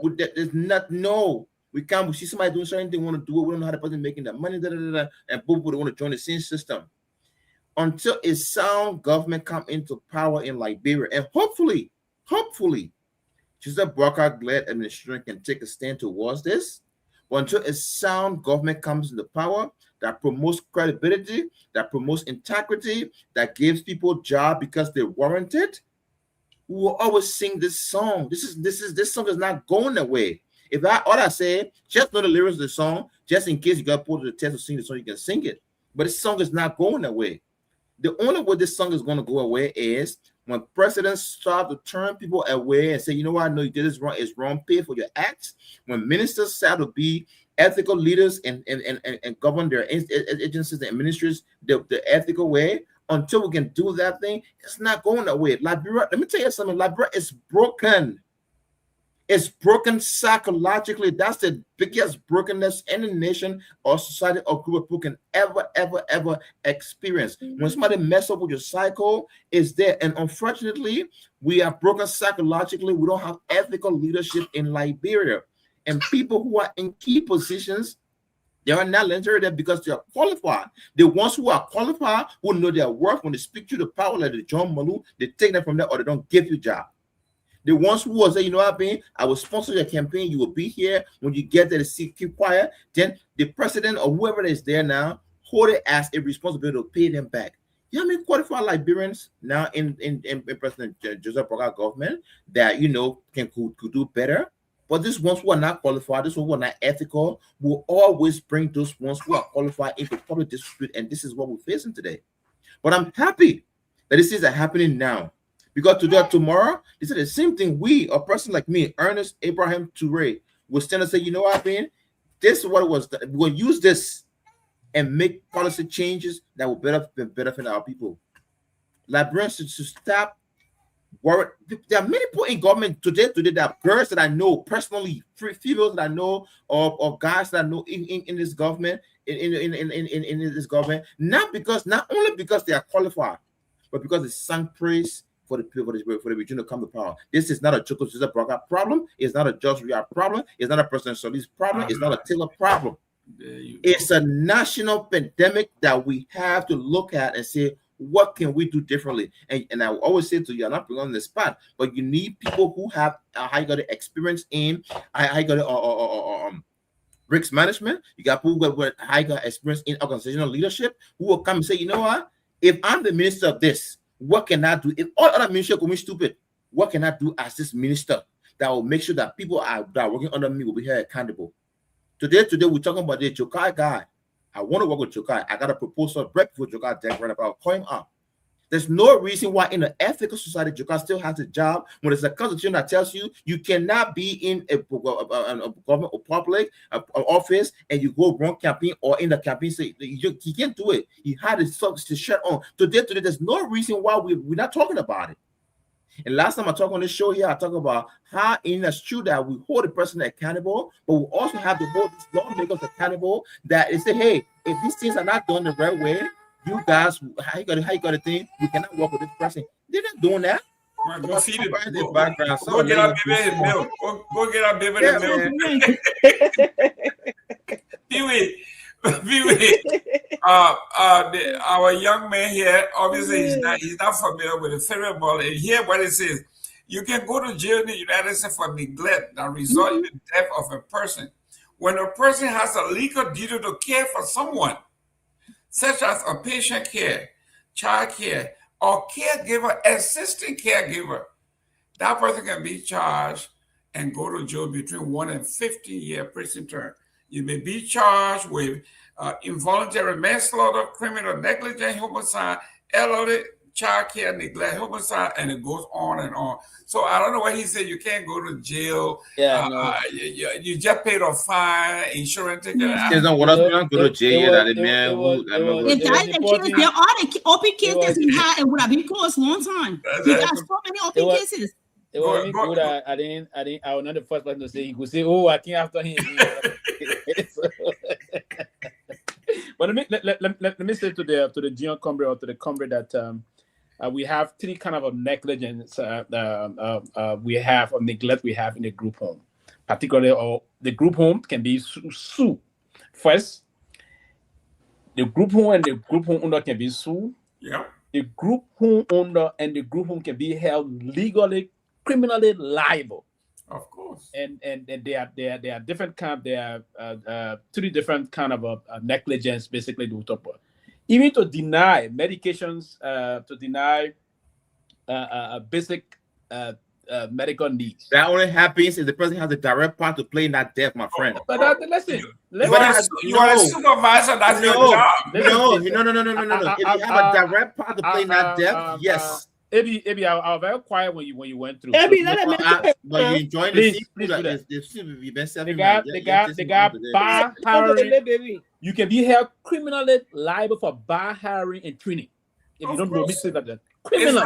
It's right here. You can be held criminal. The problem is, it's good for us to do when we on this kind of a show. Sometimes it's good to do what we call independent scholarly research. On those but the thing about the fact that the man is a managing director for bar hiring and training, and you know why his own is bad? He abandoned the service here. He's way more than 5,000 miles away. That's a big one. That's a serious negligence there. That's a serious crime. And the money goes, all of the big money goes to his account. Then he's doing bar hiring. There's no training. It may be linked to that for the issue of those things. Listen, I said on this show today that I hope he's not involved.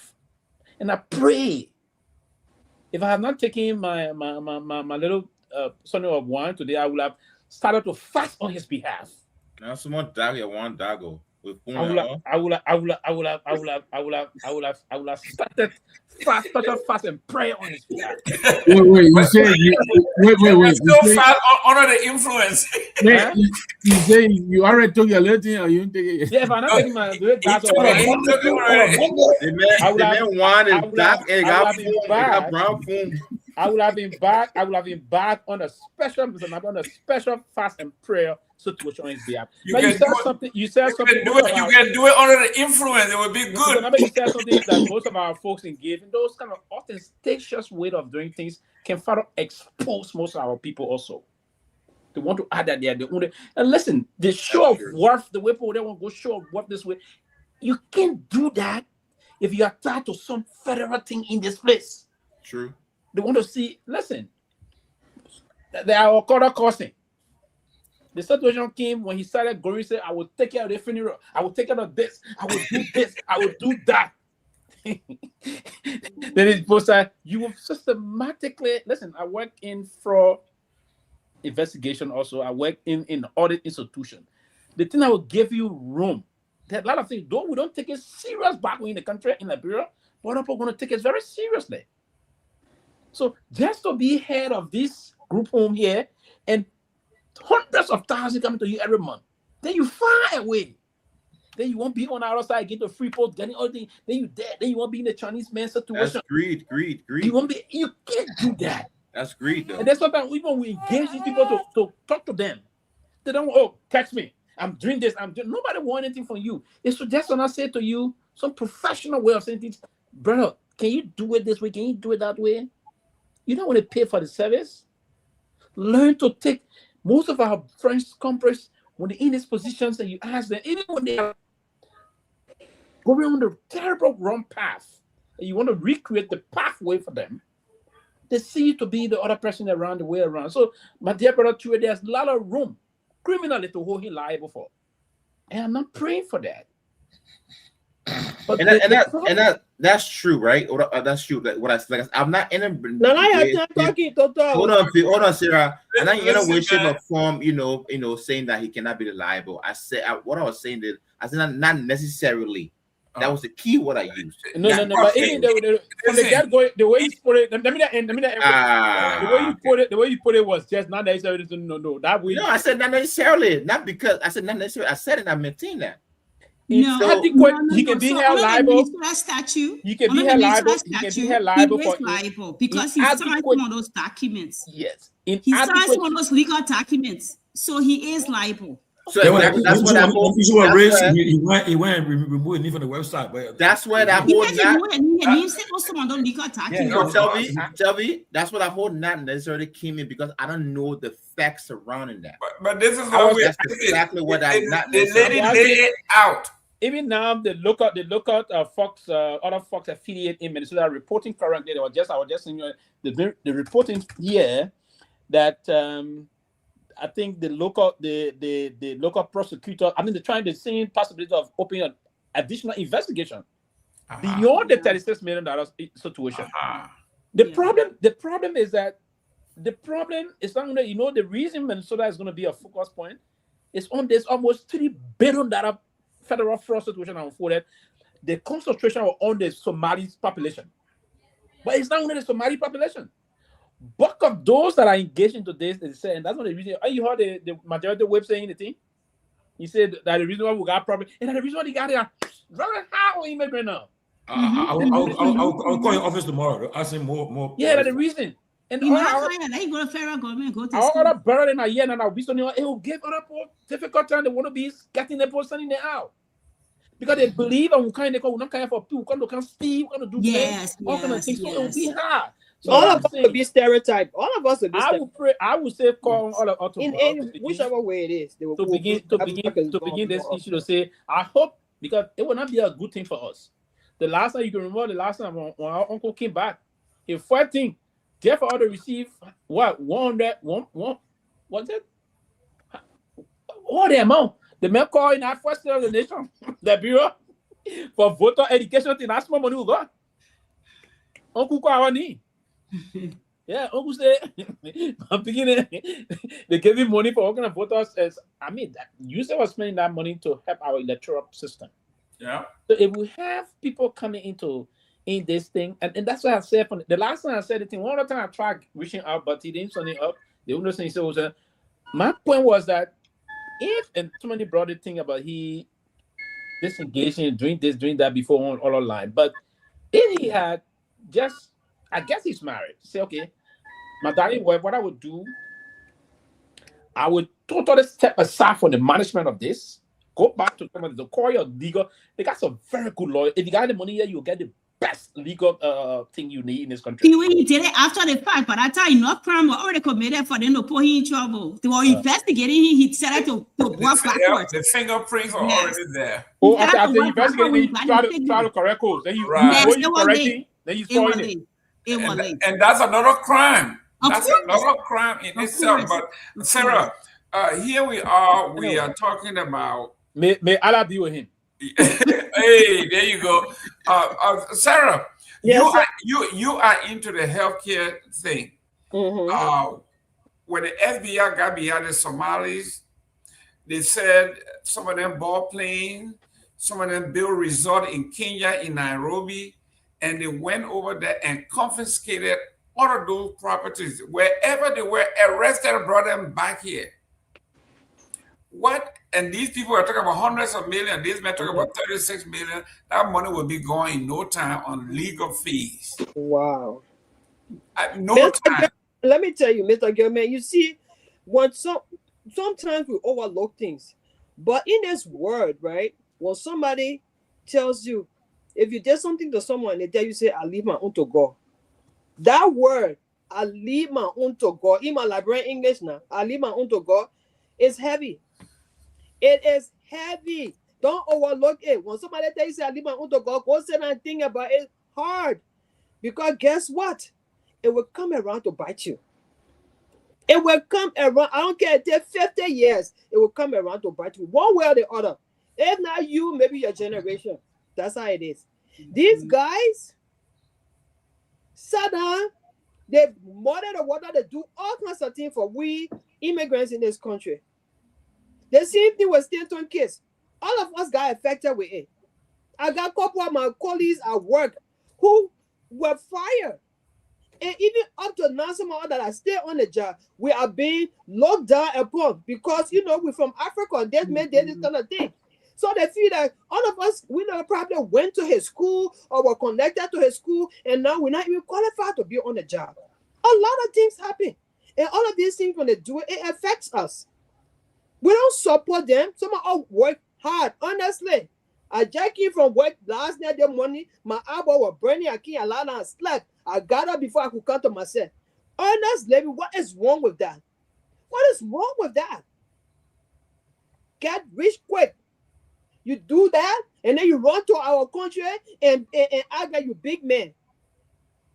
Bribe, continue to do all of these things. Then you got a Josiah Joker who was supposed to be the one to vet these people, but they will not do it because all of them are in the same clique. In the same clique. I hope that he will be able to go or come, whatever it is, and prove his innocence. Because if he doesn't, he will get hit very hard. And even after that, Liberians in Minnesota will suffer. They will suffer from the brunt of this thing, from this dishonesty. Our people learn to work for earnest living. Come on. What's wrong with that? We know this system we even in America is not that perfect. We all know that. Right now, I'm being affected by some kind of kukujemuku. But if I report my case, I know somebody will investigate it and they will give me due process. I know that. But our people in the constant habit of trying to get rich quick, and in the process, they just, muddy the water for other people, just make it look bad for all of us. All of us. It's wrong. This man, I heard even that he tried to change his income because he don't want to pay child support for his child. Make that make sense. And you go to Liberia and act like you big man, and you have a child that is your donor sperm, and you can't support that child. You want to suffer the mom? It's wrong, my brothers. Those of y'all that out there that want to get rich quick, let's stop this. Let's stop this. Let's work for our money earnestly. Oh, Sarah, there's another case. Two cases on that. Sorry, Sarah, there's another case of child support too. 2 family law cases that he hid the income. 2. He hid his income. But you know the child support mom can manage when you open everything you spend money. Income big. There's also a case. And there the problem come from. I come and tell you, there the problem come from actually because if you win, let's say, okay, so that is making maybe from 400K, then you get child support on the other side. You want to hit you. Then when you go sit that you know what our mother go in her secret closet to pray against you for? Against Sarah. The problem there is you don't meditate about child support. You don't meditate about child support. You don't meditate about child support. You can think about it. If you savvy enough, you can pay somebody to go. Listen, you saw Toure baby crying over. You don't scare him with a child support. Yeah. You don't scare me too. Toure, once you take care of your baby, the man want to say, you don't scare me now. Let me say this, right? My big daughter 19, right? And I took her. You're afraid. The younger one, that 13 few days ago. So you almost. Let's say. My man, you better, your baby. I love that. 1 year old. Yeah, and I can say you made. They'll put you on there with my baby.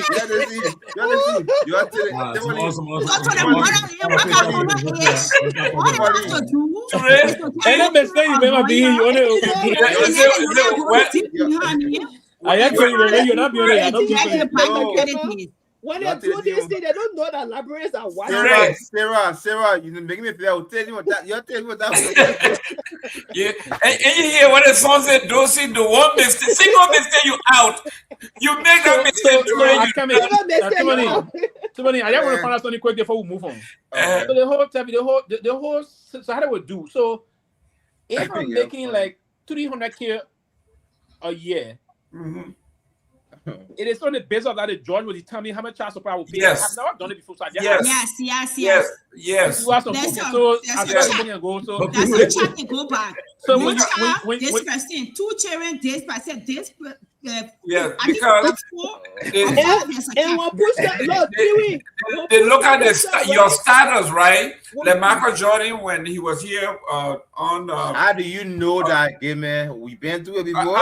I'm here in Jupiter. Open document. They gave the woman the $14 million house because they say his status as Michael Jordan. Your baby has to live very, very similar to that. So her lifestyle. Okay. He set up for $125 million, right? That was just the same, but she was entitled to the home to order because the child lifestyle. You go broke, my brother. Wow. Hey, I see you have to put your understanding. Because recently, I saw that it happened to the former president's son, Hunter Biden, right? Mm-hmm. I think the total amount I went to her was around $20 million. Yes. Remember, a brother dies. Is that getting a brother? He be wasting that time because he's a lawman man. He took a brother wife. They ask for modification, so they're just wasting their time. They made that lawman Irish man. Brother died. He took a brother wife. Yeah. So let me just conclude, and I'll get the rest of my time to. Let me ask you, sir, before you conclude. Are you related to President Dopoh? Yes. Let me answer that for her. Oh, me? Yeah. What happened? What President Dopoh did? He said, my friend. He said, President Dopoh corrupt. That's what you said? No. Oh, okay. Yeah, the Malay brother. President Dopoh is my big brother. But I just want to know why we're talking about child support and you're asking for the man. My friend. He's a family man now, so we can take it easy on you. No, President Dopoh is my big brother, though. Yeah, the Malay brother. The Malay brother. Okay, so put some respect on that name. To conclude, let a brother make himself available. Federal people, you don't play with them. Small shit is better than big shit. So I think that's true. But my thing is, right? This is what I would say, and I could be 100% wrong. Let's focus about what America got to do with him now or business. I think America. What you better? No. We're not giving a chance to know what you're trying to say. Okay. Let's focus what America got to do with him. When you get on this, what we got to say? Yeah, I understand that's true. Let's focus on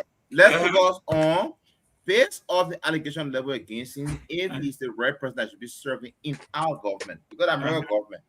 Our focus should be on how qualified now going forward, or what, how can he, if we want him to be in our government with the kind of corruption, we got choice, do we have choice? We got choice. The choice got to talk about it. But according to the report, he carries a U.S. passport. So yes, he carries U.S. passport. Besides that, even though he transfer liability now and his name is still on one, but he had 20 nursing homes in Minnesota.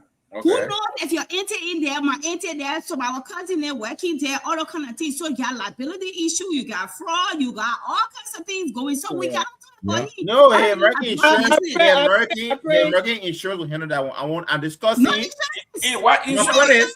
Okay, so my point is, let's discuss that he's not capable or he's not qualified to be heading the port. It's right there, left for rescue government. If that's why you want to concentrate, then do that. But don't say we should. I don't want to concentrate on the port. I want to concentrate on Minnesota. Be careful. I'm okay. One appointment trouble. Be careful. You see this man. Victor, let me give you a quick example. My brother. A child fell from the second floor of my place here, right? And the child fell. Thank God that she didn't die, but she was medical vac from here to Palm Beach to the Children's Trauma Center. When the lawsuit came, the first thing that came was they wanted to see the attendance and the signing sheet. They wanted to look for the ratio, whether they were management, they were supervision. When they came and checked, I was on site, all the staff were here. The ratio was 8-1. Did anybody witness the incident? They said yes. We had camera all over the place. And because we had everybody in place when it happened, they were basically have they come and someone is dead. Yeah. In his place, and there is no supervision there. The management is absent. For someone to stab 2 people to death, that means they had the opportunity. There was no intervention. Forget about prevention. They were not even trained. That's correct. And he has a history of staff shortage. All of that in the documentation. Because they're trying to establish negligence, and that collecting the money. Not just regular negligence, criminal homicidal negligence. Okay, because if you were on site and supervising and training your staff, this wouldn't have happened. So you can't be in Liberia and do this. The reporting talks about constant fights in the place, constant yelling and screaming, missing person. People walk out of the place. You understand me? Then you talk about deaths. A U.S. citizen. Two people. Yeah, it's the information in the chat room because I didn't even read that stuff.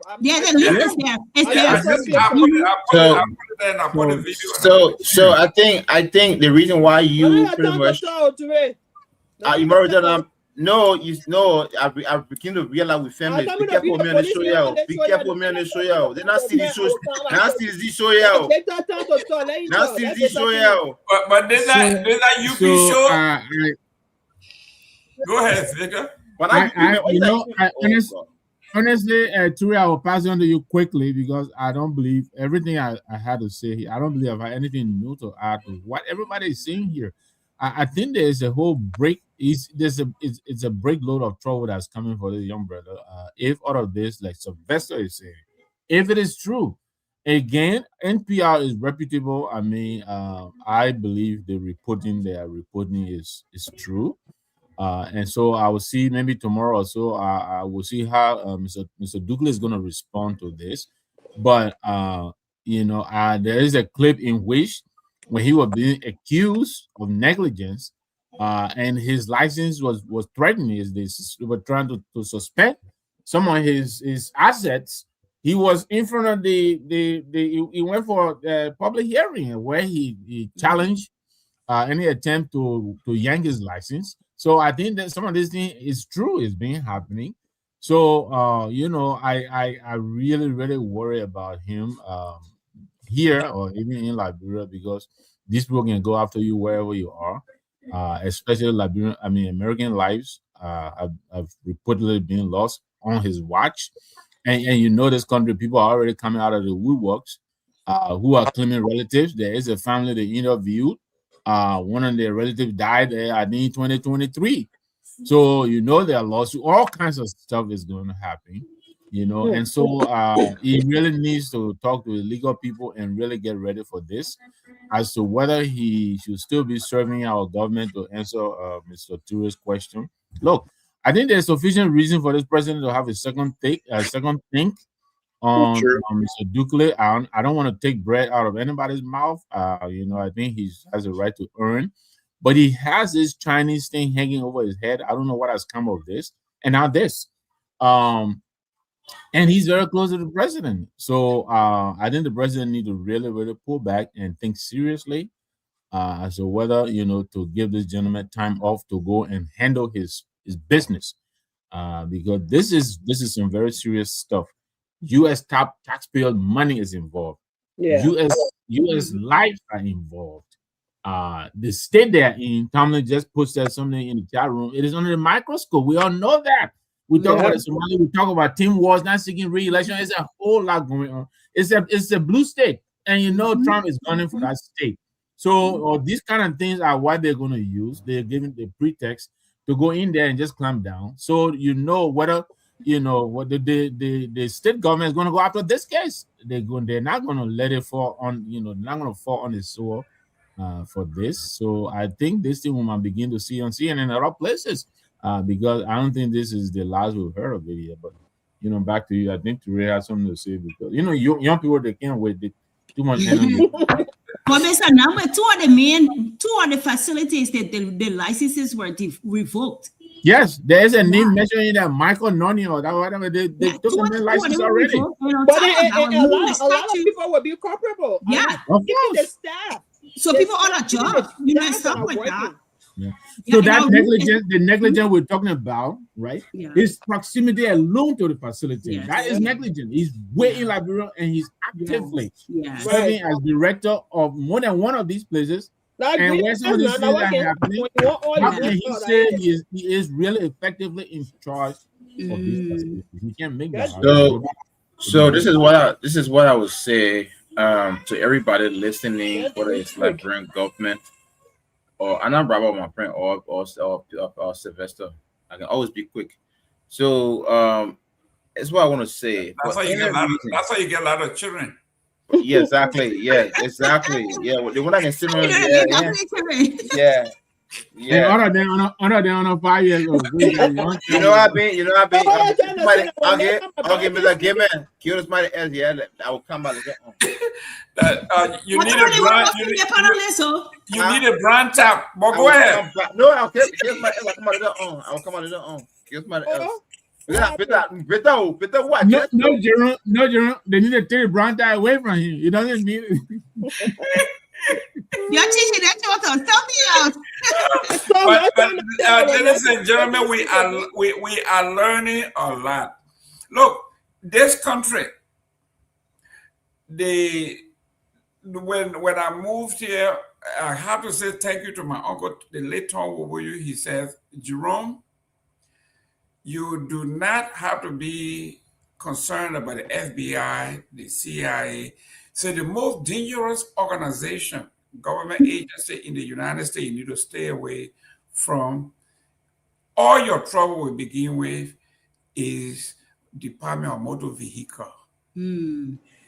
If you fall foul, your life is done. Everything in this country starts and ends with motor vehicle. If you start getting how they call it, speeding license, speeding ticket, parking ticket, reckless driving. When they suspend your license, you're still driving with us, you are done in this country. But when you happen to fall within the FBI, you might well just pack your clothes and go home. It is one thing that will never, because like the lady said, right? She worked for NPR and she investigated this man for one entire year. follow his activities for 1 year and tons of documents. She was just flipping the pages with his name and his signature and everything else. And he's getting paid while he's in Liberia, like she said. So the money is being wired to his account. And, you know, like we said, there is a correlation between stupidity and crime. Absolutely, there's a correlation. How can you sit there and think that, Mr. Ture, you're working hard over there? Just imagine if you are a security guard, right? You check it right, everybody go home, you go home and go sleep. In the morning, you come back, with nobody there. Like camera, you know, camera. Then they catch you one day, and you say, the people say, you know what? You say, I only left for 1 hour. The folks say, oh yeah, we've been following for a whole year. Now you're going to reimburse us from the time we've been following you, and that's what's happening here. Now, this man will have to reimburse these people. He's been in Liberia about 2.5 years, 3 years now.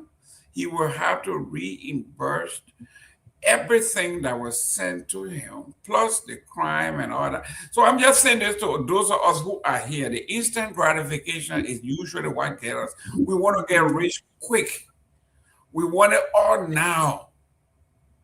And when you want it all, you lose all.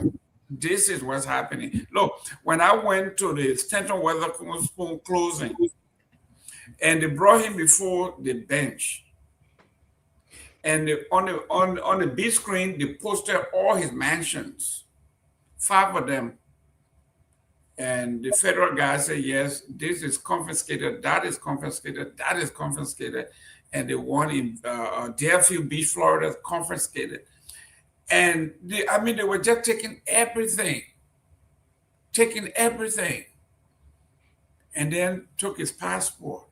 And they say, you have forfeited your right to vote, forfeited your right to work for the federal government, you have forfeited your right to do this, forfeited your right, your Second Amendment right, you forfeit everything. Can he drive? But I don't want to. Please just hold your thought for a second, please. Don't lose it. And this is what I'm always appealing for: ethical leadership, and you know that people, Liberians, can bring in the idea of morality, right? There's no reason why a man like Stanton Weatherspoon should be discussing who is right, who is corrupt, who is not corrupt in Liberian society. I'm serious. You know what I mean? But then again, because our society is so polarized with corruption and we don't know exactly what ethics is, we cling to that. You understand what I'm saying right now? You have more people listen to him than listen to you. Of course. This man is morally inept. So this appeal we're making tonight, I just want Liberians that are listening outside and everywhere to listen. I know it's bad. I know politics have divided us. I know we've had some misunderstanding that you can't get around. Somebody might have cussed just we are because you're like you're the man you like, or Cummins, or ability, or whatever it is. But please, let's have a common denominator for Liberia if we should go forward, and that should be integrity, honesty, and the rule of law. People that still know what the sport in the legs of, allegedly now, hopefully he's not, but if he becomes the Douglas guy, this guy should have no moral grounds to tell us nothing about morality. But Ture, remember, Liberia is the most praying country in the world. Our Muslim brothers and sisters, they fast what? How many? They pray 5 times a week. They pray. All the Holy Ghost churches in Liberia, every day they're doing something. Liberia is the most praying country in the world. I would say, I'm being all over the world, but nobody prays and fasts like we do in Liberia. And the place is infested with thieves and crooks. But then again, that's why we pray, because we got so much sin, we pray for it. But it is embarrassing when you go to this place. Every block is a church and a mosque. Religion has a unique way to skew judgment based on principles, because everything only people go, let God forgive us. They misinterpret the teaching of forgiveness from accountability. I can still forgive you, but I still hold you accountable. And religion has always skewed that, taking accountability out of the picture. Wherever you listen to us tonight, Liberians, young people, me, I'm not politician, I don't get no political party, but please, Please, as we sit on this platform, some of us, let me tell you, some of you are in Liberia voting every day. To be honest, if they get high in the country, I'll go to Uber. If they get high in the country, I'll go to Lyft. If they get high in the country, I'll go to DoorDash. Some of you don't have that privilege at all. And some of you got kids that are 13 years old, 14 years old. I was a young child, and some people that men work for Liberia was saying the same thing, and you didn't listen. So we're grown now, we get our own kids now. We will hit the fact that my son or my children, like Mr. Gayman will say, my 5 children in the background here, I will hit the fact that it will come and they'll be going through the same thing that I went through when before I could go through other people that men work for the country were appealing to us. We shouldn't do this. We are people. I'll be 40 this year. I just hit in the 5th floor on the 4th floor. Please, I was a young boy selling copper in Liberia. When you're going to vote for these people, you're voting for somebody who is an exemplified leader. Somebody that not just promising you, but somebody who's doing what they say they will do before they get there. They're the kind of person you want to vote for. Please, Liberian people, me and tired talking. Okay. And I mean, I get nothing Liberia. I get nope like my mom there. Like, hey, I get part there. Like you're there. Let's close on this one. Let me start with Sarah on this one. Sarah, this one comes in. It falls and matches what we are saying. The government commission now, the LTA commissioners are facing questions over alleged unexplained wealth. Unexplained wealth. We're talking about how these people are spending millions and doing all kinds of stuff, right? Finally, they are asking people how they got these unexplained wealth. Was Sarah talking to somebody? Well, let me go to Tomalin. No, I'm talking you. Don't do that, Mr. Gayman. Yeah. Go ahead. The reason why, Mr. Gayman, to tell you the truth, this is why the rescue mission has turned to a rascal mission. It is a complete rascal mission. These people did not come to rescue. Most of the folks over there, I think that the Aduna Kamara man is also at LTA, right? And this is a man who had criminal case on him. They did something at Dibida, Tabadaba. He went to court. Everybody voted to acquit him. But they went after Samuel Tua for his own voting, for his own acquitter. You think these are serious people? You got members of your government getting worth over 1 million. Nobody know where the money coming from, whether like job money or what kind of money. But you're running after other people. Clean your house before you go out there to clean other people's house. Clean your house. They say he who comes with equity must come with clean hand. You got the skeleton and rotting in your system. Then you're looking out there. Who will take you serious? Who will take you serious? That's the big question for the Liberian people. That's the big question. These people are nothing but alleged rogues that need to be, investigated. Investigated. But they will come on air when you talk something, they come in the comment section and curse you and do this and do that. You think cursing can solve Liberian people problem? It can't.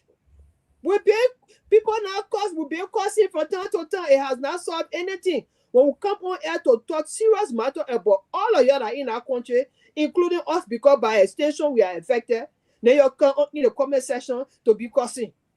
Cursing can solve our problem. We must be honest with all of us in this thing, in this political discourse. We all must be honest. If somebody is in a position, your salary even said maybe good 2,000. But like you that you pay executive mansion, you paying this, you paying that. But when you will be the same one to be questioning other people, look in your own closet first. See what's going on in your government. Nobody say when I go after people, but clean your house first too. Let's see. Build some credibility here. Let people say, oh yeah, they owe me here. Yeah, so he better say he came to rescue our country. See what he's doing. But we ain't seeing anything like that. We're seeing the very worst, as a matter of fact. So like Ture was saying, Liberian people, our brothers and sisters, let us shine our eyes. Shine our eyes. Let it be open wide. When the people can't fool you or 2 or 3 back, right? Eat it. Like your government money. But when you go there, vote. Your brain, your conscience. During the election, we said the thing, you ain't listening, and we'll continue to say it again. We will continue. Me, I will not come tell you, say, oh, vote for my president because that my president. You make your own decision. Make your own decision what is right for you, but make a wise decision. Not because somebody can fool you with better, right? Not because somebody can fool you with someone that scratch card money. Because plenty of them, they get a scratch card for them to be coming on the people post to be insulting them. I can see all of them. You come on my post, you talk nonsense, I block you. Okay? I respond to you so you can hear me, then I block you. Delete your comment, I finish with you. I don't have time for that. So this is what's going on, Mr. Gayman. A real crew woman here, boy. Pepper. Tomalin, this thing about doing the lifestyle audit, how is it possible? Well, yeah, I mean, you know, Patrick Horner, they say he was living in somebody's place, and all of a sudden now they are building all these mansions all over the place, and the government, just 2.5 years in, they are now questioning their own folks. This is unacceptable. They're doing unexplained wealth. We're not talking about unexplained $1 billion now. These guys are talking about some serious mansions. Mr. Gayman, you know, that's why I was telling somebody in the government, I said, look, most of the time people talk, you'll say, oh, the person vexed, they're getting a job, they're getting something. I said, look, if anybody's in America, legally in America, have the status and they're working, they have what they call safety nets. I said, look, most of the people in America now my age, if they say they die today or tomorrow, God forbid, the children will cry and miss them, but the government got something in place to carry the children through. The Social Security will take the children through. I said, right now, if some all retire from America now, we get almost $3,000 a month, every month until we die. So, look, when people in America talking, they ain't talking because they want to just talk. They're telling for your own good. Because if I build my home, I build my bureau, I can sustain it. I ain't government. So I can sustain it, but you're in government, you're getting these things overnight. When you leave government now, then you see it. Look, go Liberia and visit some former government officials' place. Go to the place that those who are not working. You will see that they can't maintain it. They won't sell some even sell to the people because the way in which they got it. You know, they got it through ill-gotten wealth means. And that's the problem. But again, every 6 years, we are blessed in this country to have opportunity to go to the election and vote new leaders. But guess what? We keep doing the same old voting. And then you go on, you see it on Facebook right now. Wait until people in the government fighting. Like right now, you saw when Ian Yap and Famura going out ahead, the two sides who believe in each other were fighting on the Facebook too. When you saw, I think, Mo Ali and St. Jackson too, the same thing again. So Sano and Kamara, the same thing again. And I don't get myself involved in any kind of fight because they will figure out. But some people, they'll be insulting you, telling you crap. Then when you check the status, they in Liberia there, they hustling and struggling. Then telling the man, where America say the man just envy or he jealous. Jealous of what? Is that the man listen?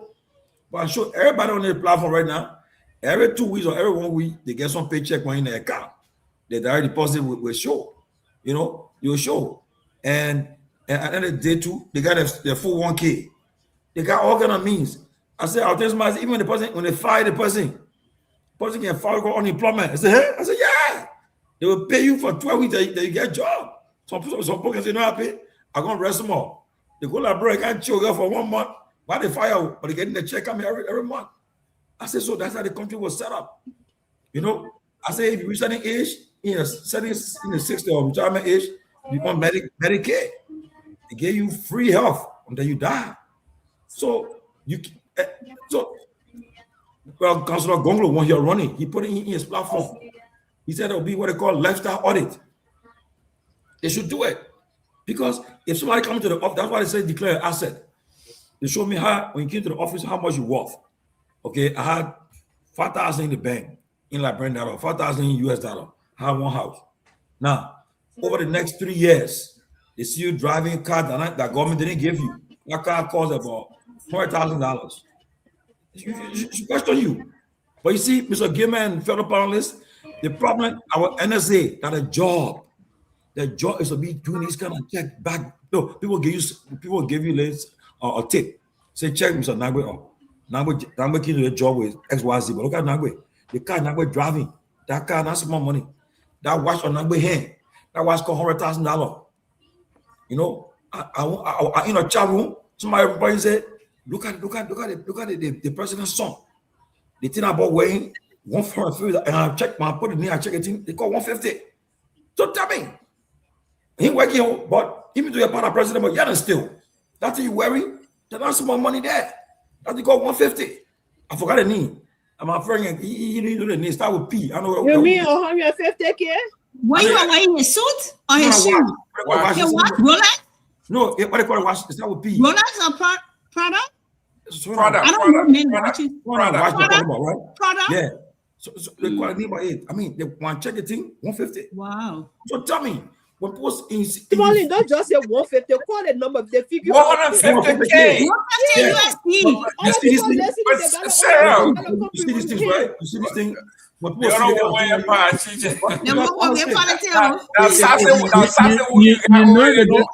know the city's book going to cut a clip, but go ahead, tell me.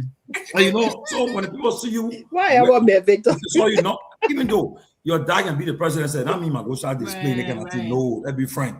Got it. When somebody check that price on, they say, yeah, and then you're gonna get one or two. Man, who are gapping? So he want different one to the wake, and he want different one to the funeral. Then you see when the post see this and they say this is one is about. Then the post raise question. Where you coming from? We gotta watch both sides. We're gonna look at it. If that gift, the ball is not always available. But so that's what people can see. You they left out all is important. But give me, you have what they call the ombudsman. That a job. Ombudsman, what they say here, but they grab the ombudsman for corruption. They appointed the co-chair now as the chair. Now you also see the lawmakers. Somebody just sent a white name to so maybe that white is PETEK. That's it. Yes. Thank you, Roland, and my friend Roland. So people see they're going to ask the question because the person said, but just 18 months ago, you know how all these things. Whether you changing it costs money. So you know, and the left out is important, Mr. Gayman. It's important. You got to check it out. Okay. Let me put my man Pewee on blast. Okay. See, man, what? At least I've been to Pewee before. Watch Pewee. No, I've been Pewee like No. Pewee, just show the watch. Just show the watch, man. I got some watches that are very expensive. The Rolex, there you go. Rolex, me, I know the Rolex. I mean, I don't have mine. I got some watches that are. But you remember, he got some watches that are very expensive. But you're working in the government. You remember? No. It's in my head. You see, let me say this to you. I just got a watch if you from this. I got a paying for it. I took it, and I'm paying. My man, you're just smart to keep your own while you were there. Now you're using it, now you're not there. So, all right, honestly. But let me say this to you now. So, somebody hold on 1 minute. 1 minute, please. As Sylvester coming, the thing we're talking, I just wanted to add declaration of asset and liabilities. In this instance, the liability is very important because they are with this person. But people are right. With liabilities. Give me a second. Give me a second, right? The whole thing about declaration of assets is not valid. It don't make sense. You number one, is the man can say, "Oh, I worth 200,000 or 50,000." There's not a team that okay, they may bought a house here. No, you gotta show it. You can just say nothing. No, they have team to do that. Verify it. Verify it. So you can just say you gotta verify it. They are things like no, they are things. He said they done. That's what he said. Verify it.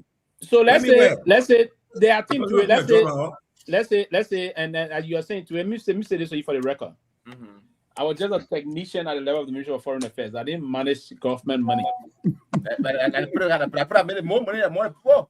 Well, how you make money when you don't sign, you don't manage your money? You saw the president to the gate before that. All about there. I didn't sign nothing. All about there. But I didn't sign. I said, how do I? I was just a technician at the level of the Ministry of Foreign Affairs. So clear me all of those things. Let me say this to you. Man, the deputy minister Kenya, you're calling you a boss man. All right, exactly. So how can deputy minister call me? But you're telling us how the man. We are in a credit based and cash based or credit based society. So if you under you are something you can do something, you can go for something. You move on those lines. But let me go back to the issue about the declaration issue, right? When I was appointed, if you declare, let's say your house you have. When I declare my house, I said, well, the amount, and the guys, when they have to go to find out. You're tell the person that's in there. I check it, watch it. I finish checking it tomorrow, you know I will check it. Some of the watches go as far as $1.5 million. Yes. No, that one is far for us. We can't go no. I mean for him. At that level, I can't import 50,000 behind a wash. Now look kind of why you go to Freetown to begin and cut your whole arm. No, but if you earn your wealth through honest living, and where you not get a problem with that though. But the question is, you just feel. Listen, why definition honest living? With honest living, right? Like, okay, for instance, all of you guys on the platform here, I know everybody working in America working now. So now, as far as I'm concerned, right? You're involved in nothing. You're doing your hard work. So if you wear something that costs $50,000, I know that the man hustle get a him. Okay. But the reason why I asked the question, if you take a job in abroad tomorrow, and after a year, I see you with some watch that costs $100,000. I'll question my man. Come on. And I mean, when I watch before he park into power. The reason why I asked the question, I agree. Because in this place, and that's documented also, they have people that engage into extended lobbying. They lobby, we partner with clients. They got some people that just found me to affiliate with millionaires and other things. But that I know that they're very large. So why many people, it just again the code of conduct is the son of the president answerable to the code of conduct? I don't think so. So why if someone does and that's gift? Why is someone gifting that? Okay, there's no free gift on the devil. That's a very big red flag. Why if you are gifted, Tevi? That's a red flag. They should order that because nobody would get it. So the president $500 watch or $150,000 is not for a contract or something in return. But Hunter Biden and Joe Biden. But tell me, listen to this. Elon Musk says he doesn't wear a watch because his phone can tell him his watch, can tell his time. He said while he occasionally was spotted wearing timepiece in the past, such custom, he said, it's an old-time, useless, old world order. You don't need a watch. You got your phone, and that's enough. This is a trillionaire. Yeah, but at that one man, maybe he don't just like it. That's not. Why he saying? Why he saying the logic is the logic of wearing a watch is to tell the time, right? So not for the time. No. Most of the boys, listen, we don't wear the watch for time. I researched this. I don't. Sorry, Stevie. When I'm wearing my watch, I don't wear it anymore to tell you. When you tell me what time is it, I look at my phone quickly to tell you the time. The intent of the watch, watches is for those that know the thing to know. Say aesthetics. We'll be walking on I got my Apple watch. It's enough. I got my phone. That's enough. I ain't gonna wear. No, but what I found out for most people that buy these expensive watches, because I have some friends that buy the high-end watches too. One for statement, going vacation, but two, what I found out, and I researched this online too, it's an asset. So today you get broke or whatever it is, you can take that watch back to the store or take it somewhere and get that money back. Just that you can liquidate it. That's what Simon said the other day, actually. Yeah, so some people, that's why they buy it for. Other than the look of it, the look expensive. The few will do it for that level because you don't get the appropriate value. They live bluffy when they on his face. They live bluffy thing. I put my money in stock any day. I know. Then to put it on my hand, I want to, and all that. But guys. But this is what I would say, right, people? This Mr. Gayman, this is what I would say. We got 13 minutes. Yeah, go ahead.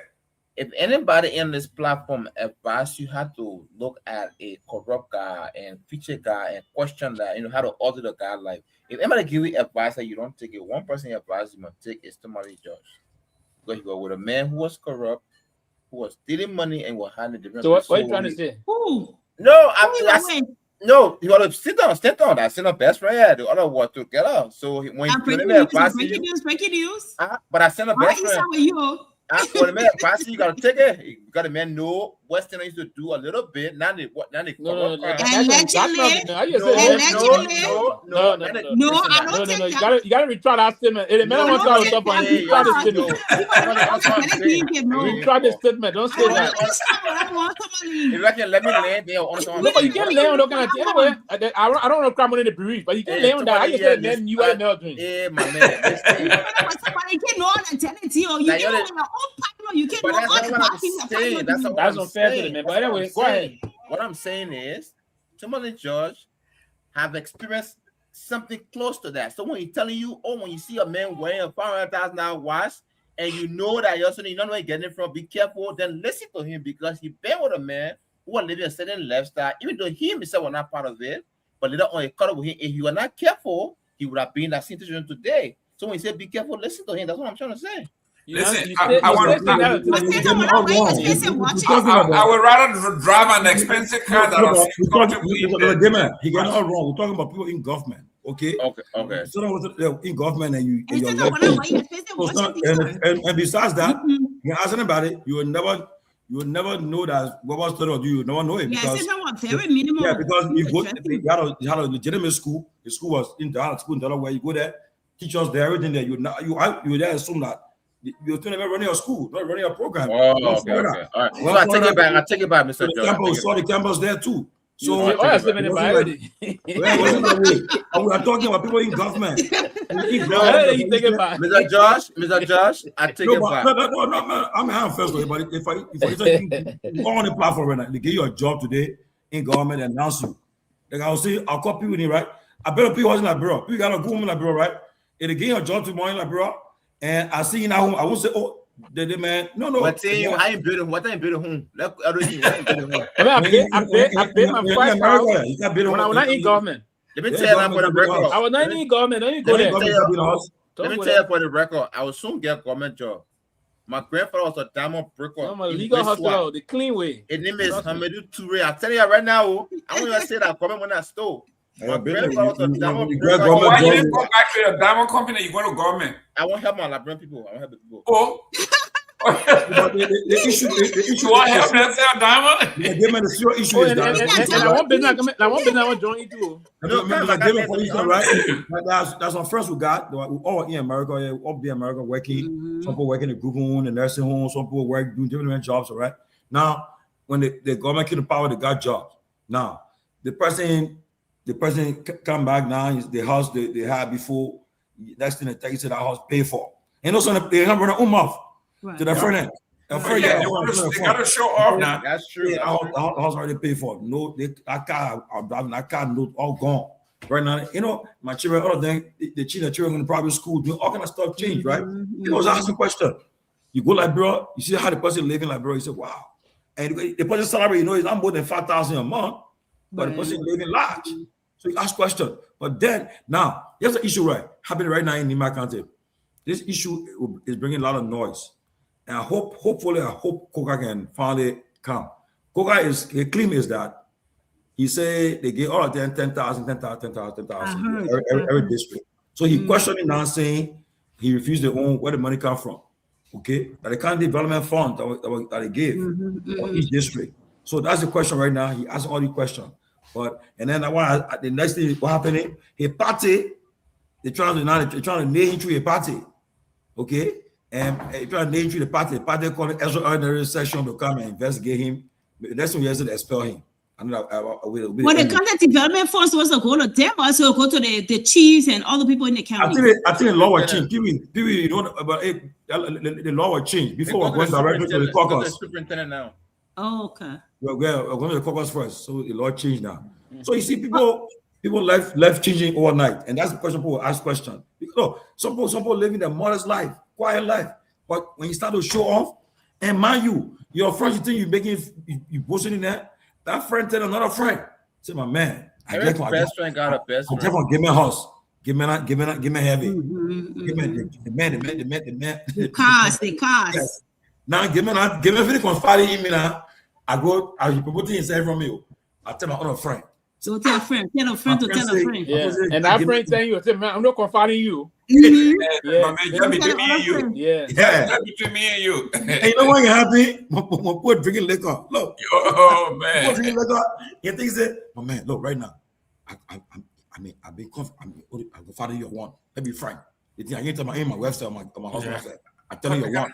Yeah. The man is intoxicated. He telling nonsense. He believes that. But do you know part? You know the reason?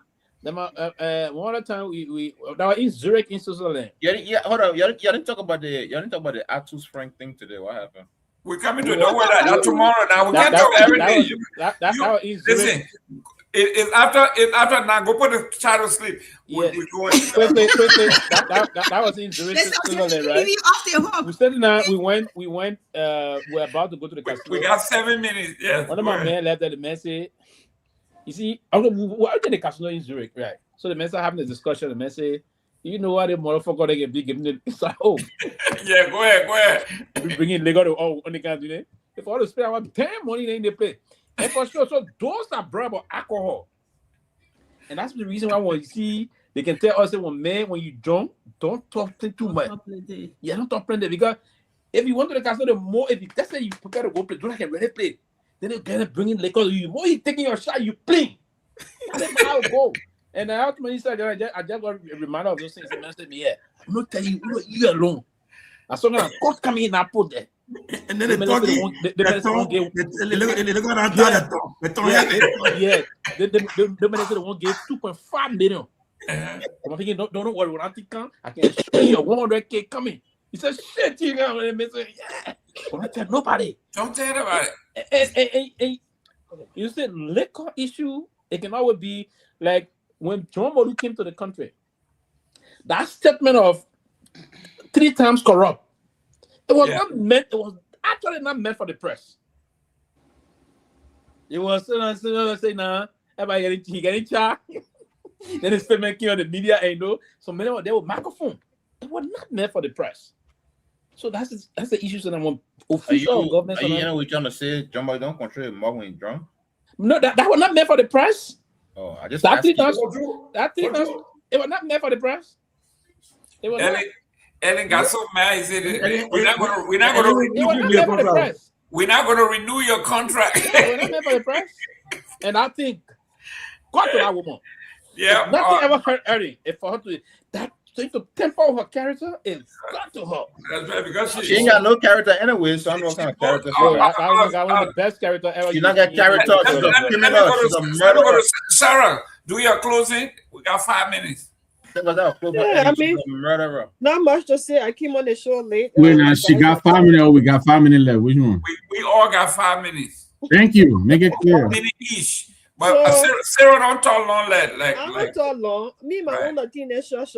That's right. I just I'm just reading the story here. You guys. I don't also talk long. In the chat room, and I see some of these. Robert Garguah not here, so we safe. Go ahead. It's very heartbreaking, very heartbreaking. You see some of the family with the pictures of people that die at the group homes and stuff. It's just heartbreaking. I think the brother needs to. Let's see. He need to try, and go and do something to free himself of these crimes. This is horrible, This is horrible. And good luck to him. I pray that he get out of it safe. If he didn't do anything wrong, if he did something wrong, well, you have to, pay the consequences for it. But with that being said, I wish my Liberian people all the best. We'll continue to talk here every day, and y'all will continue to cause or wink here. We'll talk. I mean, no problem with that. But let's do what is right for our country and our people, because at the end of the day, some of these decisions that are made because of greed, it affects all of us. It affects all of us. I will just leave it at that. Good night, guys. Thank you so much. Is this Douglas friend? I'm going to go ahead and just say good morning to him, because I know wherever he is, morning time. So let him be there. Be saying hello. Yes. Who I want to close, man. I want to go. Yeah, go ahead. Go ahead. Tell me. Go ahead. You probably keep for the juicy part. You got it now. Go ahead. No, I'll be quick though. So on the Duke stuff, I think it'll just be in your best interest for, and I know it doesn't happen so often in Liberia, but to just voluntarily step aside and let them that investigation in Liberia, and then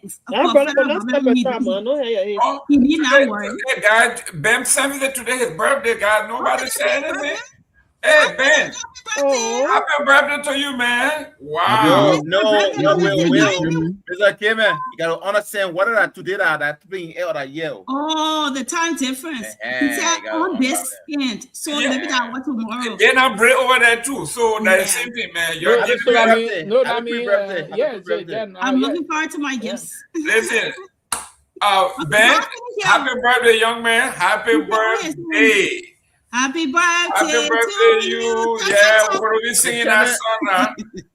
You Sarah, you were sort of be closing. Gone. What are you coming back here for? I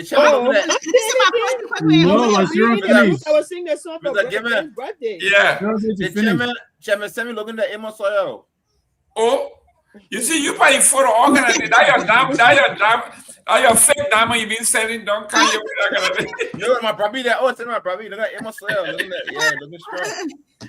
So happy birthday, Ben. Happy birthday. That is so happy. I'm concerned about him because I was reading the Minnesota statute, and it said that the people that are injured, they can go as far as 6 years back. They can do 3 years after the injury, and or they can go up to 6 years. So at that time, his knee was. And some of these things were done as early as 2023. Yeah, so they can go back. In fact, some of the families that accepted that their family died for natural death or whatever it is. One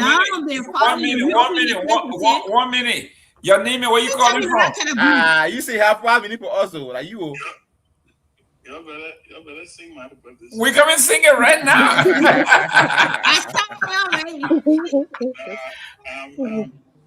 I'm enjoying it.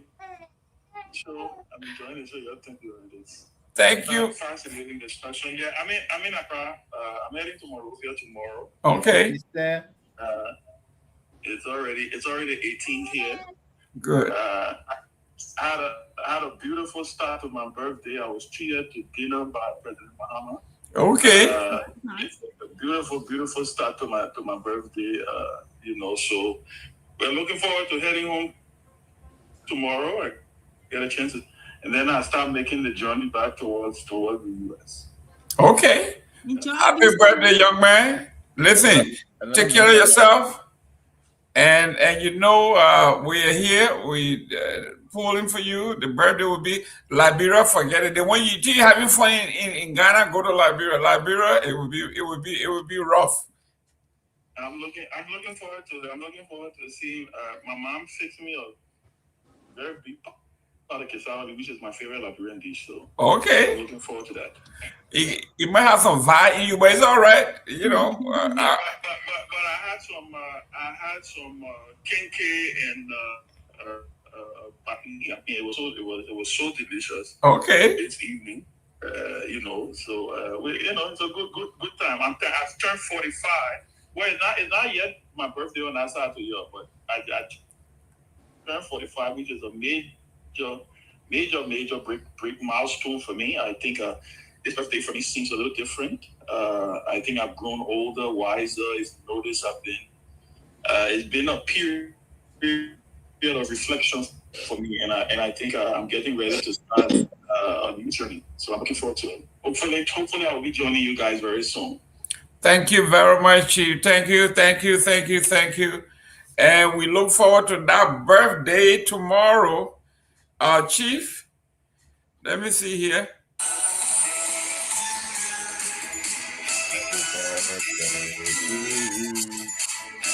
Happy birthday to you. Cha-cha-cha. Happy birthday to you. Cha-cha-cha. Oh, we got cha-cha-cha here.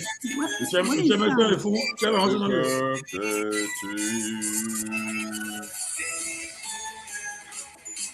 Happy birthday to you. Happy birthday, happy birthday, happy birthday to you. Hey, Chief, thank you very much. We are having a great time listening. Okay, drum rolls. We are not going to let you off the hook. We'll come to your house and drink your beer, eat your food. So whether you're in Liberia or not, our brother will follow you here. We're coming to North Carolina. Yeah, go ahead, tell me.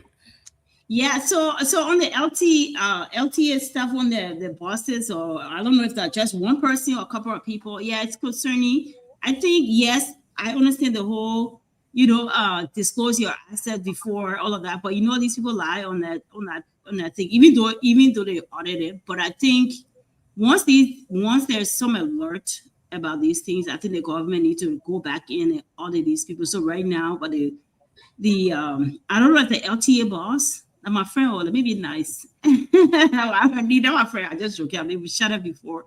I wanted to bring him on to talk about some of the cybersecurity stuff. But regardless, once he's on the spotlight, I think they should audit him. Not only, some people look at the assets he's gotten before, but also those contracts they're signing. I would be concerned about it. Look at those contract documentation. Who they signed it, what the connection those people that signing they're signing these contracts with. Even, sometimes they say, okay, after I disclose my asset, I got a loan from the bank.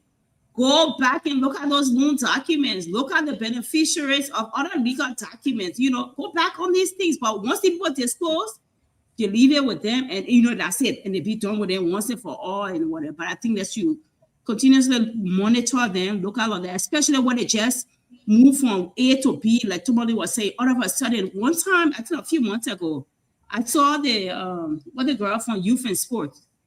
All of a sudden, they get $1 billion about the thing with the whole mansion. I'm just like, what? How did we get from here to here? All of a sudden, this guy got a hell of a I saw this stuff. So all these things need to be monitored. That's what I'm going to say. But I also I know we didn't put this on the talking point, but I want to close with this. This case about this Peter Bono man, the man that ripped this child so bad, his colleagues. I know we always talk about the politics, but I don't know how we didn't get this one, the headline. No, that's tomorrow. That's tomorrow. But it's a good teaser. It's a good teaser. Peter Bono. Okay, let me just touch it small. Yes, teaser. Go ahead. I read about it, and I think wear glove for that touching wear with glove for. Yeah, go ahead. So I saw it. I read a couple of articles about it. It's concerning. I started feedback when I saw how the child had to testify and relive that trauma. Yeah, can you imagine in Liberia? That?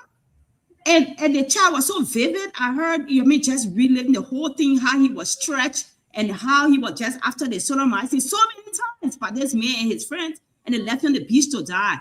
Somebody can I wonder, should this person, as a Christian woman, I shouldn't be saying that, but you start to wonder what should happen to somebody like this that who kill them. A Christian too, kill for them. the rest of their life. And I wouldn't want somebody to die because a Christian woman. I wouldn't want to say that. You can't come at the child because the least is castrate him live. No. But also that, you know what I don't like about Liberia? They take these people and just throw them behind bars, and then this child is there suffering for their life. This child cannot go to school. The child cannot get medical care. These people should be responsible to support this child for the rest of their life. Medical care. If the child needs to be homeschooled or be put in a private school, everything, because right now the child cannot go in the general population. I mean, you mess up this child and the family for the whole life, the lifetime. And it's very important. Liberian people need to look, these legislators or whoever need to look at these laws. These people are going to be held accountable to take care of these children for the rest of their lives. Instead of just throwing it beyond saw picture and then the government can, they're taking all that society, because all of them in this society, Mason, whatever it is. Another society brother can they win the all of this and then they take them out, and stuff like that. So hopefully we'll talk about that more tomorrow. But it was a good show, and I'm glad to be part of the panel. Yeah, bye-bye. Thank you. Thank you. Let's go to the chairman himself. Today is his birthday, and we can't go without singing this song. Let me see. I want to sing them. Now for the old school now, that Victor Nagbe and Tomalin that I want to song here. Oh, I know the song too. That Priest Nico? You knew this song? You I too know the young. song. You too young. Oh, Yeah, follow now. For this was for you, Lolo. I know some. That some of the songs we impress our girlfriend then who are now our wives on the radio. You go and put your 25 cents down, you get one bottle of Coke. You know what I'm saying? So now we're speaking measurably. Measurably.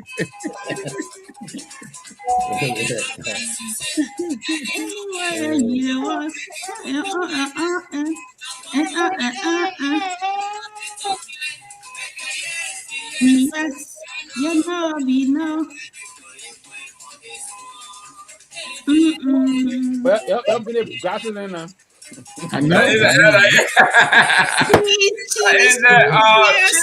Cheers.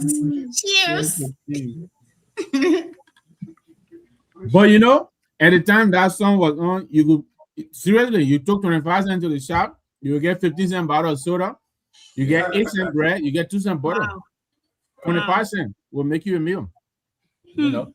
But you go to Riverly, you all set. Go ahead. Absolutely. You go to Riverly, you get our soggy cornbread, you know what I'm saying? But then you're pressing the gun now, and Ratchet had upset, then they had middle seat, then downstairs. There you go. You know, so but anyway, happy birthday. You were one of the guys that used to try to sneak in. No, you also there was a chance you pay for the lowest there, and then when you go in some kind of way, you go in there up. You go in there up. Yes.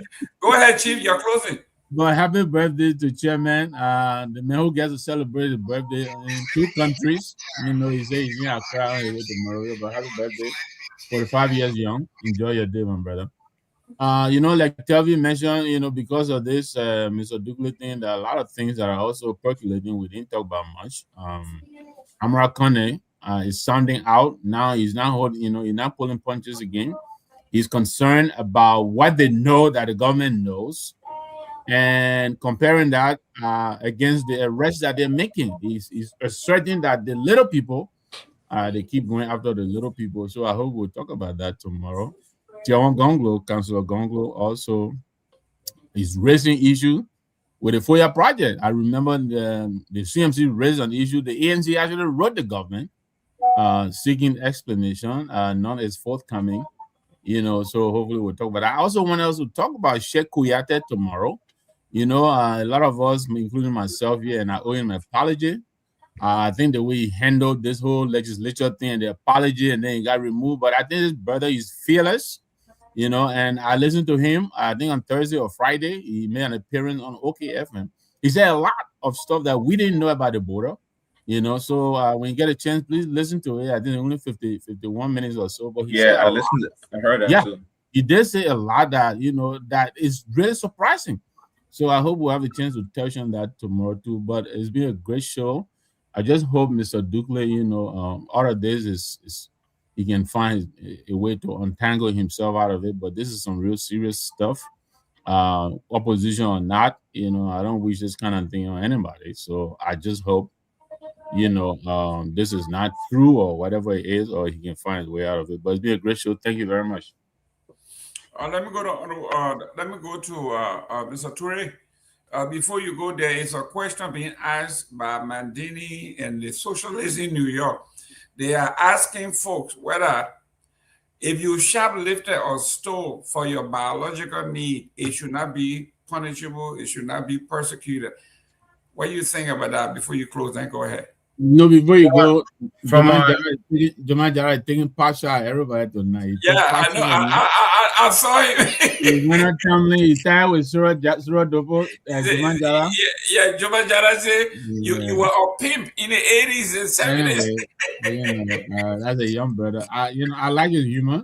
He's a tough guy. You know, sometimes we hit him hard. I love Jamal Jara. Jamal Jara got on a serious skit when on opposite the Department of Salty, Sarah got upset. I said, Sarah, you say you got thirsty. Then I have never seen you, never eaten your food. Why did you say that? He said, you know, my soup salty. As you go, man, the minute you eat the food, man, you don't even know where he added, man. Say your food salty. She said, I think the person he just had is the Kehleboe Gongloe and the yeah, he said the 6 skinny pigs. Ture gone to the baby. Let's see, Ture, you gotta call your mic off. Sylvester, oh, there you go. Sylvester, go ahead, close. No, I'm at time. Let me close. I'm gonna go. Okay, go ahead. Let me close. Go ahead. Let me close. Go ahead, Chief.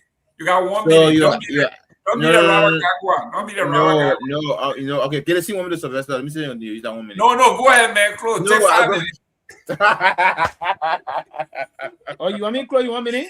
No, man. I don't trust you, Pewee. Please, Mr. Sylvester, last, I beg you. Yeah. Okay, yes. So you gotta take us home. Go ahead, Ture. Yeah. So, you asked a question about, if a person want to do shoplifting. The law does not operate wholly and solely on intent, right? Now, it operates on intent in certain cases, but not wholly and solely. So you can say, oh yeah, because I wanted to feed my baby and it goes to no, it's the act that the law looks at, right? And then then the intent comes in and so on and so forth. So yeah, if you stole because you want to feed your baby, yeah, you still gonna be charged. Now, if the humanitarian community come on to save you out there to go for me free out, but you can't say, oh, because anybody would just kill you right now and say, oh, because I didn't, I felt threatened or I didn't feel like it or something else, some stupid justification.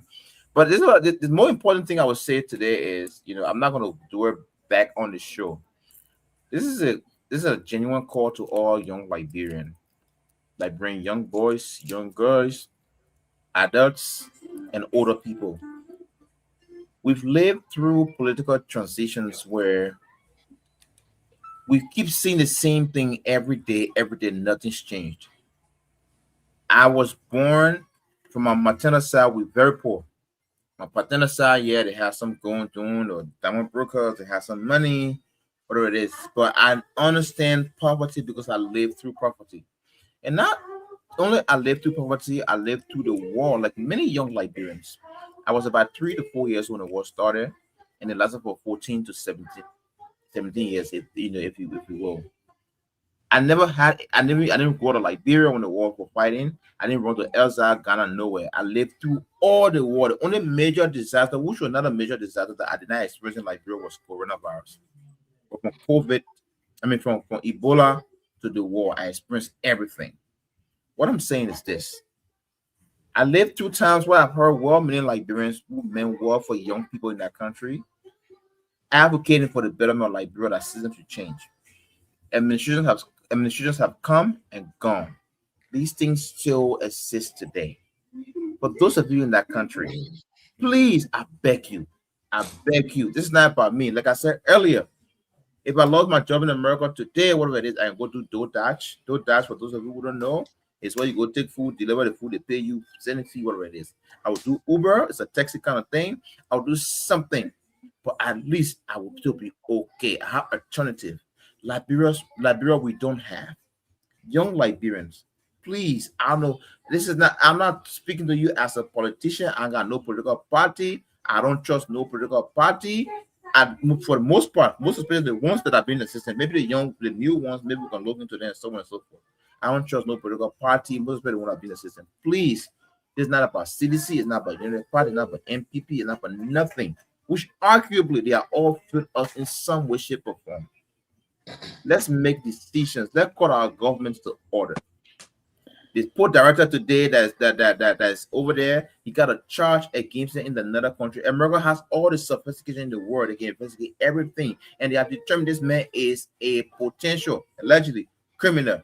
Liberia, we don't have those resources. We don't have all the mechanism to determine what it is. But if the society has all the system in place, say him as a criminal. We can't keep that kind of man in society. Man is not accountable. He's not liable. He's not reliable. Please, my people, young Liberians, speak to your government. It's not a Baka problem. It's not a Just Ria problem. It's not an Ellen or Taylor problem. It's a problem that I've been there for a long time. In closing, I love you, and I hope as we try to look at 2029, let's look at a political leader who has the moral, who is leading by example, somebody who not saying when you put me there, I will do this, but somebody who pretty much exemplifying what they would do based on their own personal life. If they're giving you water right now, they're giving you road, they're giving you, business, they're empowering you. Those are the people we should look at. Just maybe we might have a better chance. In closing, my name is Ernest Abraham Toure. It was nice talking to you guys. And please, I'll be quiet for now. I'll sing around, but I'll be quiet for now. Thank you very much. Tomalin, George. Yes, thank you, Mr. Gayman, for the show. You said you can be quick. See, it took almost 4 minutes to close Jenna. Then you can be accusing Rawa myself. I mean, he will come by you. It took a lot of time. That's a good show. Let me run quickly. I hope and pray that right now I see is all over social media. Now those who are defending the MD, those who are against him, those who are objective, are all playing a part. There's a serious matter. I hope he shouldn't just take it the Liberian way and just say, "Oh, Liberian people know." Where makes me more nervous for him is that the GOP majority whip is the man who is making this noise now, writing on social X. I can bet you, don't be surprised. Donald Trump sees that, and maybe the week he talk about it and say it, and they start talking about fraud. He say, "But look what happening in Liberia? What happened in this place? Well, they come here, immigrants come and do this and thing." You know how Trump drawn the conclusion quick. And again, no matter how much you may accept the president, you may have supported him, his campaign, the president will not compromise Liberia for your business. When it comes to the point where he must take action, he will take the action. I won't be surprised, depending on how this story will go. This story just broke out, I think, a couple of hours or day ago. It's spreading now. And it's now, once the congressman wrote it, he got people following him. People that see it, they're going to run with it too. But the good thing for him, for Duque, is that he has not been charged. He has not been indicted for anything. These are all stories they come up with. I mean, but these are facts they're giving out what his company be dealing with. Now, that's something that he will handle with his lawyers. I know he has spoken to the media, some people, and said that he's innocent. He opened an investigation. We're watching it. We'll see what happens. But I hope he's not taking this the way we're taking Liberia. Like Liberian people go on Facebook and say, like Abu writing say, "Oh, that Vlad, nothing will happen."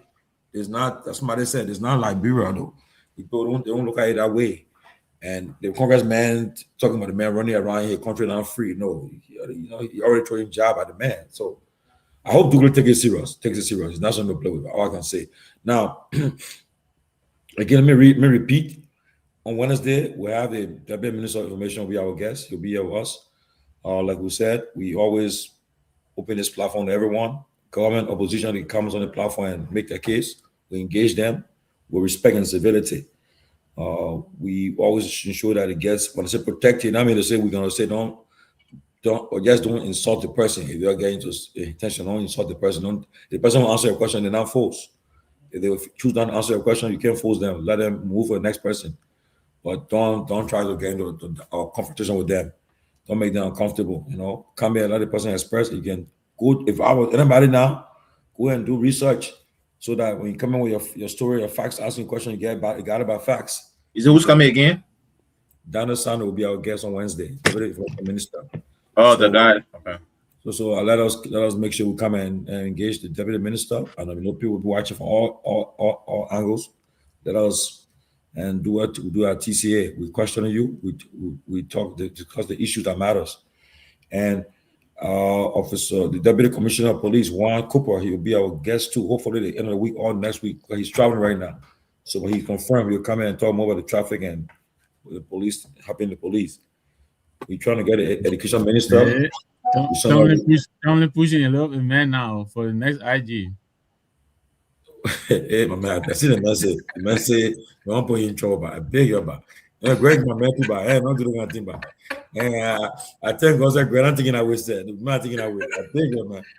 So, but let's go. I mean, hopefully we get an education minister. Hopefully she consent to our request and come in and let us discuss with her too.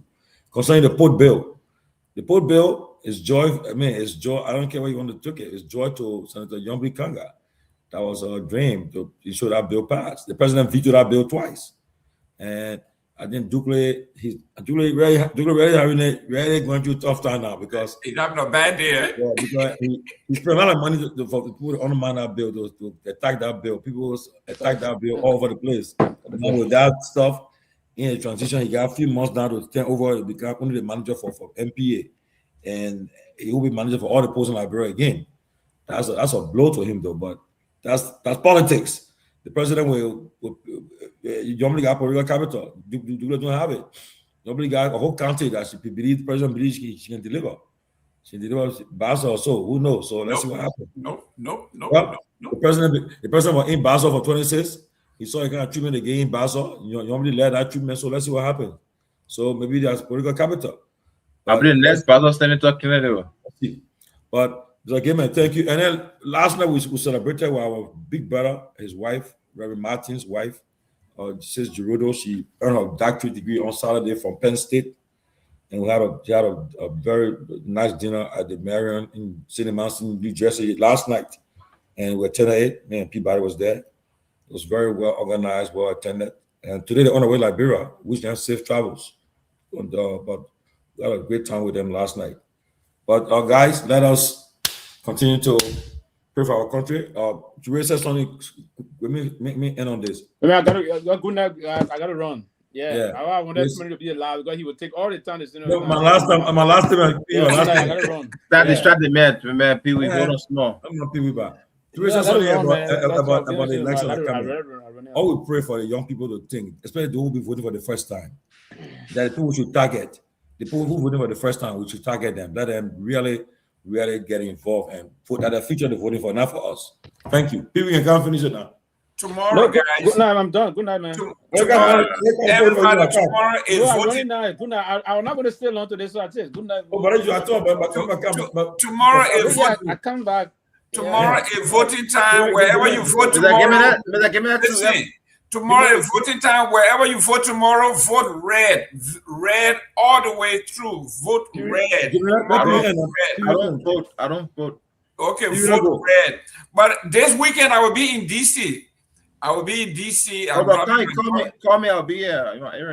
Yeah. My daughter is coming for internship, so I'm driving. Can you imagine they're making me to drive the U-Haul from here to DC? Why driving you off? Why do that? Huh? Why are you doing that? She won't bring all the stuff. She's moving from the other university to that one for 5 months, so she bring all her stuff. Bringing those things. But Mr. Gayman, man, you are Gilman. You can get a moving company to do that for you. The man taking time to manage your money. You can put a couple of $1,000, man. Look, girls are. He doesn't want to be that too clear, my man. You're taking time to manage your money, bro. You want to come behind you.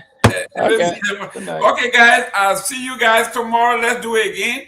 And don't go to one of his group homes. You would the situation with that group home thing, for me, there's not a debate about who will come in here defend and who will come to attack him. No. The reality will just the only thing I would call for people is that if the young man knows very well that he's not liable, he start talking to his counsel, to a guy he had to do and move on.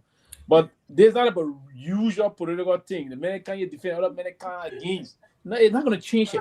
True. If he did anything wrong, they're going to hook him. I think he should do a preemptive strike. You be the first to come and say, I'm confronting it. I'm here. I'm not running. Engage them. But I think it was wrong his part to be over there getting all those big paycheck. Then you're not spending no time here, and then you can't have it behind your back. That's the kind of negligence that he did. I think that was wrong. And it's obvious that you can be one person, you won't be getting all the money, all the areas.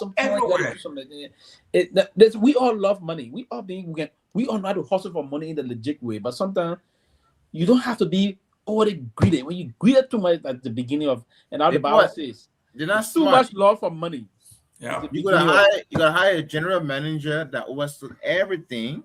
Yeah. And report it. But he don't want to share the money. He want to take everything. Yeah. Maybe the person better kind of line. The person have somebody. Then that I don't know if he's married, but if so, let your wife control things. And I want to be his family should be here also. And you've been running these things for all those time. Just the brief time you take him to go to by the time you went up for the kind of trying to join other people, I don't think it will not just be that way. It have to be in a way that will be done. I mean, this is just quite unfortunate, man. But anyway, I'm seeing the signal. We're going to keep the Senate. We're going to lose the House, but we're going to minimize the seats. Yeah, man, I'm telling you, for the next 2 years. You got bad candidates, man. You can't buy back candidates. Oh, y'all got bad candidates. Y'all got bad. I get something. Guess what? I sent some money to the Democrat Socialists. I supported some of them so we can bring that up front. No, we already established bleeding. You know, probably. You guys may not even win the Senate. We will keep the Senate. No problem. We'll keep the Senate. I'm afraid. Now, the only place I'm a little bit worried for the Democrats is in Michigan. Yeah. Oh. Yeah, Dr. Asai. What's about me? What's about me? You're talking about me. You know, we were they will beat Susan Cotton. Susan Cotton will be defeating me. Are you kidding me? With who? Who y'all got there? George Jackson. The swastika mayor, bro. What happened to you? But you got they will beat you guys in your own state. Where? Well, at least you can't listen. You can't. Tarico will beat us in Texas. Are you crazy? Of course, he'll win big time. You make Tarico issues. You're smart. Tarico cannot listen. Tarico will win. Listen. We are looking in the mirror. We don't even see him. But he was like, nothing when the man lead the pool. We're not even seeing that man. The man stopping in the pool. The man who said God is not binary. How you not see him when the man is stopping? The man said God is gay. That will let him over there. God is not gay. He never said that. The man said God. What he said? The man said God is not binary. Yeah, we got it. So you want to let him? I got a criminal record. They rip it. What? I rather racist that believe in God than a man who said God is gay. But I'm told the Paxi man got a lot of criminal history. In the meantime, what happening to Mitch? Is Mitch alive? Is Mitch alive? We just want to know. Look, Mitch McConnell been sick. Look, they shouldn't Mitch McConnell position. You got to buy like bro. Listen, if Mitch McConnell died, we will not announce it. We'll keep it that society will be defeated big time. Oh yeah, we'll beat him. Yeah. You know, and what they don't understand, people, the Democrat is not going to win. The Democrat, what they don't understand is that especially the social democratic president, what they understand is that their base of cannot carry you to the finish line. Yeah, the base. They try taking the Congress room. I touched. Yeah, the money that old Benny Sanders, he just misleading here. Bernie Sanders got to go find place to sit down. Man here, AOC, they just confused the Democrats. And the man, he was like 85, 86 years old. Yeah. The man, and the other man when the B he can support. I'm going to go. Who problem? When the B, you saw the woman if you Michigan when the defeated the woman, she said, "Oh, support Saeed." That's right. I ain't going to be a It's just. But last time when they beat the primary, I tell you, Sylvester, the Democrats are bullish on Michigan. Asaya is bringing voters into the space who have never voted. I mean, he's bringing the numbers that he's bringing in. I think the Democrats have a good cushion there. We'll see. Listen, not just the urban area, man. We talk about the suburb and the countryside. I will be very shocked if Asaya were to win. Listen, Asaya is only in the urban area. Maybe the Republican may like their routine, but again, I think is that South Dakota or North Dakota? Independent may like the win there. Oh, listen, once the independent will never win in South or North Dakota ever. Oh, but the independent is far lean down. Those are red, ruby red. South or North Dakota, no independent can win there. Ruby you're still red God. states. We and not behind if for us. It's not something that behind us, so I'm that's telling you. going to happen. But basically, the House, the Democrats are going to win it. I'm not too sure. Yeah, the Senate, but listen, we are saying Barack Obama lost the House by 63 votes. He lost 63 seats and 64 seats and 6 Senate seats. Clinton lost 54 and 8 Senate seats. We don't want to come anything close. We want to keep it around 20. Guys, let's do this tomorrow. Okay, man. Yeah, but vote tomorrow. You go vote red. Tell your brother, your sister. Yeah. You see, according to coming by Yeah, I'll call you. I forgot. I will call you after the show. He called you, but you were busy with the baby. Oh Lord. He's telling you run away. Don't mind that Republican. He confused. But what I mean, ask you though, George, your phone is you got your phone muted. You got kind of nice background. Why you be using? How you got it for? Sylvester, you're muted. We can't hear you. Yeah, but George, you got kind of nice background. Why you be using back streams for? Sylvester, you're talking. You're muted. All right, guys. Have a good night. Yeah, all right. Good night. Yeah. Oh, okay.